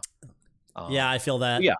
This list is crazy. This putting Katanagatari next to Jujutsu Kaisen, putting Fully Cool next to Death Parade and Hoseki no Kuni. What's this? Yeah. Rainbow above like everything. Which I think is kind of based, but also kind of insane. Yeah. You know? Sometimes you see those scores where you're like, well, this is kind of based, but it's also like, I could never justify this. Madoka's a 6.5? That's crazy. Why is Madoka 6.5? I did not get that far down. What the fuck? Okay, hey, I'll say it. People have different takes on the Fate Stay, like the Fate Stay Night anime adaptations. I think the Heavens to Lose are fucking good. I don't know. Have you seen them? I have not seen the movies. I've only actually recently even finished Ultimate Blade Works. And okay. I never saw plain Fate Stay Night. I've only seen Fate Zero and Unlimited Blade Works. Yeah. People complain about. Yeah, I thought they were pretty good. I think Heaven's Feel is probably like. People who are big fans of the visual novel sometimes complain about Unlimited Blade Works and how you don't get Shiro's internal monologue. They have certain like little kind of complaints about how it leaves out certain things because of its format. Obviously, it's not a visual novel, so you can't. It makes Shiro's progression seem like really sudden and jarring and stuff. Sudden and unbelievable. Yeah. I have never seen any of those complaints about Heaven's Feel. And Clayton really likes it. If Clayton likes it, and Clayton's the biggest Fate fan that I know, I know it's good. So I'm like a little, I don't know. I'm like surprised to see this down here. Like, yeah. man, the fight scenes are given so a lot of fucking the other good. higher positions. And then there's shit like, yeah, I don't know. Danganronpa 3 is a 5.5. Danganronpa 3 is like a fucking 1, dude. Oh shit. Gakugurashi. Gakugurashi's is right next to Gakko no Kai. Is this list alphabetical? Is that what the deal is? Wait, where's Gakko? A lot of this. Gakugurashi's like a 7. Gakugurashi's. I remember watching the first episode. I was like, oh, this is a cool premise. I've never seen anything like this. And then I was like, all right. I mean, okay, I get it. Like, I get the, I get the thing. Like, I get it. That's cool. Yeah. It's a cool little twist. And then I kind of stopped watching it. They do have a good take on Wonder Egg priority, which is first half 10 out of 10, second half 4 out of 10. The fall off almost makes it hurt more, but I'm gonna just average it out. Yeah, that's way fair. More fair. That's pretty fair. I would not want to. Yeah, that makes me appreciate the 7 score a lot more than I otherwise would. Right. Wonder Egg was good. I was so disappointed. That show had amazing animation and art, amazing music. The character designs were kind of cool, but then like the actual flesh of the show is so bad, and the twists and narrative points that happened like in the latter half were so bad. Yeah. Oh yeah. It's a shame. I wonder where they put Boku. Okay, they put Erased it. I wish they gave a similar spiel for Boku Dake ga Inaimachi, aka Erased, because honestly, I feel pretty similar about Erased. I think the second half of Erased is kind of pretty bad. Likewise, the ending for the anime was like ridiculous. They put Hisonen Tomaselton at 6.5. That's so disappointing. Really? Wait, that show is so adorable. Wait, what is there to dislike at all about that show? I know. Maybe you don't like the MC because she's like too, you know. Well, I like the MC. I don't know. I like the MC a lot. Yeah. Yeah, I thought she was funny. I don't know. Huh. That's a shame. Okay, well, I've seen a lot of. I think I've seen enough to make a judgment call. Yeah, I know you guys. I've seen you and Sam grade a lot of these, and I know that consistency, like being able to discern quality between shows, is like a fairly important quality for these lists. That's how I feel, but of course you can. I mean, you can do whatever you want. Right. I think that's fairly important because otherwise, you might as well just be throwing darts at the board with these lists. Yeah.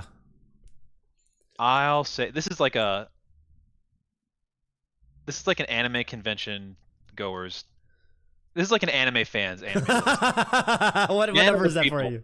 First of the people. I will say 4.5. My Mal, you can find my Mal at exclamation mark Mal. 4.5. Okay. I'm not so down on it. It's not that bad to me. Okay. I wish there were more comments. I feel like some of this shit would be more justifiable, like Rainbow where it is. It's not. Yeah, true. I would love to hear about. Is this person in the chat? Can you talk about Rainbow for us? Yeah. If like where I'm at on it is like if Madoka wasn't at 6.5, I wouldn't really be offended by anything on this list under 7. Madoka is the only thing that I'm like offended by that's that low. And then like I don't know. I guess the Heaven's Feel movies, but whatever. People have all kinds of takes on the Fate anime adaptations. Right. The rate at which I'm like confused by a score, it's less every other score. It's more like every 1 in maybe 4 or 5. I'll give it a 6.5. I'll give it a 6.5. Okay. I'm okay with it. And thank you for resubmitting because I had no idea where the fuck to find your. All right, that's gonna average out to a. Madoka is kind of mid. Stay mad. Wow. If I ever could wish to have odd powers in a chat, now would be the time. Madoka is kind of mid. Stay mad. That's an insane take. Dude, your mom's insane take. Okay, you know what? That's right. That's exactly fucking right. Well, as long as you're insulting someone's mom and not their wife. right. Because you know, yeah, that's where a lot of people draw the line these days. Apparently. What is your favorite anime you know is bad but still love anyway? Ooh, that's a good question. I actually don't really have. I think the concept of like a guilty pleasure is kind of stupid. You should just argue it's good. To be good to be. Yeah, I mean it's good in a way. Like I could think about that though. Okay, but I can think of an actual bad show that I kind of like anyway. A word, yeah. Like something bad that I like cause it's bad, like Yeah. Exactly. So I'm gonna say Master of Martial Arts. Have you seen that show? No, I haven't. I think Master of Martial Arts is best described as a deconstruction of the panty fighter genre. I think the first 4 episodes are best. It's 5 episodes only.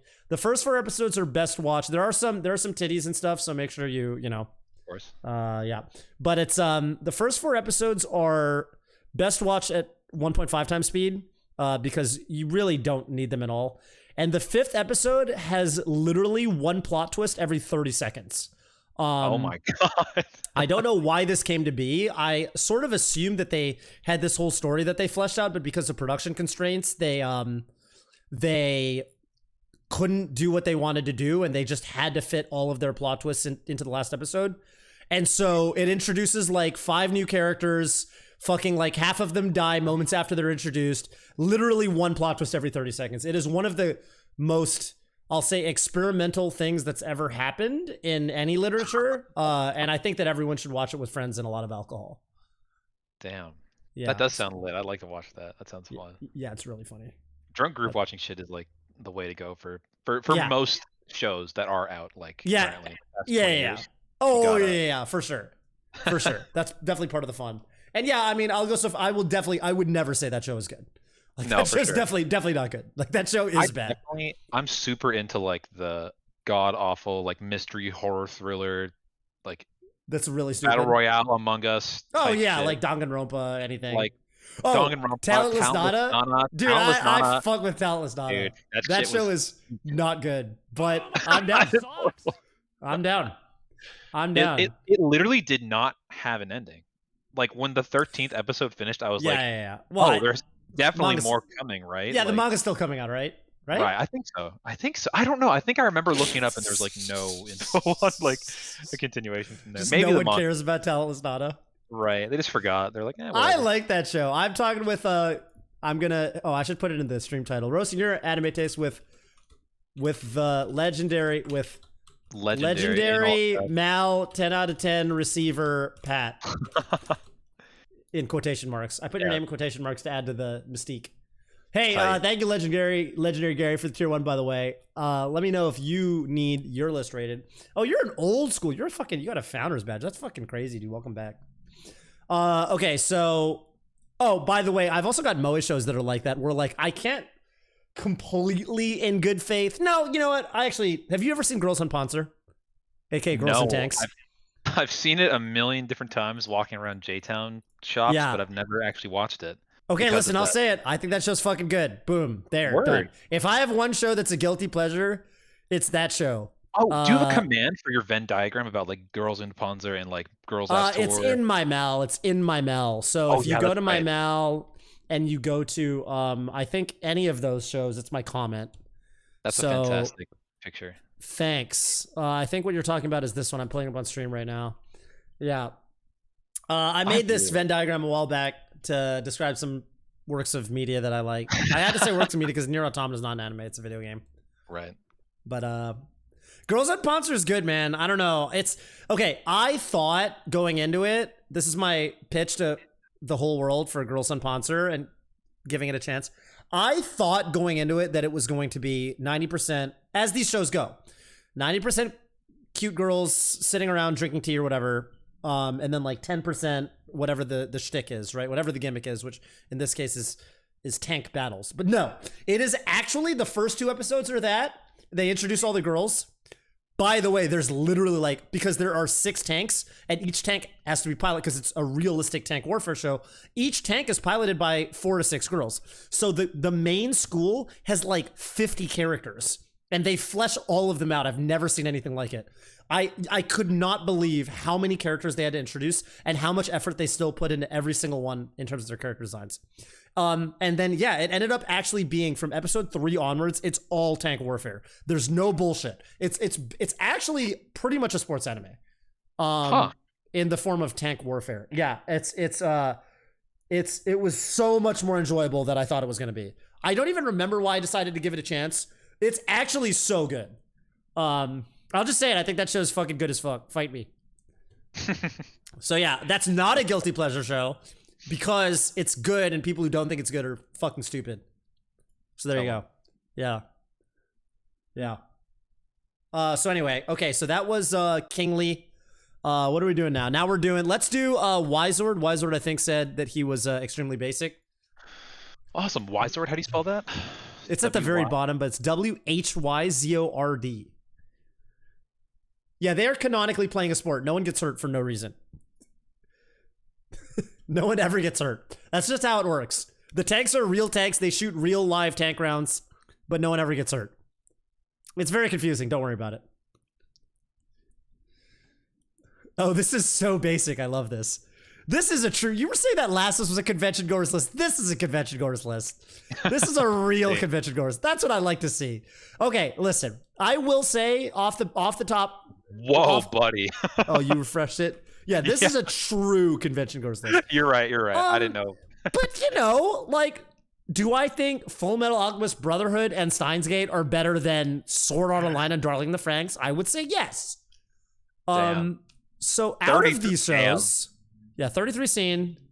I gotta say, if we're ranking consistency and like consistent discernment between quality, this is a 10 for sure.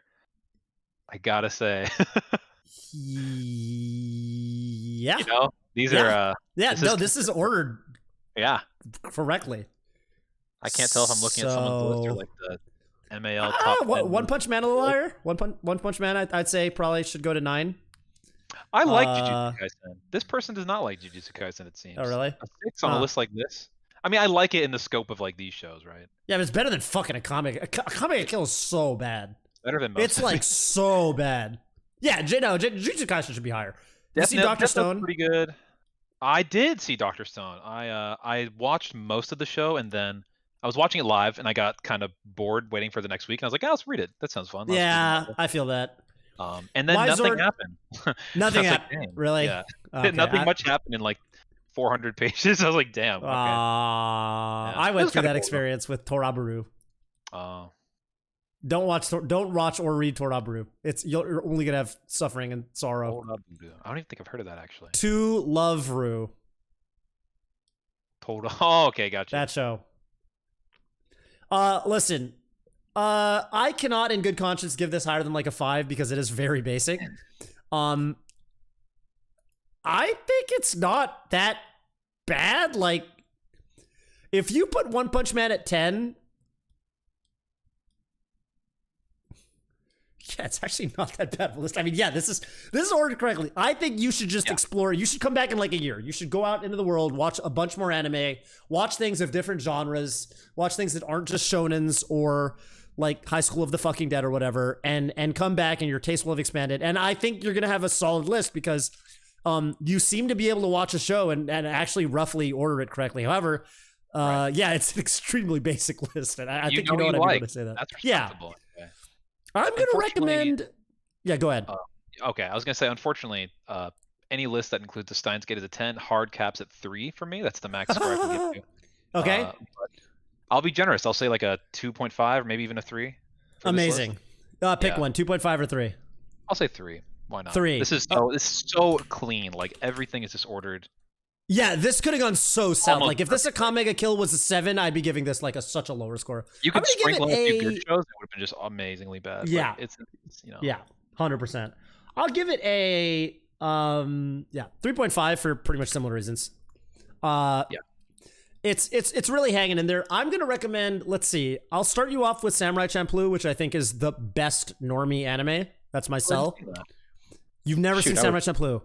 Oh no, I have definitely, but it's good, right? Yeah. I love Samurai. It's like so good. Yeah, okay. It's insane to me when people have seen 30 anime and they haven't seen Samurai Champloo. I'm like so mind blown. That's gonna be my recommendation. And I also want to recommend you a show. Well, maybe you can recommend a show that's like different, something that they. So, my recommendation is going to be something that's enjoyed by a lot of people that have this kind of taste, but is also like genuinely super high quality. Okay. And I don't think a lot of like, you know, quote unquote cultured anime people like stuff like this very often, but Vinland Saga. Oh, I think 100%. Vinland Saga is so unbelievably good. just the quality of dialogue and like the ideas it expresses are so different than any other anime in that kind of category. Mm-hmm. It's remarkably good. It's crazy that it came out when it did, the way it did. Yeah, Vinland Saga is a great recommendation. Yeah, you're definitely gonna like both of those. Yeah, those are two good recs for sure. No chance you think anything less than an 8 or 9 on either of those. Vinland is super hype, but I mean, Hunter x Hunter is also a good recommendation. Yeah, Hunter x Hunter. You know, wait. Are you a Hunter x Hunter liker? I am. In fact, I'm a rare breed of Ant-Arc enjoyer, Ant-Arc lover even. That's not rare. People are pretty 50-50 on that. No, that's not rare at all. I've heard that a lot. Okay. So I'm gonna give you my Hunter x Hunter breakdown. I am watching it, and I will say I am enjoying it. I'm a Hunter x Hunter enjoyer, but I'm not a huge fan. The way a lot of people are. I have not gotten to the comment. Yeah, so I'm at the auction. I think it's right before Green Island. The auction arc? It. Yeah. Like what's the name of that arc? I think they normally refer to it as the Spider arc or the York New City arc. York New City, Phantom Troop. Yeah. So my favorite thing, this might be subjective. People speak of it like it's gospel. Okay, what I don't like about Hunter x Hunter is that I think that at times it really lacks direction. So what I mean by that is the first arc, they're going to get their Hunter license. And I'm like, great, this is great. It's focused. There's a clear goal. They're going to get their Hunter license, and there's challenges they have to overcome. This is cool. Second arc was like, they're gone. Okay, gone. Then he goes to Killua's house to try to get Killua, and it's this thing. And they like introduce this big heavy door. And then this is the first instance of many. The Hunter x Hunter Raider loves doing this. He loves introducing this thing and hyping it up and then like forgetting about it almost instantly. He's like, yo, there's this crazy door. It's got 10 levels. Like if you're like stronger, you can open it like more bigger. Like you can open it to a bigger degree. Like you can open a bigger type, like a bigger part of the door. And then it's like, oh shit, we got to train to open this door. And then like, they're like, okay, let's do it. Let's fucking open the door. And then they're like, all right, we're about to do it. We're opening the door. Oh shit. And then the guy's like, actually, you know what? I'm just going to walk you in the side entrance and I'll just, it's fine. And I was like, oh, that was kind of it's like he does this world building and then he's like, nah, actually fuck that. It's kind of whatever. And then he does, and then weird. next arc, they go to this tower and they're like, all right, there's this crazy tower. You go up this tower. And then when you get high up enough, there's the floor guards, and the floor guards, they're fucking strong. The floor guards are so fucking sick. And the floor guards, when you become strong enough, you can even get entered into this tournament and you can become the best. You stand to gain all these glory and riches. And by the way, the goal of the protagonist at this point is like, we want to fight Hisoka. We want to get strong enough to fight Hisoka or something. And then Hisoka's there and they fight him. And then they're still there. They're at the tower and now I'm like, okay, what's the goal right now? Like, what are we doing here? Like, what do the main characters want to do right now? And I legitimately, for a couple episodes at the end of that arc, I could not tell you. Like, they fought Hisoka. They did it. They lost. He's still there. They're fine. And nothing mattered. And they're like, well, I guess we're just kind of killing time until we go to York New City for that auction we talked about. No. So with the Heavens Arena, the point was like they're trying to grind to get stronger with the point of also making money off of it. But then once they got to the top, they were like, okay, I guess we're done. Then they see Hisoka, and Gon is like, oh shit, Hisoka's here. This is like the strength he's at. And he's like, I need to get to that so I can punch him and give him back my badge, which is like the whole. That's true. He did punch him and give him back the badge. But they didn't really get to the top of the tower. They got to like the middle part. Remember, there was like the top 10 floors. I don't know. I just like the whole overarching thing here is that like one of the things I really like in shonen is I like consistent. I think the thing that the genre gets to do that no other genre gets to do to the same extent is world building. By the way, Alvin Wynn, thank you for the Prime. I don't know if that's actually L, but good seeing you the other night at that restaurant. That I don't want to dox you, so I'm not gonna say the name of it. But it's a restaurant in NorCal. If people want to find L, legendary Wizrobe defeater, try going to every restaurant in NorCal. You might find him working there. Anyway, okay, so yeah, I don't know. I think shonen gets to do, like when I watched Naruto as a kid, I was like, holy fuck. So there's these how many villages are, whatever. There's these villages and then they have this structure where there are these types of, there's, you know, taijutsu, genjutsu, and whatever fucking the third jutsu is. You know, and there's this very like fleshed out sense of world building and everything kind of tied into everything. And, you know, the more you learn about the world, the more you want it to learn. I think you get to do really, really sick, like world building and like you get to make this really intricate setting that's very satisfying to explore and it kind of gets your imagination going in the genre of shonen in a way you can't really do in other genres because there's just less of it. I was reading Void on Twitter was saying just today actually about this is my biggest criticism. And again, I like Hunter x Hunter as I'm watching it. I'm generally enjoying most episodes. But Void said the thing I like the most, this is about One Piece. The thing I like the most is they make the world feel massive. From different seasons, little blurbs about other pirates / individuals to many different power levels, fruits, crews, etc. really gets you interested in things you haven't seen.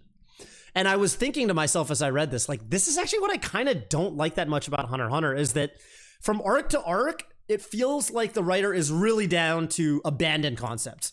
He'll bring things up, and I've kind of grown accustomed to like things that the author teases may just never get explored.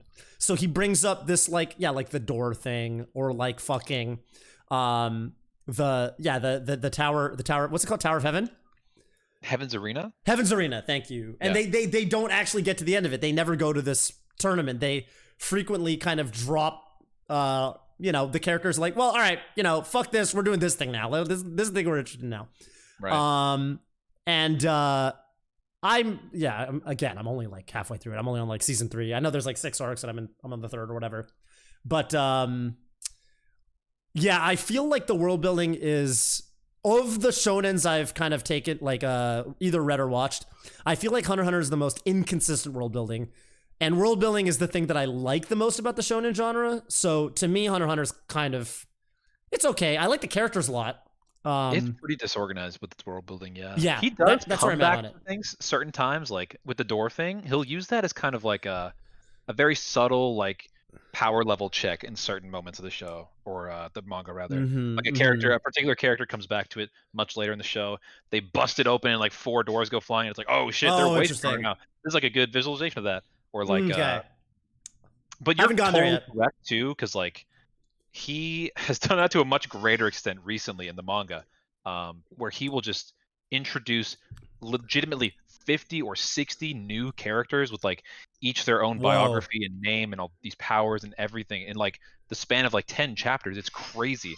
And Gon and Killua have not, this might be a little spoiler, but they have not even been present in the manga for like 100 chapters plus. Like, wait, is the manga still going on? Yes, although it's on an indefinite hiatus because he has so door many spoiler, no. No, it's funny. I was watching with my girlfriend who's in the chat, Karen, and it was the fight. It was the fight between the fucking, they're like the worm guy, the mafia worm guy. By the way, most throwaway fucking character designs ever. Oh, like dude, those guys pull up and they're wearing like track suits that are like completely gray, and I'm like, who the fuck are these throwaway characters? And like the Uvogin, who at this point you have no idea who the fuck he is, and the worm guy are like fighting, and Karen was like, this arc is making the bold decision to pit character I don't care anything about at all against character I don't care anything about at all on like a pretty regular basis. And I was like, yeah, who the fuck are they? It's like, I don't know. They're cool ass fights though, I can't lie. Yeah, no, some of the fights are pretty cool. About Phantom Troop, like the Phantom Troop. It's true. The Phantom Troop gets sick. They do. Yeah, you appreciate them more. It's like, listen, it's like turning into VG Boot Camp on like 1 p.m. on a Saturday. You know, it's like Top 128. Never fucking heard of this guy. Kind of fucking seen this guy around maybe somewhere. Yeah, but by the end of it, you're gonna care a lot more. But when you tune in, you're like, damn, who the fuck are these people? Yeah. Nothing against Top 128 placers at majors. Me being a proud member. I was about to say, yeah, raise his hand. Raise his hand. Raise his hand. You know, it is what it is. I get it. Look, I get it. Okay, I get it. But anyway, okay. Going back to this list, I think, you know, I don't know. I think Hunter x Hunter is dope. If you really want to watch a shonen, I mean, you've seen enough of the genre for sure, but yeah, it's definitely a good one. It's definitely a good one. We can ask this person, in fact, this guy's an oracle with shows like that. He can tell us how good it actually is. You know? Like, where does it actually rank among the rest of these shows? We actually need, Wizord, we actually need you to watch Hunter x Hunter. So you can tell us, and you can tell us what to really think about the Chimera Ant arc. Yeah, someone in chat said the Ant arc was like literally unwatchable at parts. Mr. Pink 1213. Mr. Pink! You're not gonna be Mr. Black, you're Mr. Pink! I just had to. You ignoramus, you. Oh my goodness. Funny, if you haven't seen the. Doesn't Sam hate the Ant arc? He despises the Ant arc. Sam is an unfeeling. I monster. need to get there so that I can. I can't talk about it because I don't know yet. I haven't seen it. Okay. I know that's why you have to, dude. I'll get there. I'll get there, and we'll talk about it. It has its issues, but it's so much good under it's so polarizing. Nobody's on the middle. Yeah. Everyone either fucking loves it or hates it. I know, it's pretty crazy. Okay, literally, yeah. Ant arc was so amazing. Some people love it, some hate it. Ant arc is one of the best experiences I've had in TV entertainment as a whole. The Chimera Ant arc is so boring for like half of it. Literally on top of each other. Dude, are any of you like, the Ant arc was okay and I kind of liked it? It's all right. Did anyone only kind of like it? I thought it was fine, not great, not amazing. There we go. I love ants. Good shit, Beppo Sama. Yeah, I like that guy. It blows. I mean, it was okay. It wasn't the worst. No, it was goated. It was all right. It just went on forever. Okay, that guy seems leaning on the negative side, but thinks it's that's a reasonable. Didn't watch the end. Okay, so you're manga reader. Ant arc made me give up on future HXH. What? Wow, do people hate the Ant arc? Dude, Jesus. If you think that, oh man, you gotta go buy a fucking One Punch Man Opie hoodie at your next fanime, dude. You gotta. Really? It's like that? I don't know. That's crazy. It's like, all so right. the writing, Togashi's writing style like evolved during the Ant arc. It like completely, it got so much better. Like the moment to moment dialogue, the setups for later arcs, and like the character relations he wrote in that arc are just so much better than the rest of Hunter x Hunter or Yu Yu Hakusho. It's really interesting. So people are right in that the pacing suffers really severely in the Ant arc. It's definitely not the best, especially in parts with like the octopus guy. It's like, it's kind of dragged on. But the characters they kind of pull out of thin air and then develop are really cool. So I think it makes up for it. It's like it's not a dull moment when they're like having these long discussions over the course of 3 episodes. It's like, I'm down for this. I'm down for them to like dig deep into these characters and really flesh out their personalities and relationships. That's the kind of stuff I like. Yeah, but I agree. I super you may feel agree. Differently though when you get there, because it is a bit much sometimes, but I'm here for it essentially. I think the peaks of that arc are just so good that it makes up for it. Yeah, I can't comment, but I'm really excited to get there and be able to comment. Hey, Lugia25, thank you for 3 months. We'll do you tonight. All right. Well, we're gonna need Wisor to watch Hunter x Hunter so we can actually get to the fucking bottom of this. There's no way we're gonna know. Oh wow, we've got Alvin Nguyen and submitted his. Should we do El's Mal? That's exciting. Where's his? Oh, here it is. You're right. At the very bottom. Oh, Lugia, you're in there. If you submit it with the form, you're going to be in there. Sod and Jaro with the tier 1. Okay, we'll try to go a little faster so we can get through all the people that sub today. Mob Donald. That's okay. Funny. Alvin, not a long list, but okay, you're gonna let Steins Gate at 3. Okay. Wait, did he? Oh my god. Oh my god. Samurai Champloo, Pigmog, and Mob Psycho 100 season 2, which is better than season 1 at 10. That's pretty based. This is interesting. I have to contextualize this. I'm sure most of these were viewed some time ago, like maybe even as long ago as like 10 years. Because I know a bit about Alvin as a person. Yeah. It's like I can imagine he hasn't done a whole lot of anime watching recently. That this is probably mostly like, But you know what he had to have watched recently because it came out in 2020, Sleepy Princess and the Demon Castle. You gave Sleepy Princess and the Demon Castle a 9. That's objectively wrong, but that's so based. That's the most basic. You haven't seen that show? No idea. Dude, also, it's so hype for no reason. So the plot is there's this princess and the setting is she's been kidnapped by the Demon King, who's a handsome guy, but it doesn't matter. The point is the demons aren't evil. Anyway, she got kidnapped so she's locked up in the Demon Castle. But the problem is that her prison cell that they keep her in while she waits for the hero or whatever. The hero's not important, doesn't matter. Her prison cell has a really uncomfortable bed and bedding and sheets and pillow and so forth. So she's a tough time sleeping. So the guards that guard her cell are really stupid. So she gets out of her prison cell in every episode and she explores the castle and tries to find. Every episode she upgrades one piece of her bedding because her bed is so uncomfortable and she wants to be able to get good sleep. Because everyone knows sleep is the only thing that matters in life. Getting good sleep is the #1 predictor of happiness. And so the whole plot is she explores this demon castle trying to get these things for her prison cell that will make her sleep quality better. That's it. That's the whole plot. It's so base, dude. I gave it a 4 because it's like not very good. But, I don't know. It's kind of cute. You know, I liked it. I mean, I gave it a 4. It's bad, but I liked it. I don't know. Hey, I mean, hey, shit, fuck it. You lose your shit every time. I don't, but you know, I respect it. Whatever. I respect it. For shows that I consider a 4, this is one of the most based. Damn, this show's got an average score of 8. That's insane. That's what I was gonna say. That's a high ass score for like a random ass show I've never heard For a show like this, yeah. Yeah. Can't believe it's a 4. I mean, I gave it a 4. Yeah, dude, I'm down. I respect it. I respect the show at a 9. Yeah, I dropped it after a couple episodes, but I just kind of felt like every episode would sort of be the same thing. Maybe I could, you know, I'm happy to be proven wrong. If you think I should go back and finish it one day. But, Alvin has part 2 of Code Geass as a 9. Really? Well, yeah. That With depends no what he other likes Code about it. Geass. That's what I'm wondering, because there's a consistency between everything else that's like a 10 or a 9, kind of. Yeah. But that is definitely not one of them. I mean, don't it's see Code insane. Geass season 1 either. It's insane. Code Geass season 1's an 8. Okay. Huh. So most people like season 1 more than season 2. Right. But the one thing season 2 has over season 1 is it's like 10 times as fucking insane. So if you're putting season 2 at 9 over season 1, then that basically tells me you appreciate how fucking insane it is. I think. Hey, thanks for the recurring sub, Quibsy. I have only seen half of season 1. I've not seen season 2, but I talked to Sam about it. I was like, should I bother continuing? And is season 2 any good? He was like, season 1 you might finish just for shits and giggles, but never touch season 2 because it's so bad. I was like, why? And he's like, it's just absolutely incoherent. And it's incoherent, but I don't know. I think you should watch it. Yeah? It's like fucking insane. Like, dude, it's like Maybe. It's not bad in the boring way. My best friend. You can't. Really No one can call Code Geass boring.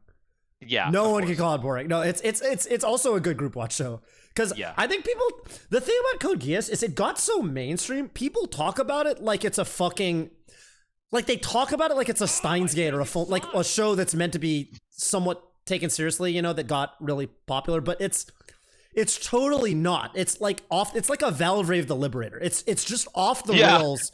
Like people because it got so big, you get the wrong impression. I didn't watch Code Geass until last year. I watched it for the first time last year. And I mean, it's a trip. It's not boring. Like you'll have a time the whole time. It's something for sure. It's on the longer end, I guess, because it's between both seasons. It's like 37 episodes or whatever, but I like this list. I like it. It's like such an interesting blend of like edgelord core, but also like happy endings, nice themes, cute enjoyer core. Yeah, with a bunch of shonen mixed in. This is kind of based. Yeah. You're a JoJo enjoyer. I have only seen which one? Bits and pieces. JoJo's. Hey, Goo and LJDZ. Thank you for the tier 1s. JoJo's is so we're doing any list too. Yeah, both are acceptable. JoJo's is so different from season to season. Like it's so different. Exactly. Part 4 is objectively the most based. You haven't seen any JoJo's. So I've seen a bit of I've seen like half of part 4 and like a bit of part 5. And from what I can gather, part 4 seems like the best. Part 4 is the best. Part 4 is easily the best. Okay, the caveat is the fight scene at the end of part 3 is probably the best individual, like, actual thing that happens. Like the fight. Yeah, that OVA for part 3 is so cool. Oh, that OVA, yo, with the Darby the Gambler scene. Yo, that's like one of the best episodes. Oh, that episode crazy. The modern anime doesn't do it justice. You got to watch the OVA version of that. Oh, that's so good. Word. And he's just fucking sweating. Oh, yeah. Anyone who's ever seen, yeah. Okay. Alvin says, I like part 4. Sorry, I like part 5 more, but part 4 is better. That's interesting. Part 4 is better by like 5 more. 5 is funny. I group watched 5 with Sam and them. I liked 5. It is like every JoJo's part, the powers get weirder and weirder. Yeah. Like you're going from like, you know, you're going from like, you know, in part 3 or whatever, it's like, you know, here's my stand. It's a fire stand. I shoot fire.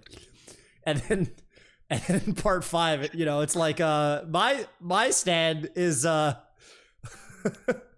My stand is that I can erase very specific parts of time. Yeah. Oh my god. And then roll it back like it never happened. Actually, it's funny because rollback netcode just completely explains what King Crimson does. Actually, it's Gold Experience Requiem that no one can understand. But anyway, whatever. It doesn't matter. And it does get weirder. I think for part 5, I think what carries it is that I just really liked the vibe. But I mean, dude, I don't know. It's fucking JoJo's. Like, there's no wrong answer here.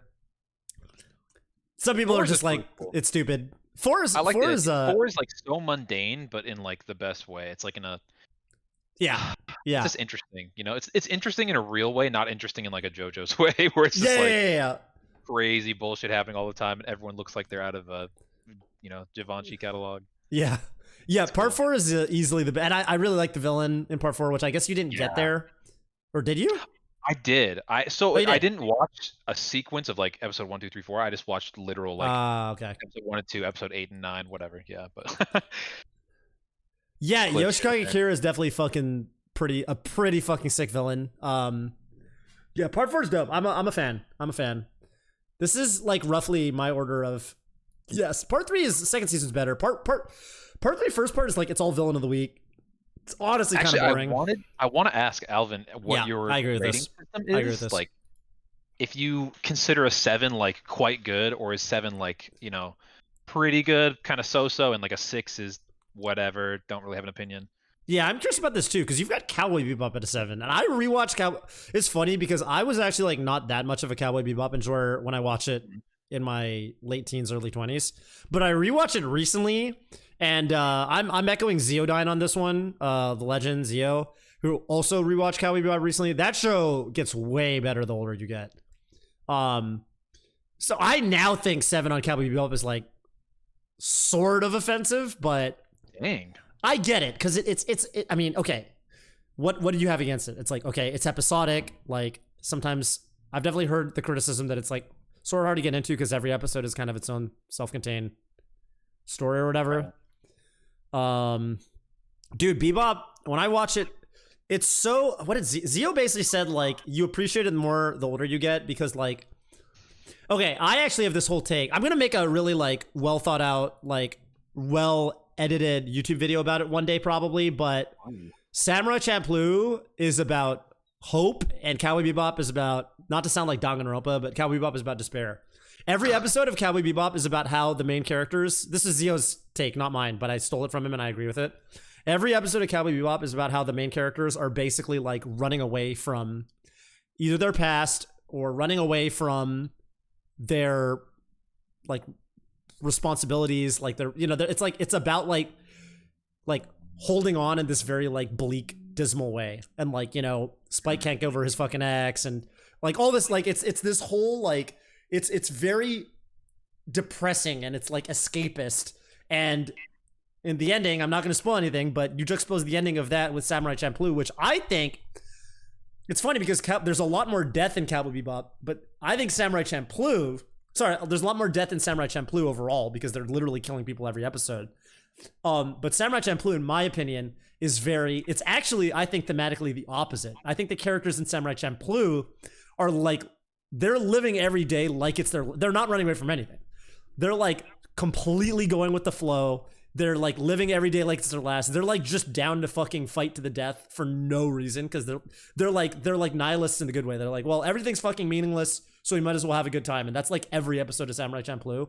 And you juxtapose what happens in each ending, which again, I'm not going to spoil anything, but when you take the dismal, bleak, escapist attitudes that Cowboy Bebop has, and then you have this like very zen, not nihilistic because there's a negative connotation, but like fucking life is meaningless, Lamau, Samurai Champloo. It's very like in the moment, it's very present. And then you juxtapose their endings. I think it makes total sense that they panned out the way they did. And that's my like big brain Watanabe take between those two shows. Interesting. Anyway, I don't know. Have you seen? I have Bebop? seen both. Yeah, I watched Bebop quite recently with a friend, like a year ago. I was not crazy about it. I kind of see what you mean about you know, kind of relating to their escapism and like their real struggle of different things. I don't know. To put it vaguely, I just didn't think everything was presented in the best way. I thought things could have been. It was better presentation for sure. It felt a little hammy pretty often for my blood. Any examples? I can kind of think about. So a lot of the overarching plot with like like Vicious, that whole thing. Like exactly, yeah. It's just like super on the nose and kind of corny, and it's just like a lot of dialogue is.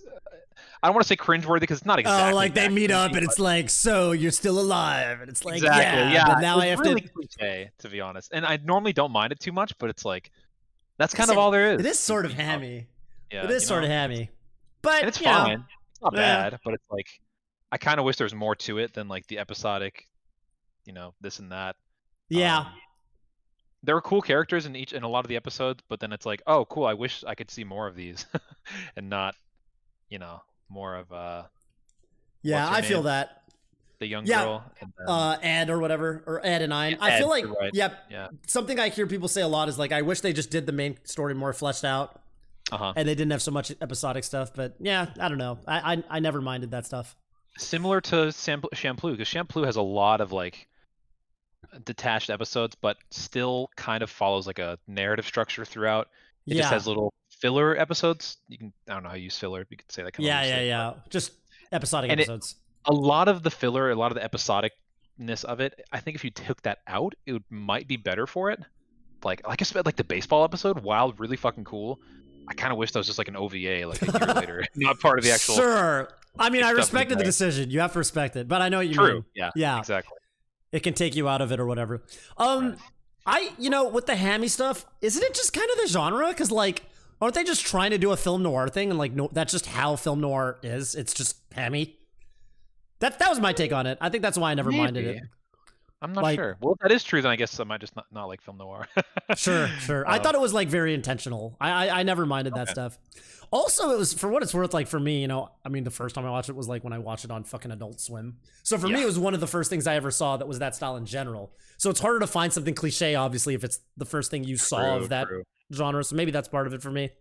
But anyway, yeah, I definitely don't think it's bad. What's up, Otto? By the way, yeah, Otto. I feel like I've done your list in the past, but I'm sure you've updated recently, so you could definitely. Damn, have you never submitted? Holy shit! Wow, we could do a Silent Wolf. Oh damn, I'm hella. Oh, that'd be an honor. I'm so down for that. He gave his own list of 4, probably because his username ends in 444 and only felt appropriate. Sick. I know you too well. Okay, I'm ready to rate Alvin's list. Oh word. Alvin, I'll give. Oh, dude, Alvin, yeah, please watch Hyoka. That's my rec to you. Watch this. You're gonna love this show. This show's so fucking good. Definitely, Hyoka's fucking amazing. That's one of my favorite shows for sure. Oh, it's so good.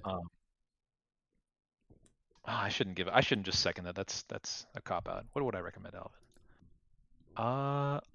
For you, I would say. Oh, hang on. Shoot, I lost his list. Well, have you seen Katanagatari, Alvin? Oh, Alvin's gonna love Katanagatari. He hasn't seen it. Yeah, watch Katanagatari. Oh, that show's so dope, dude. You would love that for sure. Yeah. Great rec, dude. Also, just some of the best fight scenes in like literally any show. Amazing. The fight scenes are so good. Every now and then, I've never rewatched the full show, but I very frequently, not very frequently, but every couple of years I go back and I rewatch the final episode. I love the final episode. Dude, I also do the same frequently. It's one of the best final episodes. Oh, I love that show. Dude. Oh, dude. So swag. I've rewatched it in its entirety about 3 times. But I've seen that last episode like maybe a dozen or so times. It's so sick. It's so sick. Yeah, I fucking love that episode. Oh, I can't. I want to talk about it. I want to talk about it. I can't talk about it. All right, watch Katanagatari, my guy. Definitely. All right. What I'm gonna give Alvin. I actually really like this list. It's short, but it's about as good as it can be for its length. I'm gonna give it an 8. How about you? Okay. I was gonna give it something like a 6.5, but then I remembered he gave Steins Gate a 3, so I'll bump it up to a 7.5. Nice. Well, hey Alvin, I just want to hear it from you as we move on to Silent Wolf's list. What I'm gonna do next, because how often do we have Silent Wolf in here? Why did you give Steins Gate a 3? I want to hear it from you. Oh, me too. This is a very important to me personally. Okay, Silent Wolf.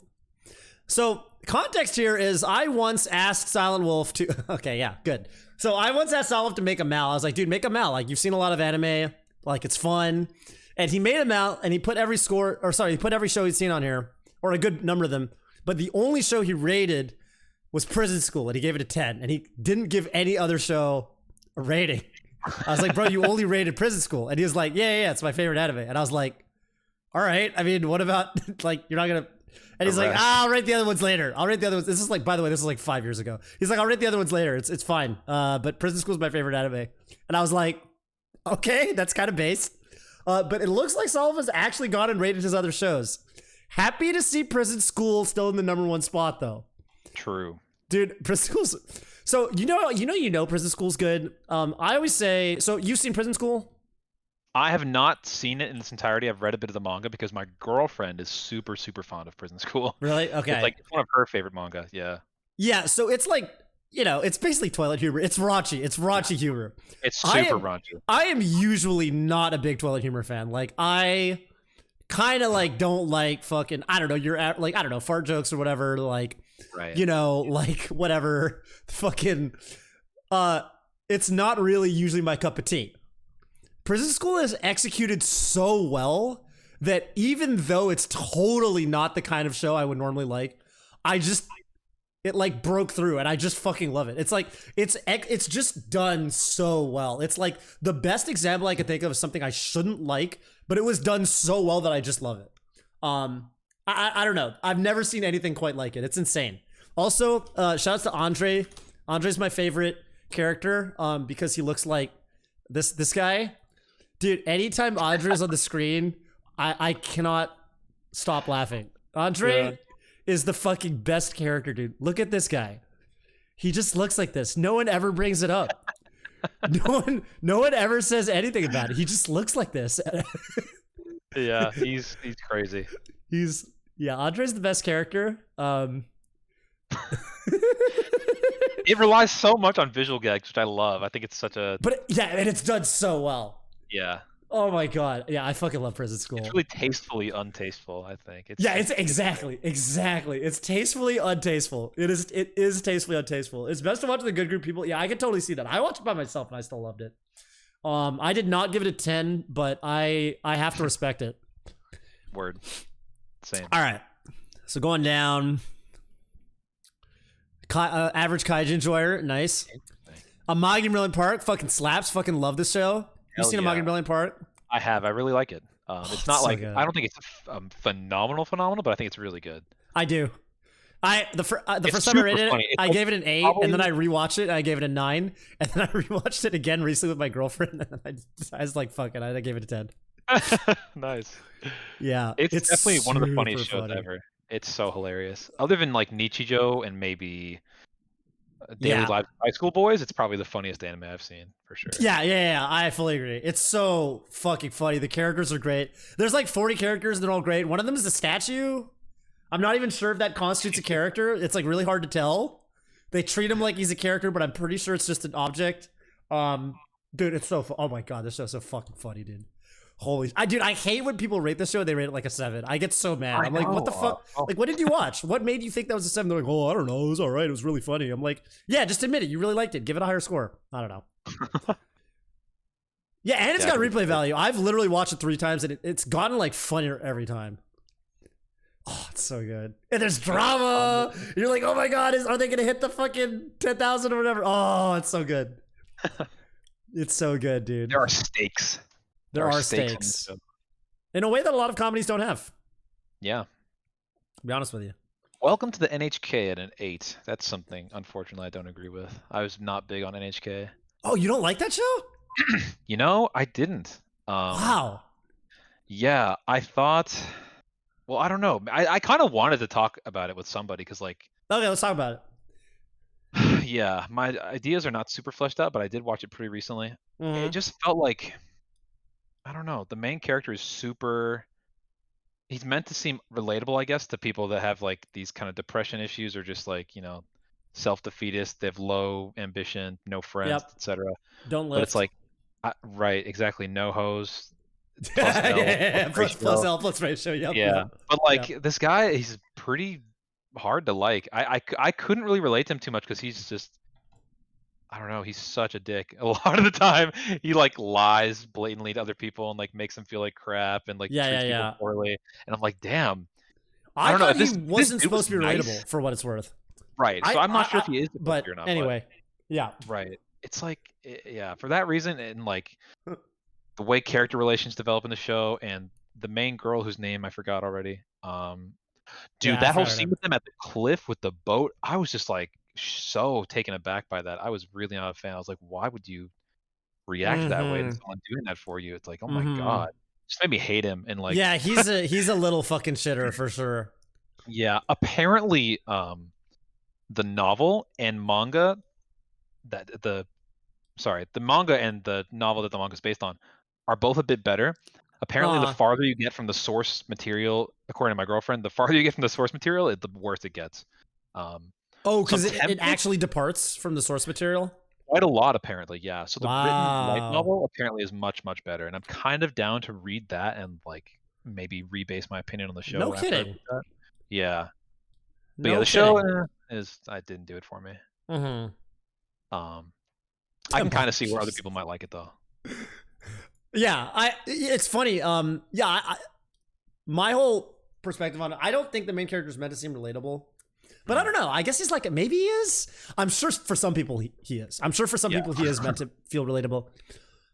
I almost feel like he's more of like a cautionary tale. I don't know what the way to put it is. An interesting anecdote is I recently asked Ludwig, I was like, hey, what's your favorite anime if I had to put a gun to your head right now? And he's like, and he responded like, gun to my head, welcome to the NHK. And I was like, damn.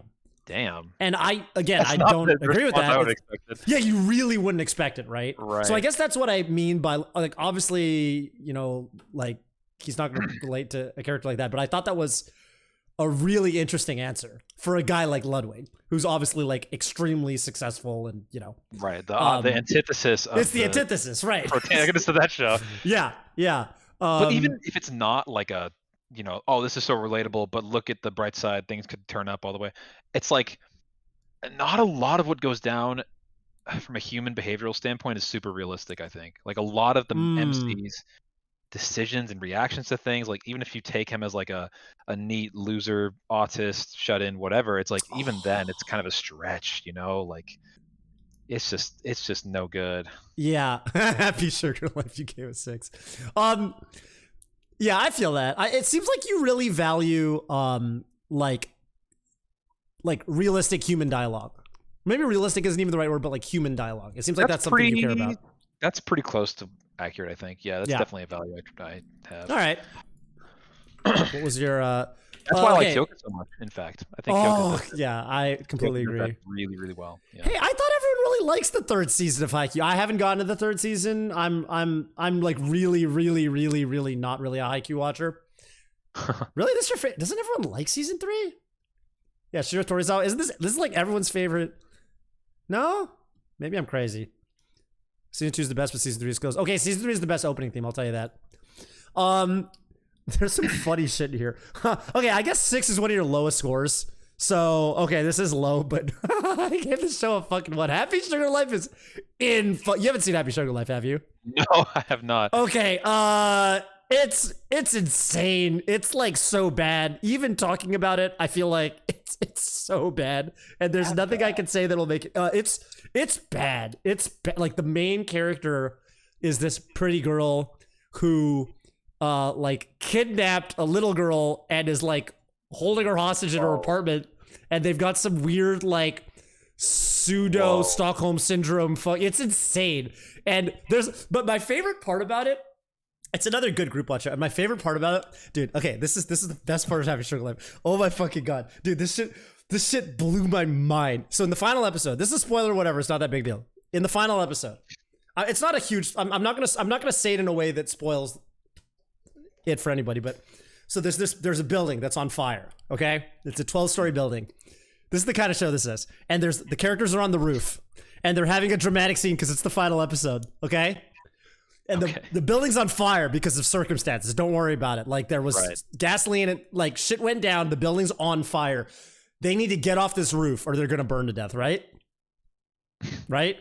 Yeah. So like one of the main characters is like in an act of like dramatic romanticism or whatever is like, okay, you know, if this is how it's gonna be, because there's no way off this building, I would rather jump to my doom and fucking I'm just gonna jump to my doom and end it right now, right here, right now. I'm gonna jump to my doom. And because there's no way to get off this building because obviously it's on fire. And it jumps to their doom, right? And then the character that is with them is like, oh my God, you know what? That's fucking crazy that you jumped to your doom. And then they simply walk down the stairs and exit the building. What? This happens in the final episode. They literally like the one character does this whole thing about like, oh my God, it's over. Like it's all over. Like I my back's against the wall and this building's on fire. And if this is the way it needs to be, I will jump off this building and commit suicide in a dramatic romantic fashion and does so. And then the other character's like, holy fuck, that's crazy. And just like goes to the staircase and walks down the stairs.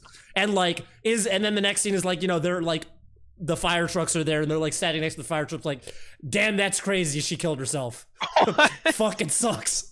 And like, you're supposed to just accept that it's insane. Like, and this kind of shit, I mean, it's a terrible show, but this is another great group watch show. It's insane. It's like the erased ending, but like 5 times worse. But also 5 times better if you can stomach it. This show is like terrible, but another show that I was somewhat happy to see rated 7, bro. I can't believe you gave Mahou Shoujo Sight a 7. You haven't seen Mahou Shoujo Sight, have you? Mahou Shoujo Sight. No. Yeah. Mahou Shoujo Sight is a show about magical girls that get these powers, but then they have to do battle with each other, in a shocking plot twist. But it's it's like so. Mahou Shoujo Sight. The best way I can put it is it's one of the many shows that was deeply inspired by Madoka. Like Madoka came out and it was like magical girls but edgy, and then they were like, oh shit, someone in Japan was like, damn, magical girls but edgy. Damn, I'm trying to make a similar show because that's hype. That shit goes crazy. Yeah, that shit goes crazy. So the main character, stop me if you've heard this one before. The main character is this like girl. By the way, that meme where it's like the Chad meme where it's like I need to Google it in another window because it's this girl, this meme with the fucking, this is from Mahou. No one realizes that this is the main character from Mahou Shoujo Sight. The girl that's like, babe, please, whatever, right? And then the guy, the funny. Chad is like, yeah, this is the main character from Mahou Shoujo Sight. That's great. So anyway, stop me for this one before. She's a mild-mannered girl who just wants to do the right thing. Who's thrust into this against her will, but she's willing to do it for her friends. She's thrust into this world of combat with magical girls, and then she meets this badass character who is menacing and scary at first glance, but really deep down is gonna forge an alliance with her and help her out. And they have gritty magical girl, combat and stuff like that. By the way, the secondary character that I just described to you, who's menacing at first glance but ends up helping out the main character a lot, which probably reminds you of Homura, right, from Madoka? Of course, yeah. Yeah. So guess what her magical girl power is in this show, Mahou Shoujo Sight? Let me guess. Time control, time magic. No she way. Can stop time. Oh my! Wow, that's crazy. It's crazy, right?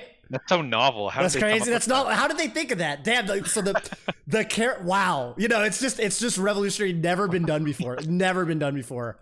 It's insane. When they revealed her power, I was like, this seems illegal. There's gotta be some kind of IP law in Japan. Yeah, there's gotta be some, like, what the fuck? So anyway, no, but it's insane. It's like, it's supposed to be Madoka. There's more senseless violence. The brother, what's the deal with the brothers got, it's like if they took Madoka and they took out the quality, but to compensate, they're like, what if we make everything super edgy and weird and like just fucking, we just dial up the shock value, like in lieu of everything else. And that's Mahou Shoujo Sight. It's just pure shock value. Also, my favorite character, they introduced, there's like a episode 7 or episode 8, one of the episodes further in, they introduce a bunch of like, they form like a magical alliance. They introduce like 3 girls at the same time.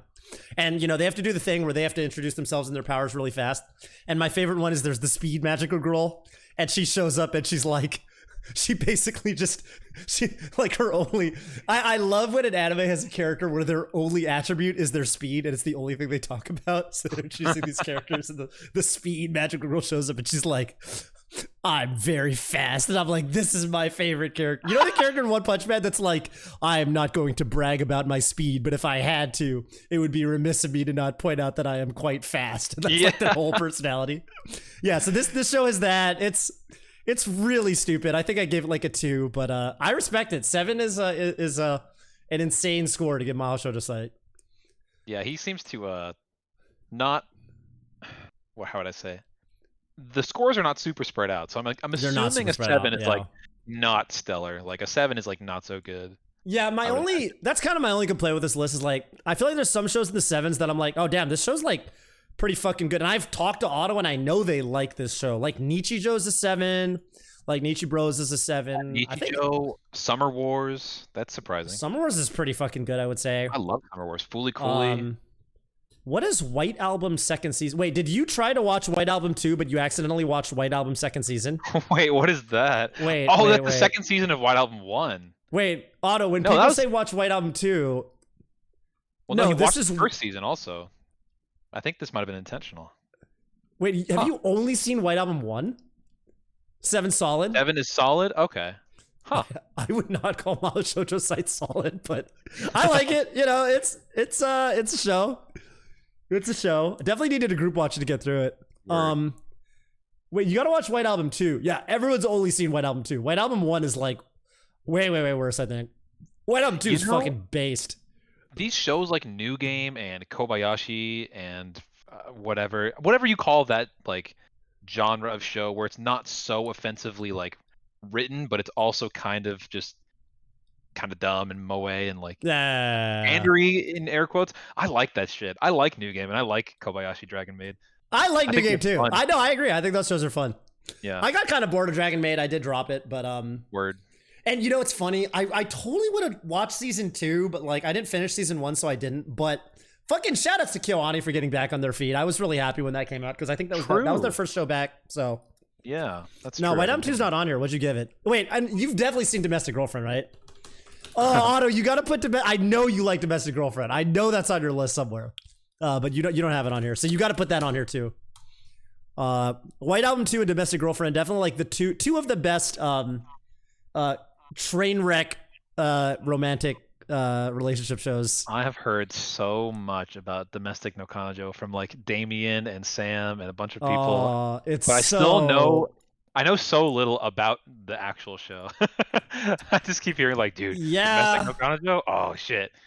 Yeah, That show is that show is dope, dude. I would totally give this. Okay, I really like this list from the 8s above. I just really wish there was more of a disparity with the lower scores. Everything above 8, like I've honestly very few complaints. But yeah, 7, like everything's at 7s. Like I guess like one of the best examples is like, you know, you've got like, you know, Fooly Cooly, which is fucking, I think, amazing.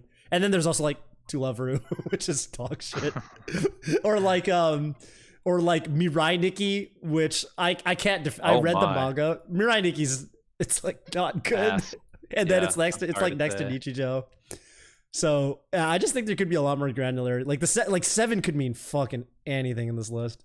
That's what I was thinking. I was like 7 surely can't mean it's that good, but okay. Yeah, it's a solid list. That's fair. Yeah, I don't know.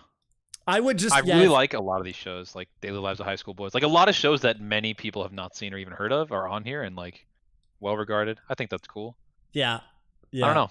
Otto just likes watching, you know, whatever. Like, he's an enjoyer. He's definitely an enjoyer. Yeah. But I mean, the 10s and the 9s and the 8s are pretty based. Agreed. Yeah. Except Nines Gate, which you know. I'm gonna refresh. 7 is a wide range for me. Yeah. I mean, that's the main complainer is it's like too wide to really get that nitty gritty sense. Solid otherwise. Did you put Domestic Kanojo on here yet? What did you give that show? Is 2 not on there? Dude, Domestic Girlfriend is... Yeah, 2 is not on here. White Album 2? No. White Album 2 is not on here, yeah. White Album second season is. If I control F White Album 2, I get White Album second season, which is not White Album 2. I like how in the title for Keijo on MAL, it has Keijo and then like 8 exclamation points in the name. That's funny. You have to put those in there. It's canonical. This show is definitely, yeah, exactly. Yeah, I mean, it is in there. It is in there. I need to actually give Keijo a chance for what it's worth. Everyone who's watched it tells me, dude, it's better than it seems. So I'm like, all right. Okay, I'm gonna give this list. I'm like, the sevens bring it down for me because I was gonna give it like almost an 8, but now I'm gonna give it like a 6.5. I think. I will give this a Silent 7. Wolf, dog. Hell yeah, dude. I will give this. I can't give Silent Wolf less than 7. You know what? Me neither. We're giving it 7, which is honestly the same score that he would give every anime. So let's give it a 7. It's the right thing to do. It's the right thing to do. If Otto's gonna give Maho Shoujo Sight a 7, then who am I to give his list anything less than a 7? That's a good point. I'm for the 7s. It's a 7. It's a very 7-centric list. All right. Well, we spent a lot of time on Otto's, which obviously we had to do the due diligence because he's a longtime friend of the stream, longtime friend of the community. How about this Lugia fella, or perhaps? Yeah, Lugia. I'm down for Lugia. Lugia's also he's been around cool for a long time. So Lugia 25 who just subscribed. Okay. Anime list. Oh, scoring. There's a scoring. Oh, sorry. So spot 10 masterpiece. Okay. 9.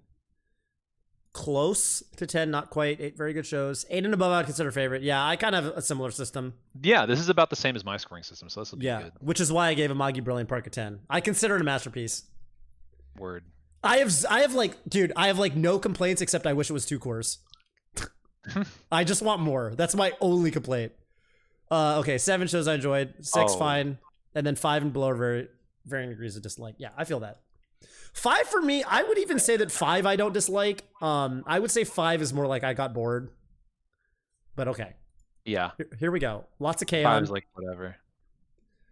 This One Piece comment. I love One Piece. Oh man. I love the comment. I love what are we working with here? Oh fuck yeah, dude. We got another convention goer list. Oh wait, who's that? Chair Sona? Oh, I'm looking at Chair Son. Oh, my bad. I'm not looking at. I was looking at the wrong one. Wait a second. All right, Chair Son. We'll get to you next. Lugia 25. All right, here we go. Here we go. Oh damn. Who's this guy? This list is doing some damage to me. This is inflicting damage over time on my body. I like a Kame Kill at 3. Okay. Wait, that's also not right, is it? Huh? Oh, there you go. Yeah, that's no. This is your list. What are you talking about? No. I didn't see a Kame got Kill in the 3. I was like, oh gosh. Okay. Yeah. So I'll say right off the bat, Lane and Haibane Renmei, I'm super not into either of these shows. Oh really? I watched them both pretty close to each other. Okay, I watched Haibane Renmei first. I haven't seen both. I haven't seen either. Oh, whoa, really? Which is weird, right? I know. You would think that I've seen these shows. I still probably should watch them, even if. Yeah, but go ahead. Tell me about them. So Haibane Renmei, the first half is kind of just like, essentially this girl, you can assume she dies, right? And she gets reborn as an angel who lives in like this detached world from the real world, or maybe it's like a part of the real world. You kind of don't really know. And she gets taken into this like, how would you say it? It's like a. I know a couple things about it. It's like some sort of like what's the word? A communal. Commune. Yeah, it's commune or like a. Fuck, I forget the word. Anyway, like a commune of angels, right? And they kind of raise her, and she works and lives there, and eats there and sleeps there, makes a bunch of friends, all these other angels. And then it's spooky. It's kind of like a slice of life. It's very slightly spooky. It's got like a bit of mystique to it, where it's like, oh, something's happening with these angels. Like her wings are turning a different color. They don't really explain why. Essentially, it kind of just goes on and on with like a little bit of mystique here and there, and a lot of slice of life. In the latter half, they kind of dive more into the mystique, and they have almost no slice of life or like communication between anybody, and it just like kind of falls off, and it's like not very good. The first half that operated as a slice of life was much better, and I think if it had stayed on that path and just like been a cutesy show about an angel girl living in a little commune, it would have been great. But it's like how the first 4 episodes of Suisei no Gargantua are like the best thing ever, and then they try to have a plot, and then it sucks. Yeah, things that have that's also the case for not Death Stranding. Fucking A, what's it called? The show, the bartenders, where they're like in hell and they Death Parade. make people play. Death Parade. Yeah. The first 4 or 5 episodes of that show were so fucking cool and good, and then it just sucked after that. I think. Yeah, that makes sense. I actually hated the first episode, so I never got past it. But people keep telling me I have to go past it. Oh, I shit. knew it was. I knew it was going to become like a fun show because you can kind of tell from the opening theme. Yeah. But I hated the first episode because the first episode they haven't introduced any of those characters yet, if you recall, and it's just about the 2 people that died and went to purgatory and they're being judged for their sins. And it's like, oh, it turns out the guy in the relationship was shittier. No, the girl was even shittier than the guy. And then the guy was even shittier. It's like, oh my God, they're both so shitty. They're going to hell. And that's the whole episode. And I was like, this is stupid and completely, I'm not into this at all. But then I watched the OP and I was like, okay, maybe the rest of the show won't be anything like this. And then everyone tells me the rest of the show is nothing like that. Yeah, but it's nothing like that in back. my opinion, like an even worse way. It's like kind of all over the place. Sure.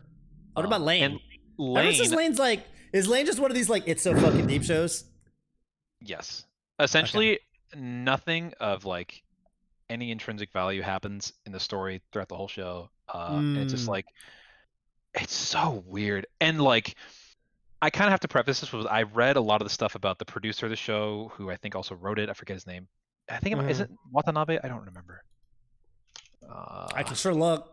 Essentially, he said something like, yeah, Western people don't get this show because it has like its themes and, you know, and don't apply to their values. Like only something people in Japan can understand. And I was like, no, okay. He said that.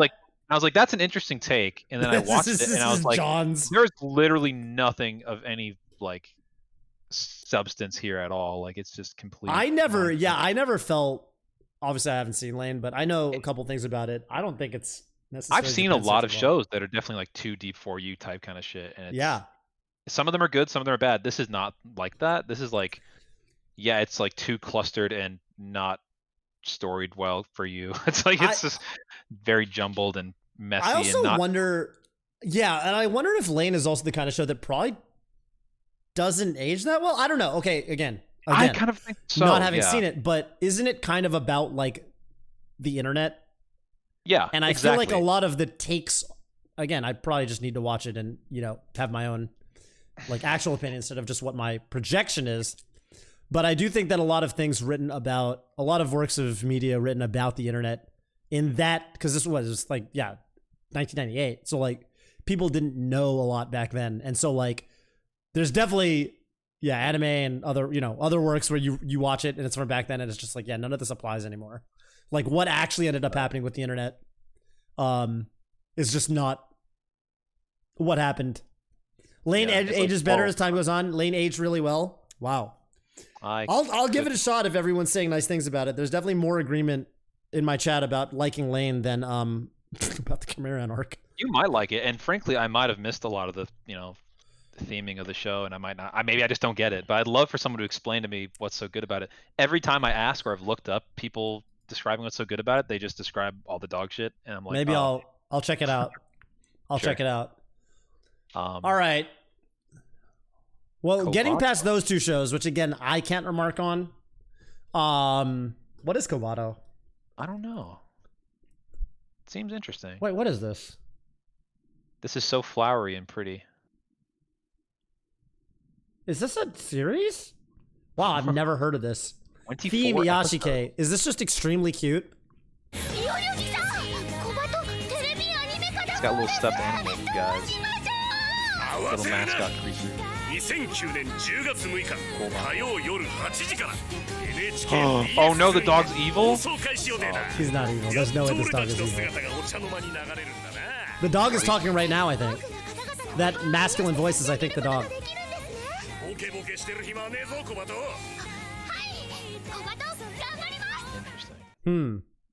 I'm sure this is the cutest thing ever.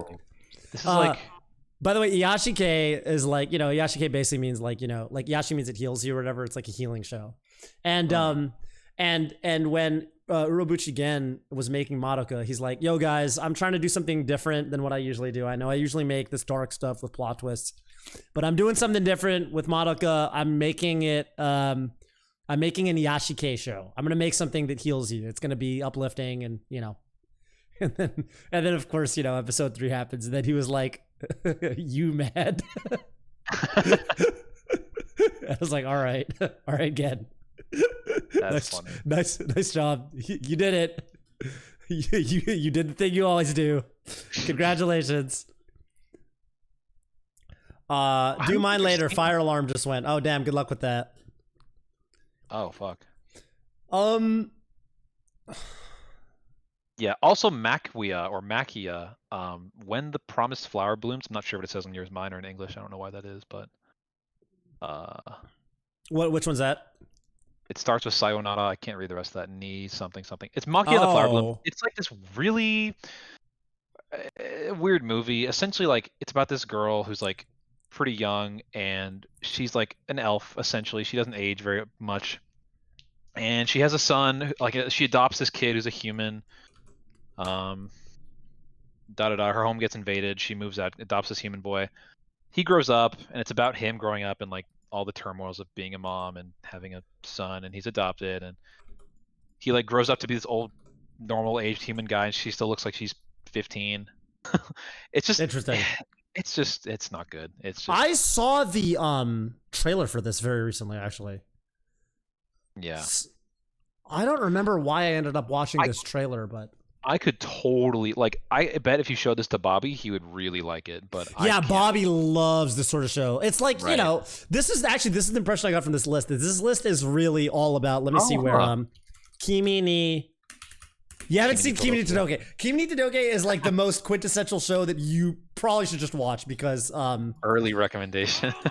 Yeah, I mean it's like huh? Oh, okay. I was like, Red Rum. What's up, dude?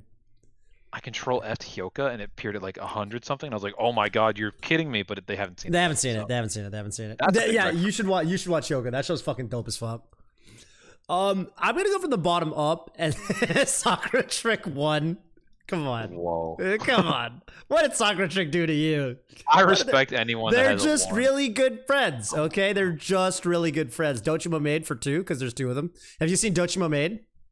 Heck no. It's 15 minutes. It's 1 episode. You can watch it on, I think, YouTube. That's crazy. Dochimo Maid. Dochimo Maid. There's 2 maids. There's like a... don't worry about it. Oh, that's what it is. There's a safe for work version that one of my viewers edited that has that replaces some of the risque stuff with It's NSFW. Oh, okay. That's no. But you got to watch this version that puts one of our other viewers, Ethan's face on the NSFW. It's only NSFW, by the way, for like the first like 10 seconds, and then it's not NSFW for the rest of it. So Sakura Trick 1 is either homophobic or based. Yes. What is Sakura Trick? Lesbian girls do something. Yeah, it's like cute girls do cute things. You're aware of that genre? Like Girls on Panzer, cute girls drive tanks. They're like literally lesbians, and they, Cute girls kiss each other. Okay. That sounds fine, right? Yeah, that's what they're doing. Okay. That's the thing that they do. Great. Yeah, they're just good friends. It's chill. You know what I'm saying? This person seems to seek out bad shows that are similar to like, Oremo or what's it called? Arrow Manga Sensei, and then just watches all of it and then just like give it 2. Yeah. Okay, for what it's worth, they did drop Arrow Manga Sensei on episode 2. So I see. Girls Kiss and It's Slice of Life, yeah.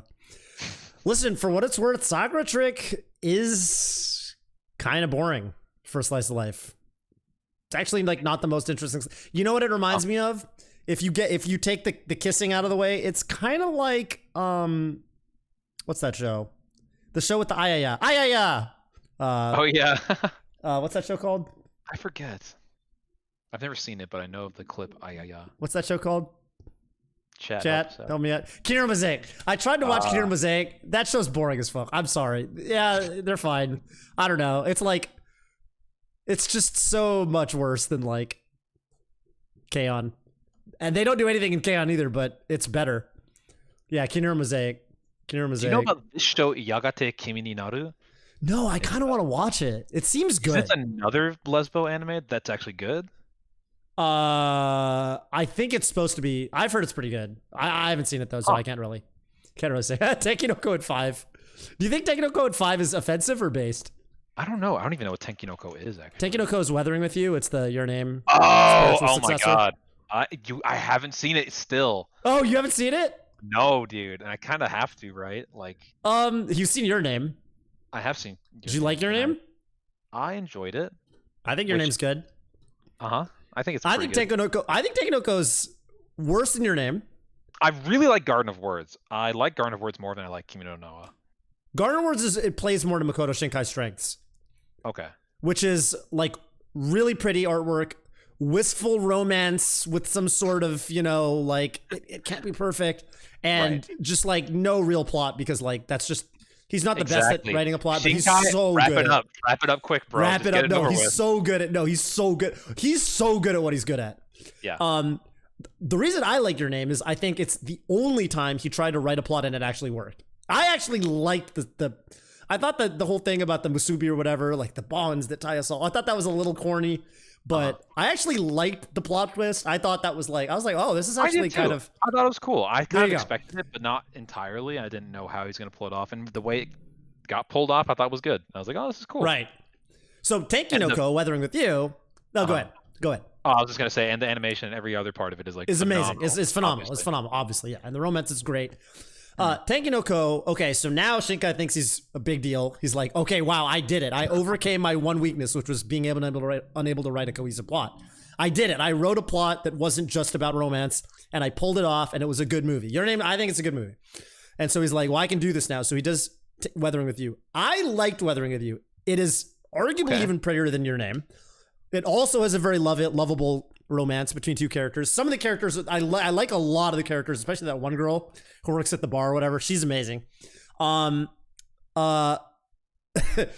Unfortunately, basically, I watched in theaters and everyone walked out of that theater like, wow, that was the ending? That was insane. It's I can't spoil the ending. The ending is confusing. Like, I just remember watching the ending and should I bring up climate change? I'm gonna bring it up. Everyone said it was like, is he a climate denier or something? yeah, pretty much. Well, just without spoiling the plot, but I'll go into the themes. Is like it felt like the theme was, even though with the climate there are these great rapid shifts and changes that are happening. Like they actually bring up at one point in Weathering, they actually bring up like, 150 years ago, things were actually very similar to how they are now. And I was like, whoa, whoa, okay. And I watched an interview with Makoto Shinkai talking about Weathering with You, and they asked him about climate change. They're like, yeah, like, did you make this movie with the intent to have climate change as a theme? And his answer was basically like, climate change is a hot topic these days on social media and among the youths. And so, yes, I did want to have it be a motif in the movie. So basically, like, and that was his answer. It was like, I have nothing to say about this topic, but I know that it's a hashtag on Twitter that people care about. And so I wanted to like have it kind of be a thing, but I haven't really looked into it with like many like brain cells or anything, because that's not really what I do. I'm just really good at drawing clouds and lighting and writing romances. So I don't really care about any of that stuff. It seems a little bit over my head, but I don't think Makoto Shinkai is like that smart. But that being said, I gave Takenoko like a 7. I thought it was very enjoyable. Okay. And it's really beautiful. It's fucking gorgeous. Like it's worth a watch for the visuals, if nothing. Yeah, no, it is. But I don't think Makoto Shinkai is very smart. Like he's never gonna make a movie that changes your opinion on. He's never gonna say something meaningful about society. But boy, they're always gorgeous, and sometimes they do hit you in the heart when with the romance stuff is sometimes pretty spot on. So. I mean, I don't think he's a hack. I just think he's good at what he does. He's good at what he's good at, and so. And he should stick to that, and he should maybe stay away from. Okay, but would you kill Cactuar if you could save San Francisco from being flooded? Okay, well, listen, we're getting into spoilers category. That's spoiler territory. Hold on. That's spoilers territory. Hey. And there's less people in San Francisco than in Tokyo, Japan. So anyway. Okay, let's move on. Dude, are you only offended by the two, like Lane and are you only offended by Lane and Haibane Renmei and everything else is like whatever? Frankly, a lot of these I don't have an opinion on, so it's hard to say, but I can kind of guess the quality of a lot of them. Makia is really bad, and it's a 9, which offends me. You watched it? Yeah, I really thought it was awful. Oh, okay. Liz and the Bluebird I've heard is okay. Haruhi I've heard is good. Clannad I'm not crazy about, but I've only seen a bit of it. I couldn't finish much more than what I've seen. This is Disappearance, though. Shoshitsu is the movie. And the movie is amazing, I think. I think the movie's a lot better than the... It's like only the best parts of the franchise. Whoa, Chunibyo is a 7. That's Whoa. Whoa. That's a smack to the face. This person's a K-on. I'm going to control off one thing. Yeah. I mean, not K-on. KyoAni. KyoAni simp. That's what this person is. I'm a KyoAni simp too, but I still gave, Musaigen, no. Okay, thank God. Move that down. What do you think it is now? Musaigen no Phantom World? Oh, yeah. That, I've heard good things about. No. That show's like it's. I'm a huge KyoAni fan, and no, Musaigen no Phantom World is like I gave it a 3, I think. It's abysmal. Well, the funny thing was they'd already made the show. Musaigen no Phantom World is about. So there's Kyokai no Kanata, which a lot of people don't like, but I guess I'm a KyoAni simp, so I kind of liked it. And what I liked about it is it's like presented like a slice of life show, but people have powers, but it's like right. But I felt like they were integrated really well. Like it's like it did a very good job at striking a balance between being slice of lifey, high schooly, but people have sick powers and there's like kind of a plot that's going on. And it was like I just really liked the way they kind of structured that dichotomy in a way that I think falls flat for a lot of other attempts of the same nature. But that being said, they literally tried to do the exact same thing. It's the same. Everything is the same about Musaigen no Phantom World. It's the same exact thing, but it's just so much worse. It's more fan servicey. The character in like a really bad way. The characters are it's unbearable. Like the powers and the shit that's happening in the universe is just way less compelling. It's insane. They made the same show twice, but it's so much worse the second time around. Yeah, Tamago Market is way better than Chunibyo. Way better. Yeah. Phantom World is literally just bottom of the barrel garbage that KyoAni randomly adapted for some reason. I fully agree. Phantom World is it's abysmal. It's so bad. It's so bad. The first 2 tens give off that 3x3 meme about being pretentious. Yeah, Arya, Legends of the Galactic Heroes, Kaiba. Yeah, 100%. Well, Mushishi, right? Mushishi's got to be on there. Yeah, I agree with you, Anikian. Can I explain some stuff in the Discord, more specifically Makia? You can do it in the Discord. You can do it here too, in chat now. On trial.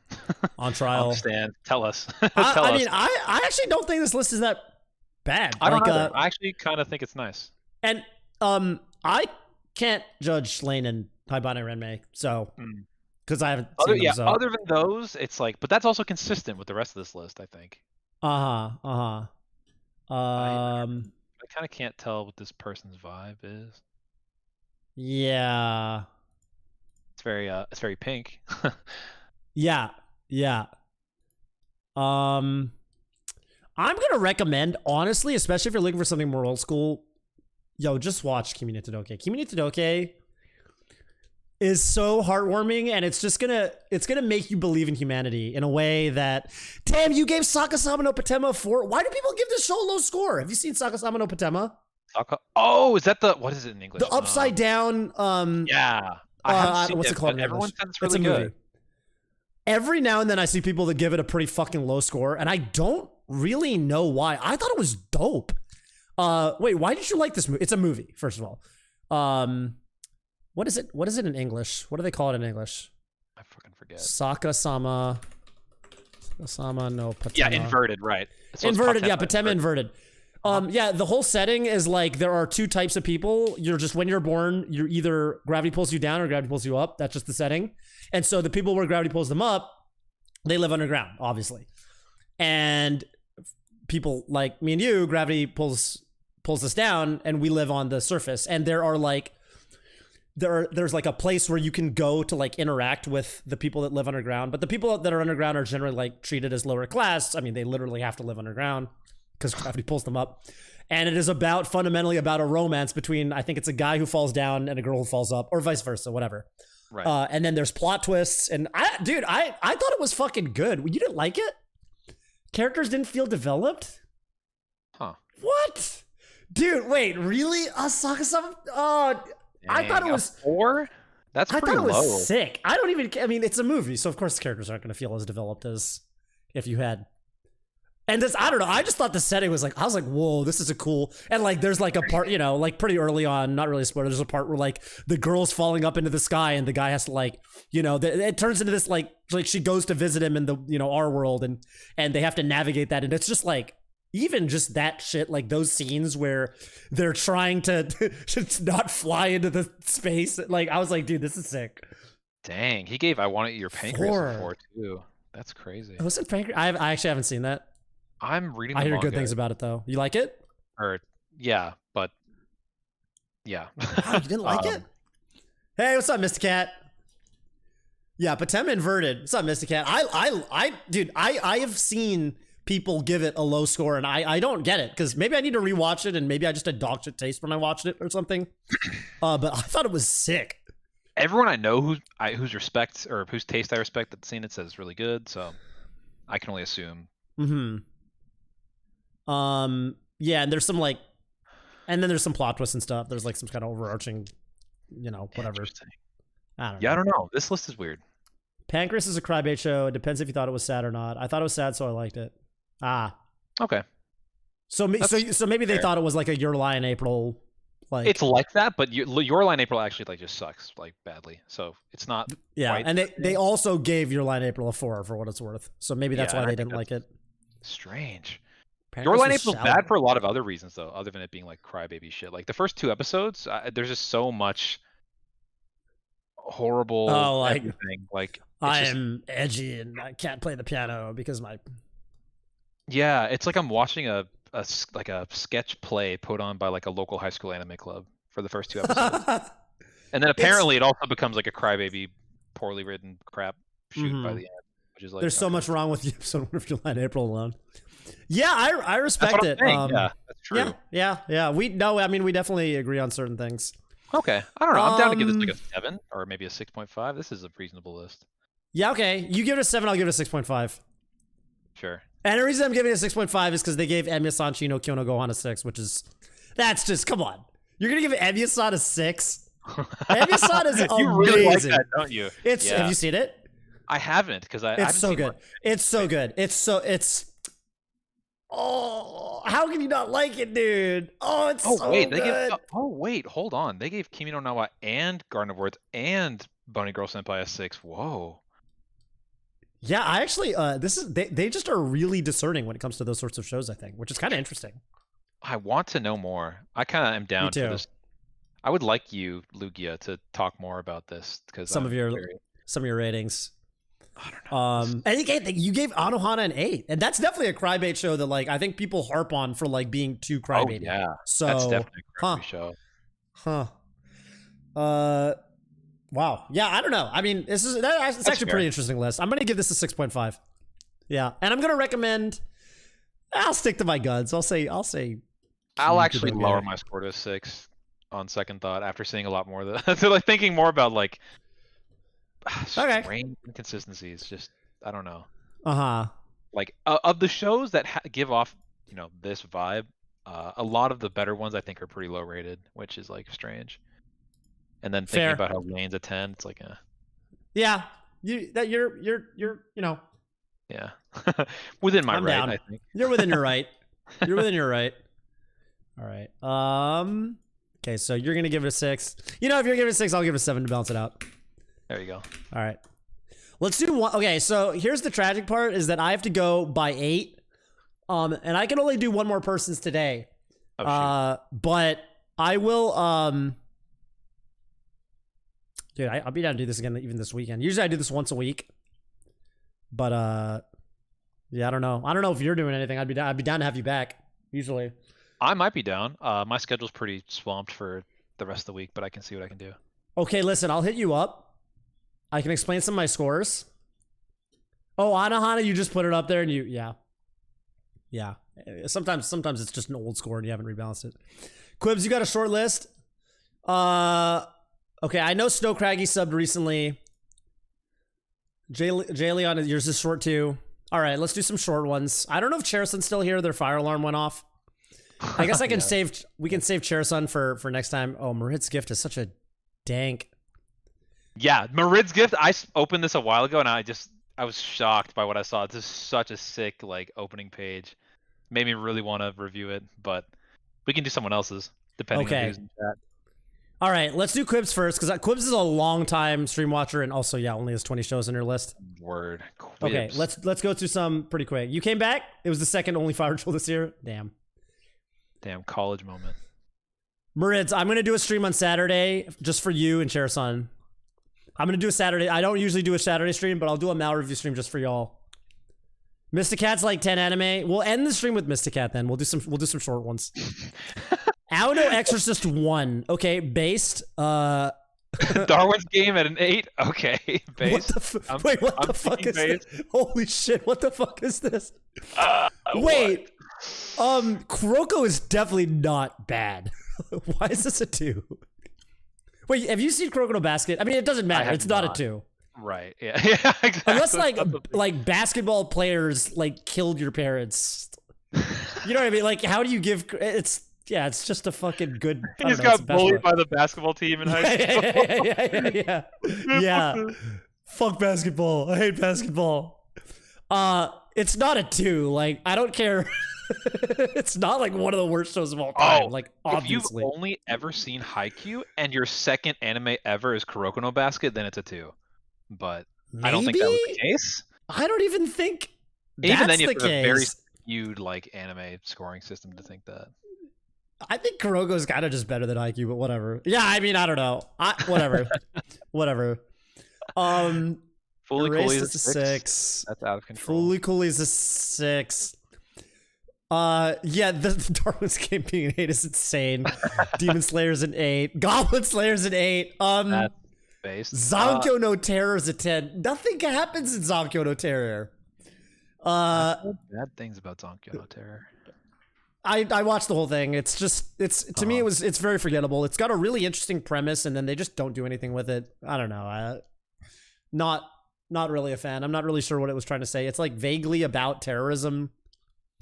Yeah. Have I seen Golden Boy? What's up, Zuppy? Yes, I have seen Golden Boy, and it is funny as fuck. Oh shit, Zuppy. What's up, dog? What's up, dog? I had a lesson with Zuppy, I think today. What'd you learn? And I completely forgot it was scheduled, so we rescheduled it. Oh, okay. I thought you were gonna say I completely forgot everything I learned, and I was about to be like, "Fuck yeah, dude." That will also be true in due time, but yeah, get there. English girl. Ugh.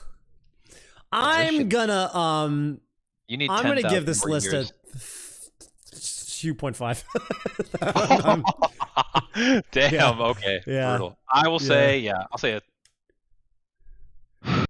But I'm gonna recommend you. Wait, what did they put? Steins Gate? No, they haven't. You know what? I'm gonna recommend you Steins Gate, dude. You're gonna love that shit. I'll give this list a 3. Dude, I kind of like Steins Gate. I know. Like I just, yeah. I like the ending. You like the ending, right? Everyone likes the ending. Yeah, Zuppy. I have seen Andrew Hughes. Mal. And I have seen it both with and without the Twitch extension that makes it readable, or Chrome extension that makes it readable. It's a trip. It's a trip. I can't believe Zuppy knows about someone from UW and their Mal. Can I see this? University of Waterloo, not University of Washington. Oh, okay. That's funny. Yeah, I'll say it as someone who graduated University of Washington. Definitely the more based of the two UWs. Ooh. Yeah, spicy take. I know. Spicy take. Spicy take. Can someone link this Andrew Hughes Mal in chat for me? I'd love to look at this. Yeah. I can probably pull it up. Where is it? Insolman 68 plus 1. So, on one hand, you have University of Washington, which spawned me and Vish and Aiden, and we've contributed to the Smash community in our own little ways. Oh, yeah. And then you've got University of Waterloo, which spawned Incelman 69. Oh, it's more readable than it used to be. And, when you really think about it, And fight. This list has gotten stupider every time I've seen it. If you ignore the 10s, so the 10s are all memes. If you ignore the 10s, it's actually a good list. Okay. Unfortunately, every time I see this list, the 10s have expanded. Oh my god, what is this? This is insane. Yeah, no, when we rated this list, it was like actually a respectable, like good list. Are you stupid? What is this? Now there are 300. It's all 10s. No, that's just the that's just the first 300. And then then you get to the 9s, and then like the 10s are like, you know, Condom Battler Goro and you know, fucking Garupa Pico Fever. Yeah, and Miru Tights and Shake-chan, the girl who's also a salmon. And then you get into the 9s, and it's like Fooly Cooly and Samurai Champloo and Gunbuster and Evangelion. You're like, okay, I see what's going on here. Deno Coil Deadly. I like this guy. This guy's tight. No, this list is if you actually review this list from the 9, if you assume 10 means 1, because like it's just a 1 with a 0 at the end of it. Right. Then this list makes total sense, and it's an extremely respectable list that like is extremely based and has like very, very good taste. If you don't do that, then you know, then this is then it's like this, and it's you know, it's whatever. So yeah. I'm assuming this guy's a Smash player. This guy seems like the type that I would want to hang out with in like a 3 a.m. venue. Yeah, he plays Falcon, and he's pretty good, even though he's very rusty because I don't think he plays anymore. I think he played like 10 years ago. He's a beast. And I think he's a dentist now. Is he a dentist? Whoa. Which is fucked to me. I would not want this guy. I would literally want to say the same thing. I would fuck out of there. Oh dude. My god. Put power tools in my mouth. Yeah, definitely. Yeah. That's a bad idea. That's a bad idea. Well, I pray for your future patience, Andrew. Yeah. Should we do one more real quick one, do you think? Let's do it. Yeah. Let's do Snow Craggy. And okay, Mysticat is like 10 things. And Mysticat is I did a stream with Mysticat where I taught Mysticat some melee last week. So let's do Mysticat real quick. Also, Zach Fair's on here. Is that Zach Fair the legendary Ice Climbers player who switched to Puff, or Puff player switched to Ice? Anyway, whatever. Yeah, both. Zach Fair, if you're in chat, I'm so sorry. I got to go in literally 3 minutes, so I definitely can't do you tonight, but we're going to do like 2 more really short lists. I mean, this list isn't that short. Damn, you don't like Hibike Euphonium? Hibike Euphonium is good. What are you, 5? And damn. 5 is fine, but you just don't like Slice Life. Kaon's a 5? All right. Fair. Whatever. Oh, you watched Dameko Dobutsu? Yo, Dameko Dobutsu? No one's seen this show. It's 2-minute episodes. It's about animals that are also people living in the forest. This show's based as fuck. I've never met anyone else who's seen this show. Dude, that show, Dameko Dobutsu Hajimaru. Oh, I fucking love that show. The opening theme's longer than the episode. It's one of those. Oh, I definitely dude, that show's based as fuck. I gave it a 5. But I respect that you gave it a 6. Wow, no 10s. You've never seen anything that you consider 10 worthy. That's wild. That's crazy. Normally lists like this at least have 1 10 that's like, you know. Rising of the Shield Heroes in 9. Mysticat! I just had to lower things to show I like others more. Yeah, I actually rated someone's list one time and they also didn't have any 10s. And I was like, damn, you don't like any anime enough to give them 10s? They're like, no, my only 10 is The Wire. And I was like, okay. All right, you know, whatever. That's great. Yeah, this list is it's kind of random. Like I don't understand Rising of the Shield Hero and Ping Pong at the same. Like, I don't get Ping Pong is one of the best anime of all time, and then you've got Rising of the Shield Hero. Ping Pong is literally like a sore thumb in this whole list. There's not another single show that even comes close to Ping Pong. It's like weird that you know, and it's like I don't get how you could see Ping Pong and enjoy it that much and not think to like seek out stuff similar to that. You know what I think the second best show on this list is? Interesting. To be perfectly honest with you, I think the second best show on this list is Hibike. Yeah, I was gonna say I think it's Hibike. It's the lowest. It's either that or like maybe Mob Psycho, but yeah. Oh, is Mob Psycho on here? Mob Psycho's good as fuck. Yeah. I really like Mob Psycho. Kill La Kill's good. I think Kill La Kill's really good. I think. You don't like Kill La Kill? Huh. No, I do think that. I like. Oh, you do think that? Yeah. Yeah. I think Konosuba's a comedy. I think Konosuba's pretty funny. I think Mysticat, what is dude? This is a great list. Listen, man. Listen, I don't feel like if I hit a randomizer button that randomized the scores in a lot of these shows, I don't feel like it would look that different than it currently looks like. I have no semblance. Like K-On! Okay, maybe you just don't like Slice of Life, which is fine, I guess. They rated Oremo or Emo 6. High. I don't know. No, Oremo's a 6, right? Emo 1 is a 7. Season 1. No, well, I don't know. I have no idea. I just watch whatever's recommended to me. All right, we got to get you some dank recommendations. Awesome. I'll make you a fucking list, bro. I'll curate something for you. I like that you liked ping pong. That's a step in the right direction. And you know what? We got to find you a show that you're gonna give a 10. We're gonna find you a show that you're gonna give a 10. You're gonna really love the show. But we don't know what it is yet. I will go through my list. Let's see. What would I recommend? Me too. Me too. I think, and you haven't seen that much stuff, but the stuff you've seen is pretty varied. So obviously we could recommend you a lot of different types of shows right now. Obviously, it kind of depends what you're in the mood for. A lot of shonen, a lot of swords in this list. A lot of shonen, a lot of swords. Very sword heavy. Katana Gatari. This person has not seen Samurai Champloo. Samurai Champloo, Katana Gatari are both really good, and you'll definitely like those. Katana Gatari may be a bit much. You think? Dude, Katana Gatari is like definitely Samurai Champloo. Champloo. Of just talking for the first like 2 episodes. 2 hours of talking. Oh, maybe. Yeah. I love. They get into it though. They do get into it. Black Lagoon, not a bad rec. Black Lagoon is dope. I've never seen Black Lagoon. It's just look up the synopsis later. It's like pretty cool. It's about like modern pirates, kind of, right? This Japanese dude finds himself in like Southeast Asia and like gets involved with like a band of.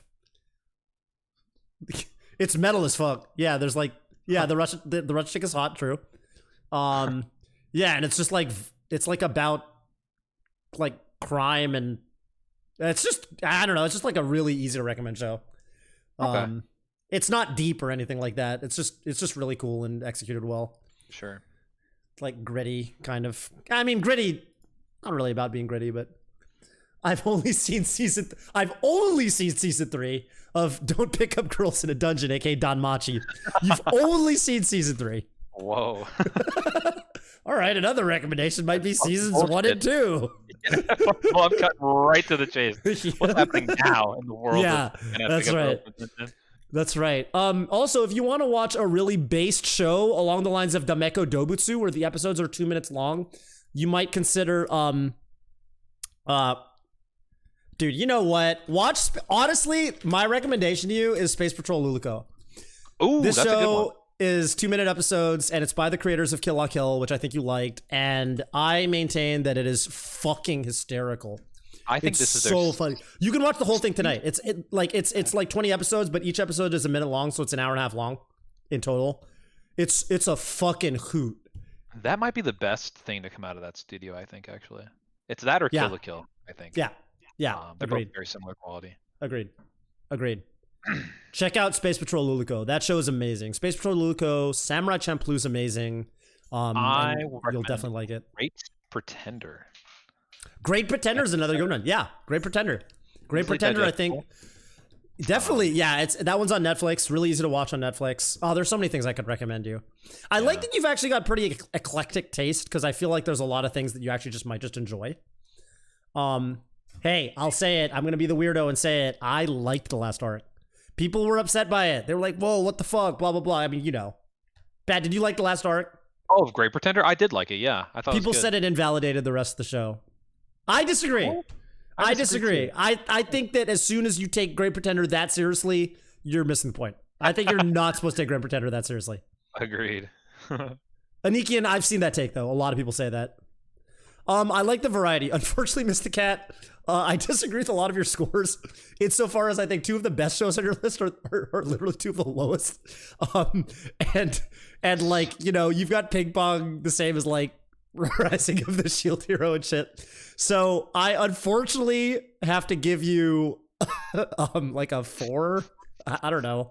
But this is the kind of list we call a promising start. You're gonna come back. You're gonna see a lot more shows. You're gonna develop your culture taste, and you're gonna rise just like the Shield hero when you come back a year from now. You know what I'm saying? Oh, You yeah. are based. That's exactly right. Don't ever let anyone take that away from you. But yeah, I think you're gonna like all of our recommendations. I think hopefully we've given you some good stuff. And I think everything we recommend you, they're pretty varied, but I think they're all really good. Man, I don't think I've seen much stuff I've liked tonight. What a shame. You know, if I had to recommend some nights we get a lot of sometimes like I've literally had nights where it's just like back-to-back lists that are super base and we just give 10s. Like they're candy. It's so random. You never know what you get on Mal Review.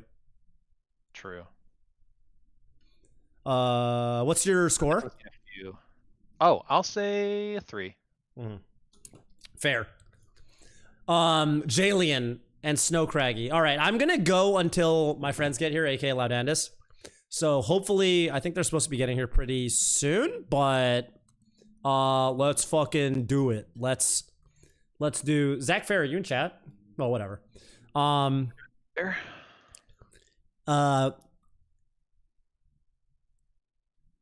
Okay. Let's do Jalian because Jalian had a really short list, I think. Snow Craggy, we'll do you next.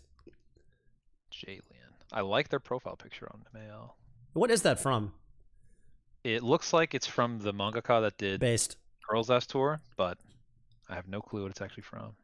Yeah. Which I'm yeah, what is this from? About it. Is it that other manga they did that's after that is more recent than Girls Last Tour? I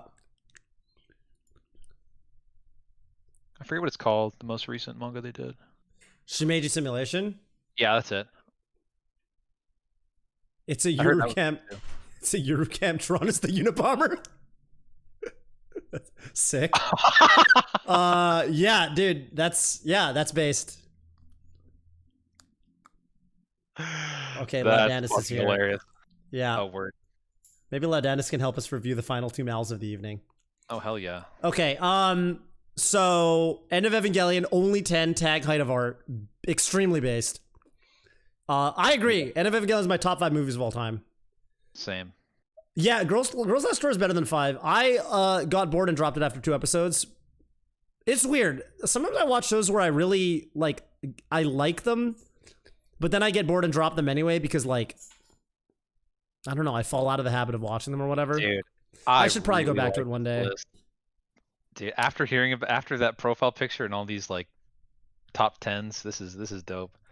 I don't even agree with a lot of these or even know a lot about them. I just know this is like a based list. You got Kare Kano, Great Sensei Onizuka, Golden Boy, yeah, Gunbuster. Yeah, this list is Luluko. Look at that, boom, told you. Yeah, there you go. Konosuba. Right, this is what's low. See, this is a good fucking list. Madoka 7. Madoka 7. Okay, hang on. Incredible music, good last third. Boring second and third episodes. Okay. Monster Animation was hard to look at in not a good way. Huh. I'm gonna look at completed. I'm not gonna hate on that too hard. Oh, they've completed 25 shows total. Okay. Wait, really? Apparently. Fully Cooley 6. Okay, I don't like that you gave Fully Cooley 6, but I really do like the comment beats you over the head with themes. Huh. That's yeah. It's very interesting. Wait, Fully Cooley Alternative cannot be a 6. This show is definitely dog shit. Don't remember much wasn't okay. Why'd you give it a 6 then? Inferno Cop 5. Darling the Franks 5. Your 5 should probably just be lower. Utena 3? Whoa. Prison School. Okay, whatever. If you didn't like it, you didn't like it. It's comedy. I get it. Fuck all these characters. Damn. Yo. Sam, do you want to review this Mal, the final Mal of the evening with me and Patrick Malone? I really do. Give me a second. Okay, we're kind of lost on it. Yeah, please use the bathroom first. Umaru-chan 2 is based. This is such an interesting list. I have to turn though. This is what I've been waiting for. A list like this that I can't just easily rate a 3. This is definitely the final boss of the evening. I'm having a hard time with this one. It's really based. You cannot say this list isn't based. Definitely. After seeing the Eurocamp Unipop profile picture. Boku no Pico at 3 means you watched it, completed it, but then didn't like it, so you gave it a 3. Which seems insane. Find God, please. Find God, please. All right, this is the list. It's quite short, Yeah.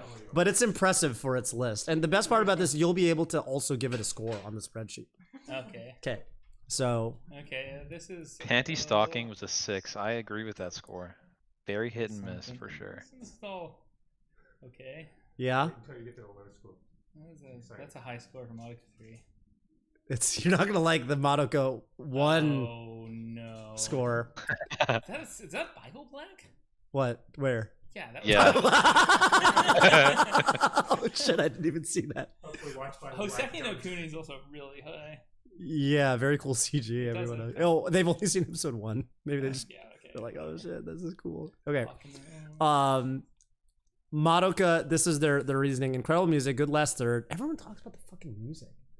The music's sick. Huh. I know, but that's the only thing people bring up on Maui. The music's really. Really? Sick. Well, that one person really didn't like that they keep using that one song over and over. Yeah, I guess that's a good song. Good last third, boring second and third episodes, which I Monster second animation. maybe. Monster Mash was hard to look at, not a good way. That's This person has strong opinions. I like this person. The cut of this person's jib. Right? Yeah. I went to the Cutter shit. Digibro school of watching shows. Okay. Your chat said I started disliking pedophilia. More. Is that in Was response the to person who made the list? Yeah, I think that Yeah. might be in response to their Boku no Pico score, which they gave a 3, but it's Find God, but it's please. completed. That's I would funny. put Boku no Pico at a 1 if I didn't like it. I feel like. Yeah. If I Or watched it I and didn't wouldn't like it, put- I feel like I'd put that. Yeah, 3 is an insane score. Yeah, it is. Like, what is the 3 is an unreasonable score. I want to know where those 3 points came from. for Yeah, sure. yeah. Like, the plot's not that bad. Like, it's not skilled. Takagi song, The you art's know? like good. Yeah. Or something. I don't know. I mean, I'm theorizing. I've never. Yeah. It wasn't awful. Okay. YouTube told me not to watch a show named Boku. Keijo So 3 unfunny that's like a based opinion. is it based? So Keijo is Everyone I know who's seen Keijo, they're like, wait, you actually should give it a chance. It's pretty good. no. No? Keijo is a good premise with bad Right. execution, and people talk about it sometimes like it's the opposite, and I don't understand what they're saying. It's a good premise of that. Yeah, they're like you have to get past like the fact that it's about butt jokes and fan service fighting. Right. Yeah. That's the And whole like point. get to the joke. And it's like, gets no, to that's execution. fine. No, the execution's terrible. actually And, like just the boring. idea of butt jokes with fan service fighting is good. Yeah, okay. Yeah, okay. Yeah, you did just hear Ghidorah. That's right, Kale. Yeah. Is that Kale the Fox Oh player my from god, it is. It is Eric, the Fox player from San Francisco. Eric with a What's K at the good? end of his name? Yes.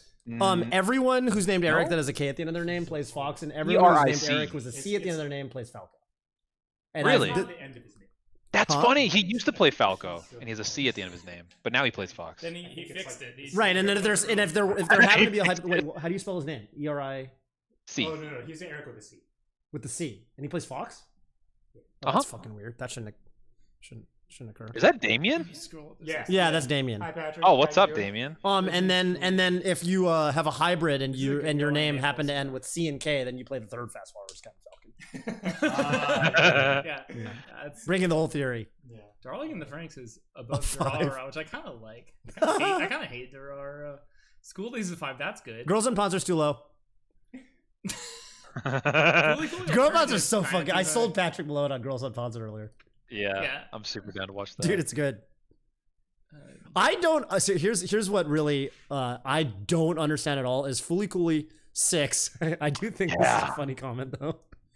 Yeah, that's I can see not liking it for that reason. I like this Mal just overall. Like I like it too. It's got I like flavor. most things It's about got it. personality. He has the courage to put a lot of hentai on it.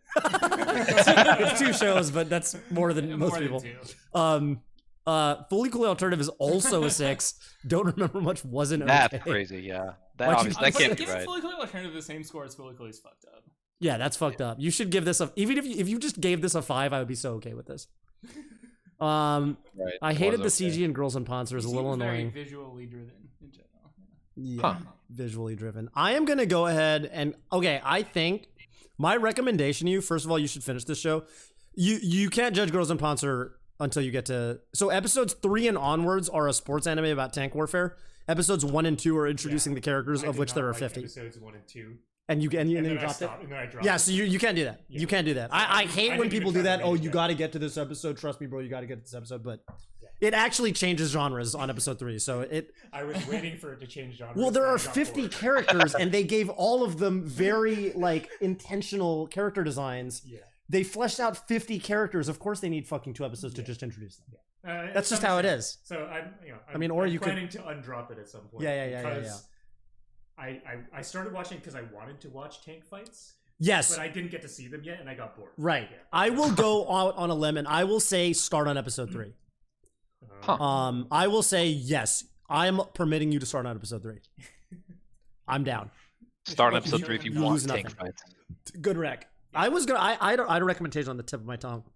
I'm gonna recommend, Queen's Blade. Ha! Just kidding. I'm gonna recommend. I have never actually seen Queen's Blade, but I think Sam Loves Sam is a love big Queen's Blade fan. But I wouldn't recommend it to this person. You should watch more of Girls on Panzer, and I think you should watch. I think you should watch. Oh God. Man, I'm forgetting. Why don't they like Utena? Is it also why because don't it you beats like them over the Utena? head with themes? Has he seen Utena? They don't like Yeah, themes. give it a 3. 3, Yeah. but it says 1 out of what? 39, so it could mean Well, anything. it's like Fooly Cool. The theming is like Fooly Cool. This person also rates a lot of stuff they've seen like 1 episode of. Well, that's yeah. fine. That just means it's speculative. I suppose. Remember your speculative, your speculative master. Speculative I love ratings. speculative. Right. Yeah. Episode 1, that's a 9. Yeah. I can tell that. Yeah. Yeah. This is like a 10, but the Madoka 3 is above the other Madoka, so it's. Like, Oh, this is also just hentai. Yeah. Okay. I was like, oh, Yeah, Starless. that I've is never heard of that. definitely- What's that about? Yeah. Okay. No, I'm gonna recommend fucking. Oh my god. This person would like Kyoso Giga and Yeah. Ucho. Wait. Actually, definitely Ping Pong Animation. You should watch. But Oh yeah. besides that, Well, no, come on. It has too many themes. They hate the Madoka. That's true. They're not a themes Look, I enjoyer. can't- Well, Yeah, Ping they- Pong doesn't hit you over the head with themes, though. It just has good themes. Like a lot Ping of Pong. them. Yeah, it won't hit you over the head with themes. That's true. Right. That's true. Although, oh God, I had such a good recommendation, and I'm fucking. It's on the tip of my tongue, and I'm like, Pat, help me out here. That one show. Yeah. That's it. Yep. Keep going. Keep going. With- What are you recommending? Maybe I'll. Well, I maybe was it'll gonna jar my go. memory. So I think this guy's seen a good amount of stuff that he like enjoys for the substance, but Yep. I'm gonna go more the other route and just go for like more visually appealing, more like it has crazy good vibes. I'm gonna Oh, say yeah. Kaiju no Koromo, which is a Netflix movie that came out I think 2 years ago. Movie. I was gonna recommend them a Um, movie. Was I Here, I'll gonna link it in recommend a chat. movie? This movie I see talked about very seldom, and I think it's super good. Oh. It's one of my favorite like anime anything actually. Should we group watch this? The only thing I know about this movie is Have you seen it? the song No. plays all the time in GameCube. I think I've seen it in AMQ. Okay. All right. Okay. I really like this. Yeah, I think it's Okay. I'm gonna put this on my plan to watch. Yeah, There you go. I plan to watch it. it's definitely like maybe the most gorgeous anime I've seen. This person, would totally like Kyosu Giga and would totally Yeah. like Uchoken Kazuku. 100%. Those are two really good That's another good recommendations. one. Uchoten's a good one. Or Penguin Highway. Yeah, they're definitely individuals. They'd probably like Penguin Highway, but that wasn't. Highway is a little fooly coolier than the other ones. Yeah, there aren't really themes though. Yeah, there are themes. They're not like fooly they coolier. really do. They don't like themes. They don't like a certain kind of themes. Yeah. I think they might just literally not like themes in high density, right? No. Yeah. Well, okay, yeah, you're right. Smidge of Evangelion, themes. Evangelion has themes. Yeah, it's Oh, got themes. Yeah. Hey, why did you like End of Evangelion in spite of the Well, fact it's that it not beats you over the head with the- themes? Not Garden The Words. themes are a lot less. Fooly and Utena are like openly talking about their themes the whole time almost. Like, Mm-hmm. I don't know how to express it, but they share a kind of theming that Evangelion doesn't have. A kind of theming. I am gonna recommend. Was this the same person that had the the Eurocamp drawn in the style of the Unabomber, or Unabomber Yes. drawn in the style of Eurocamp? Whatever, same thing, really. You could also watch Eurocamp, by the way, but Isn't that the... maybe just read Dead Demons Day-to-Day Destruction, or wait for the anime to come out and then watch that. Yeah, you know what? Yeah, my recommendation isn't even out yet. It's Dead Dead Demons Day-to-Day Destruction, which apparently is getting like a fucking... And then my anti-recommendation is do not watch Danganronpa 3, the end of Kibo Gamine Gakuen, Mirai Hen, and also do not watch Danganronpa 3 Zetsubo Hen. Do not watch either of those. They are bad. Those are my recommendations to you. You do not need Zetsubo. Yeah. Or Kibo, apparently. Patrick, what are we giving this? Laudanus is clocking in on a 9. There is, actually. Ooh, yeah. I'm thinking like an 8 or an 8.5. Like, One of them is Kibo. I think an 8.5. They gave their own taste at 2. Haven't seen many spelled wrong. You're giving it, Pat, you're giving it a 2? No. I said an 8.5. Oh, 8.5. Oh, I'm going crazy. Yeah. I read their own score out loud. Yeah, I was also going to give it like an 8.5. Yeah. This is based. I don't agree with everything on it, but it's definitely yeah. based. And I can't Super wait to sick. see more of this person once they have seen more stuff. Yeah, I'm interested in that too. Yeah. Nifty romance story and stuff happens. Suck on that Kaguya fans. You haven't even seen Kaguya. How do you know nothing happens? Seen my friend Kaguya. Oh, maybe. Yeah, maybe. All right. I think we actually have to go because I also have food here and I need to eat my food and we need to group watch anime. Pat, maybe you should come over sometime. Yeah, I'd be down. That sounds fun. All right. That's right, Levi. I'm a big practicer and grinder. I practice and grind, and that's why I'm gonna be better than you at chess in 6 months. Mark my words. All right. Yeah, I'm a practicer and a grinder, and I only improve. I'm a big improver. Patrick, thank you for joining us on this wonderful Wednesday. Yeah, thank you for having me. Yeah, this was super fun. And I'm probably gonna do a emergency. I need to rate Snow Craggy. Snow Craggy, come back on Saturday. I'm gonna rate your list. Even if I don't even do primarily Mal review on Saturday, I will rate your list. I promise. Ooh. And everyone should join the Discord with ! Discord. Okay, I'm gonna give someone a raid and then sign off for the evening. So let's see who's live. I'll just raid like Mango or somebody. I don't want to think about it too hard. Hey, good to see you again, Kale. Kale plays Fox? Yeah. Yes. The first time I ran into Kale on, I think it wasn't even unranked. I think it was Smash Ladder. And I knew that Plup was visiting San Francisco and he played Black and White Sheik and he was extremely technical. And I was like, oh my god, it's Plup. And he does have a good Sheik. He's a lot of good characters. Yeah, it was really weird. I don't know why I thought that. But yeah, I thought Kale was Plup when I played him. Hey, what's up, Quiggles? Good night, Quiggles. I'll raid Leffen. Everyone can watch Leffen's sick Testament gameplay. Bye, Eric. I will hit you up soon. Got sponsored by Jetson's Malort. I don't know what that is. All right, peace out, everybody. Say good evening for. That's right. I'll see you this weekend, Craig.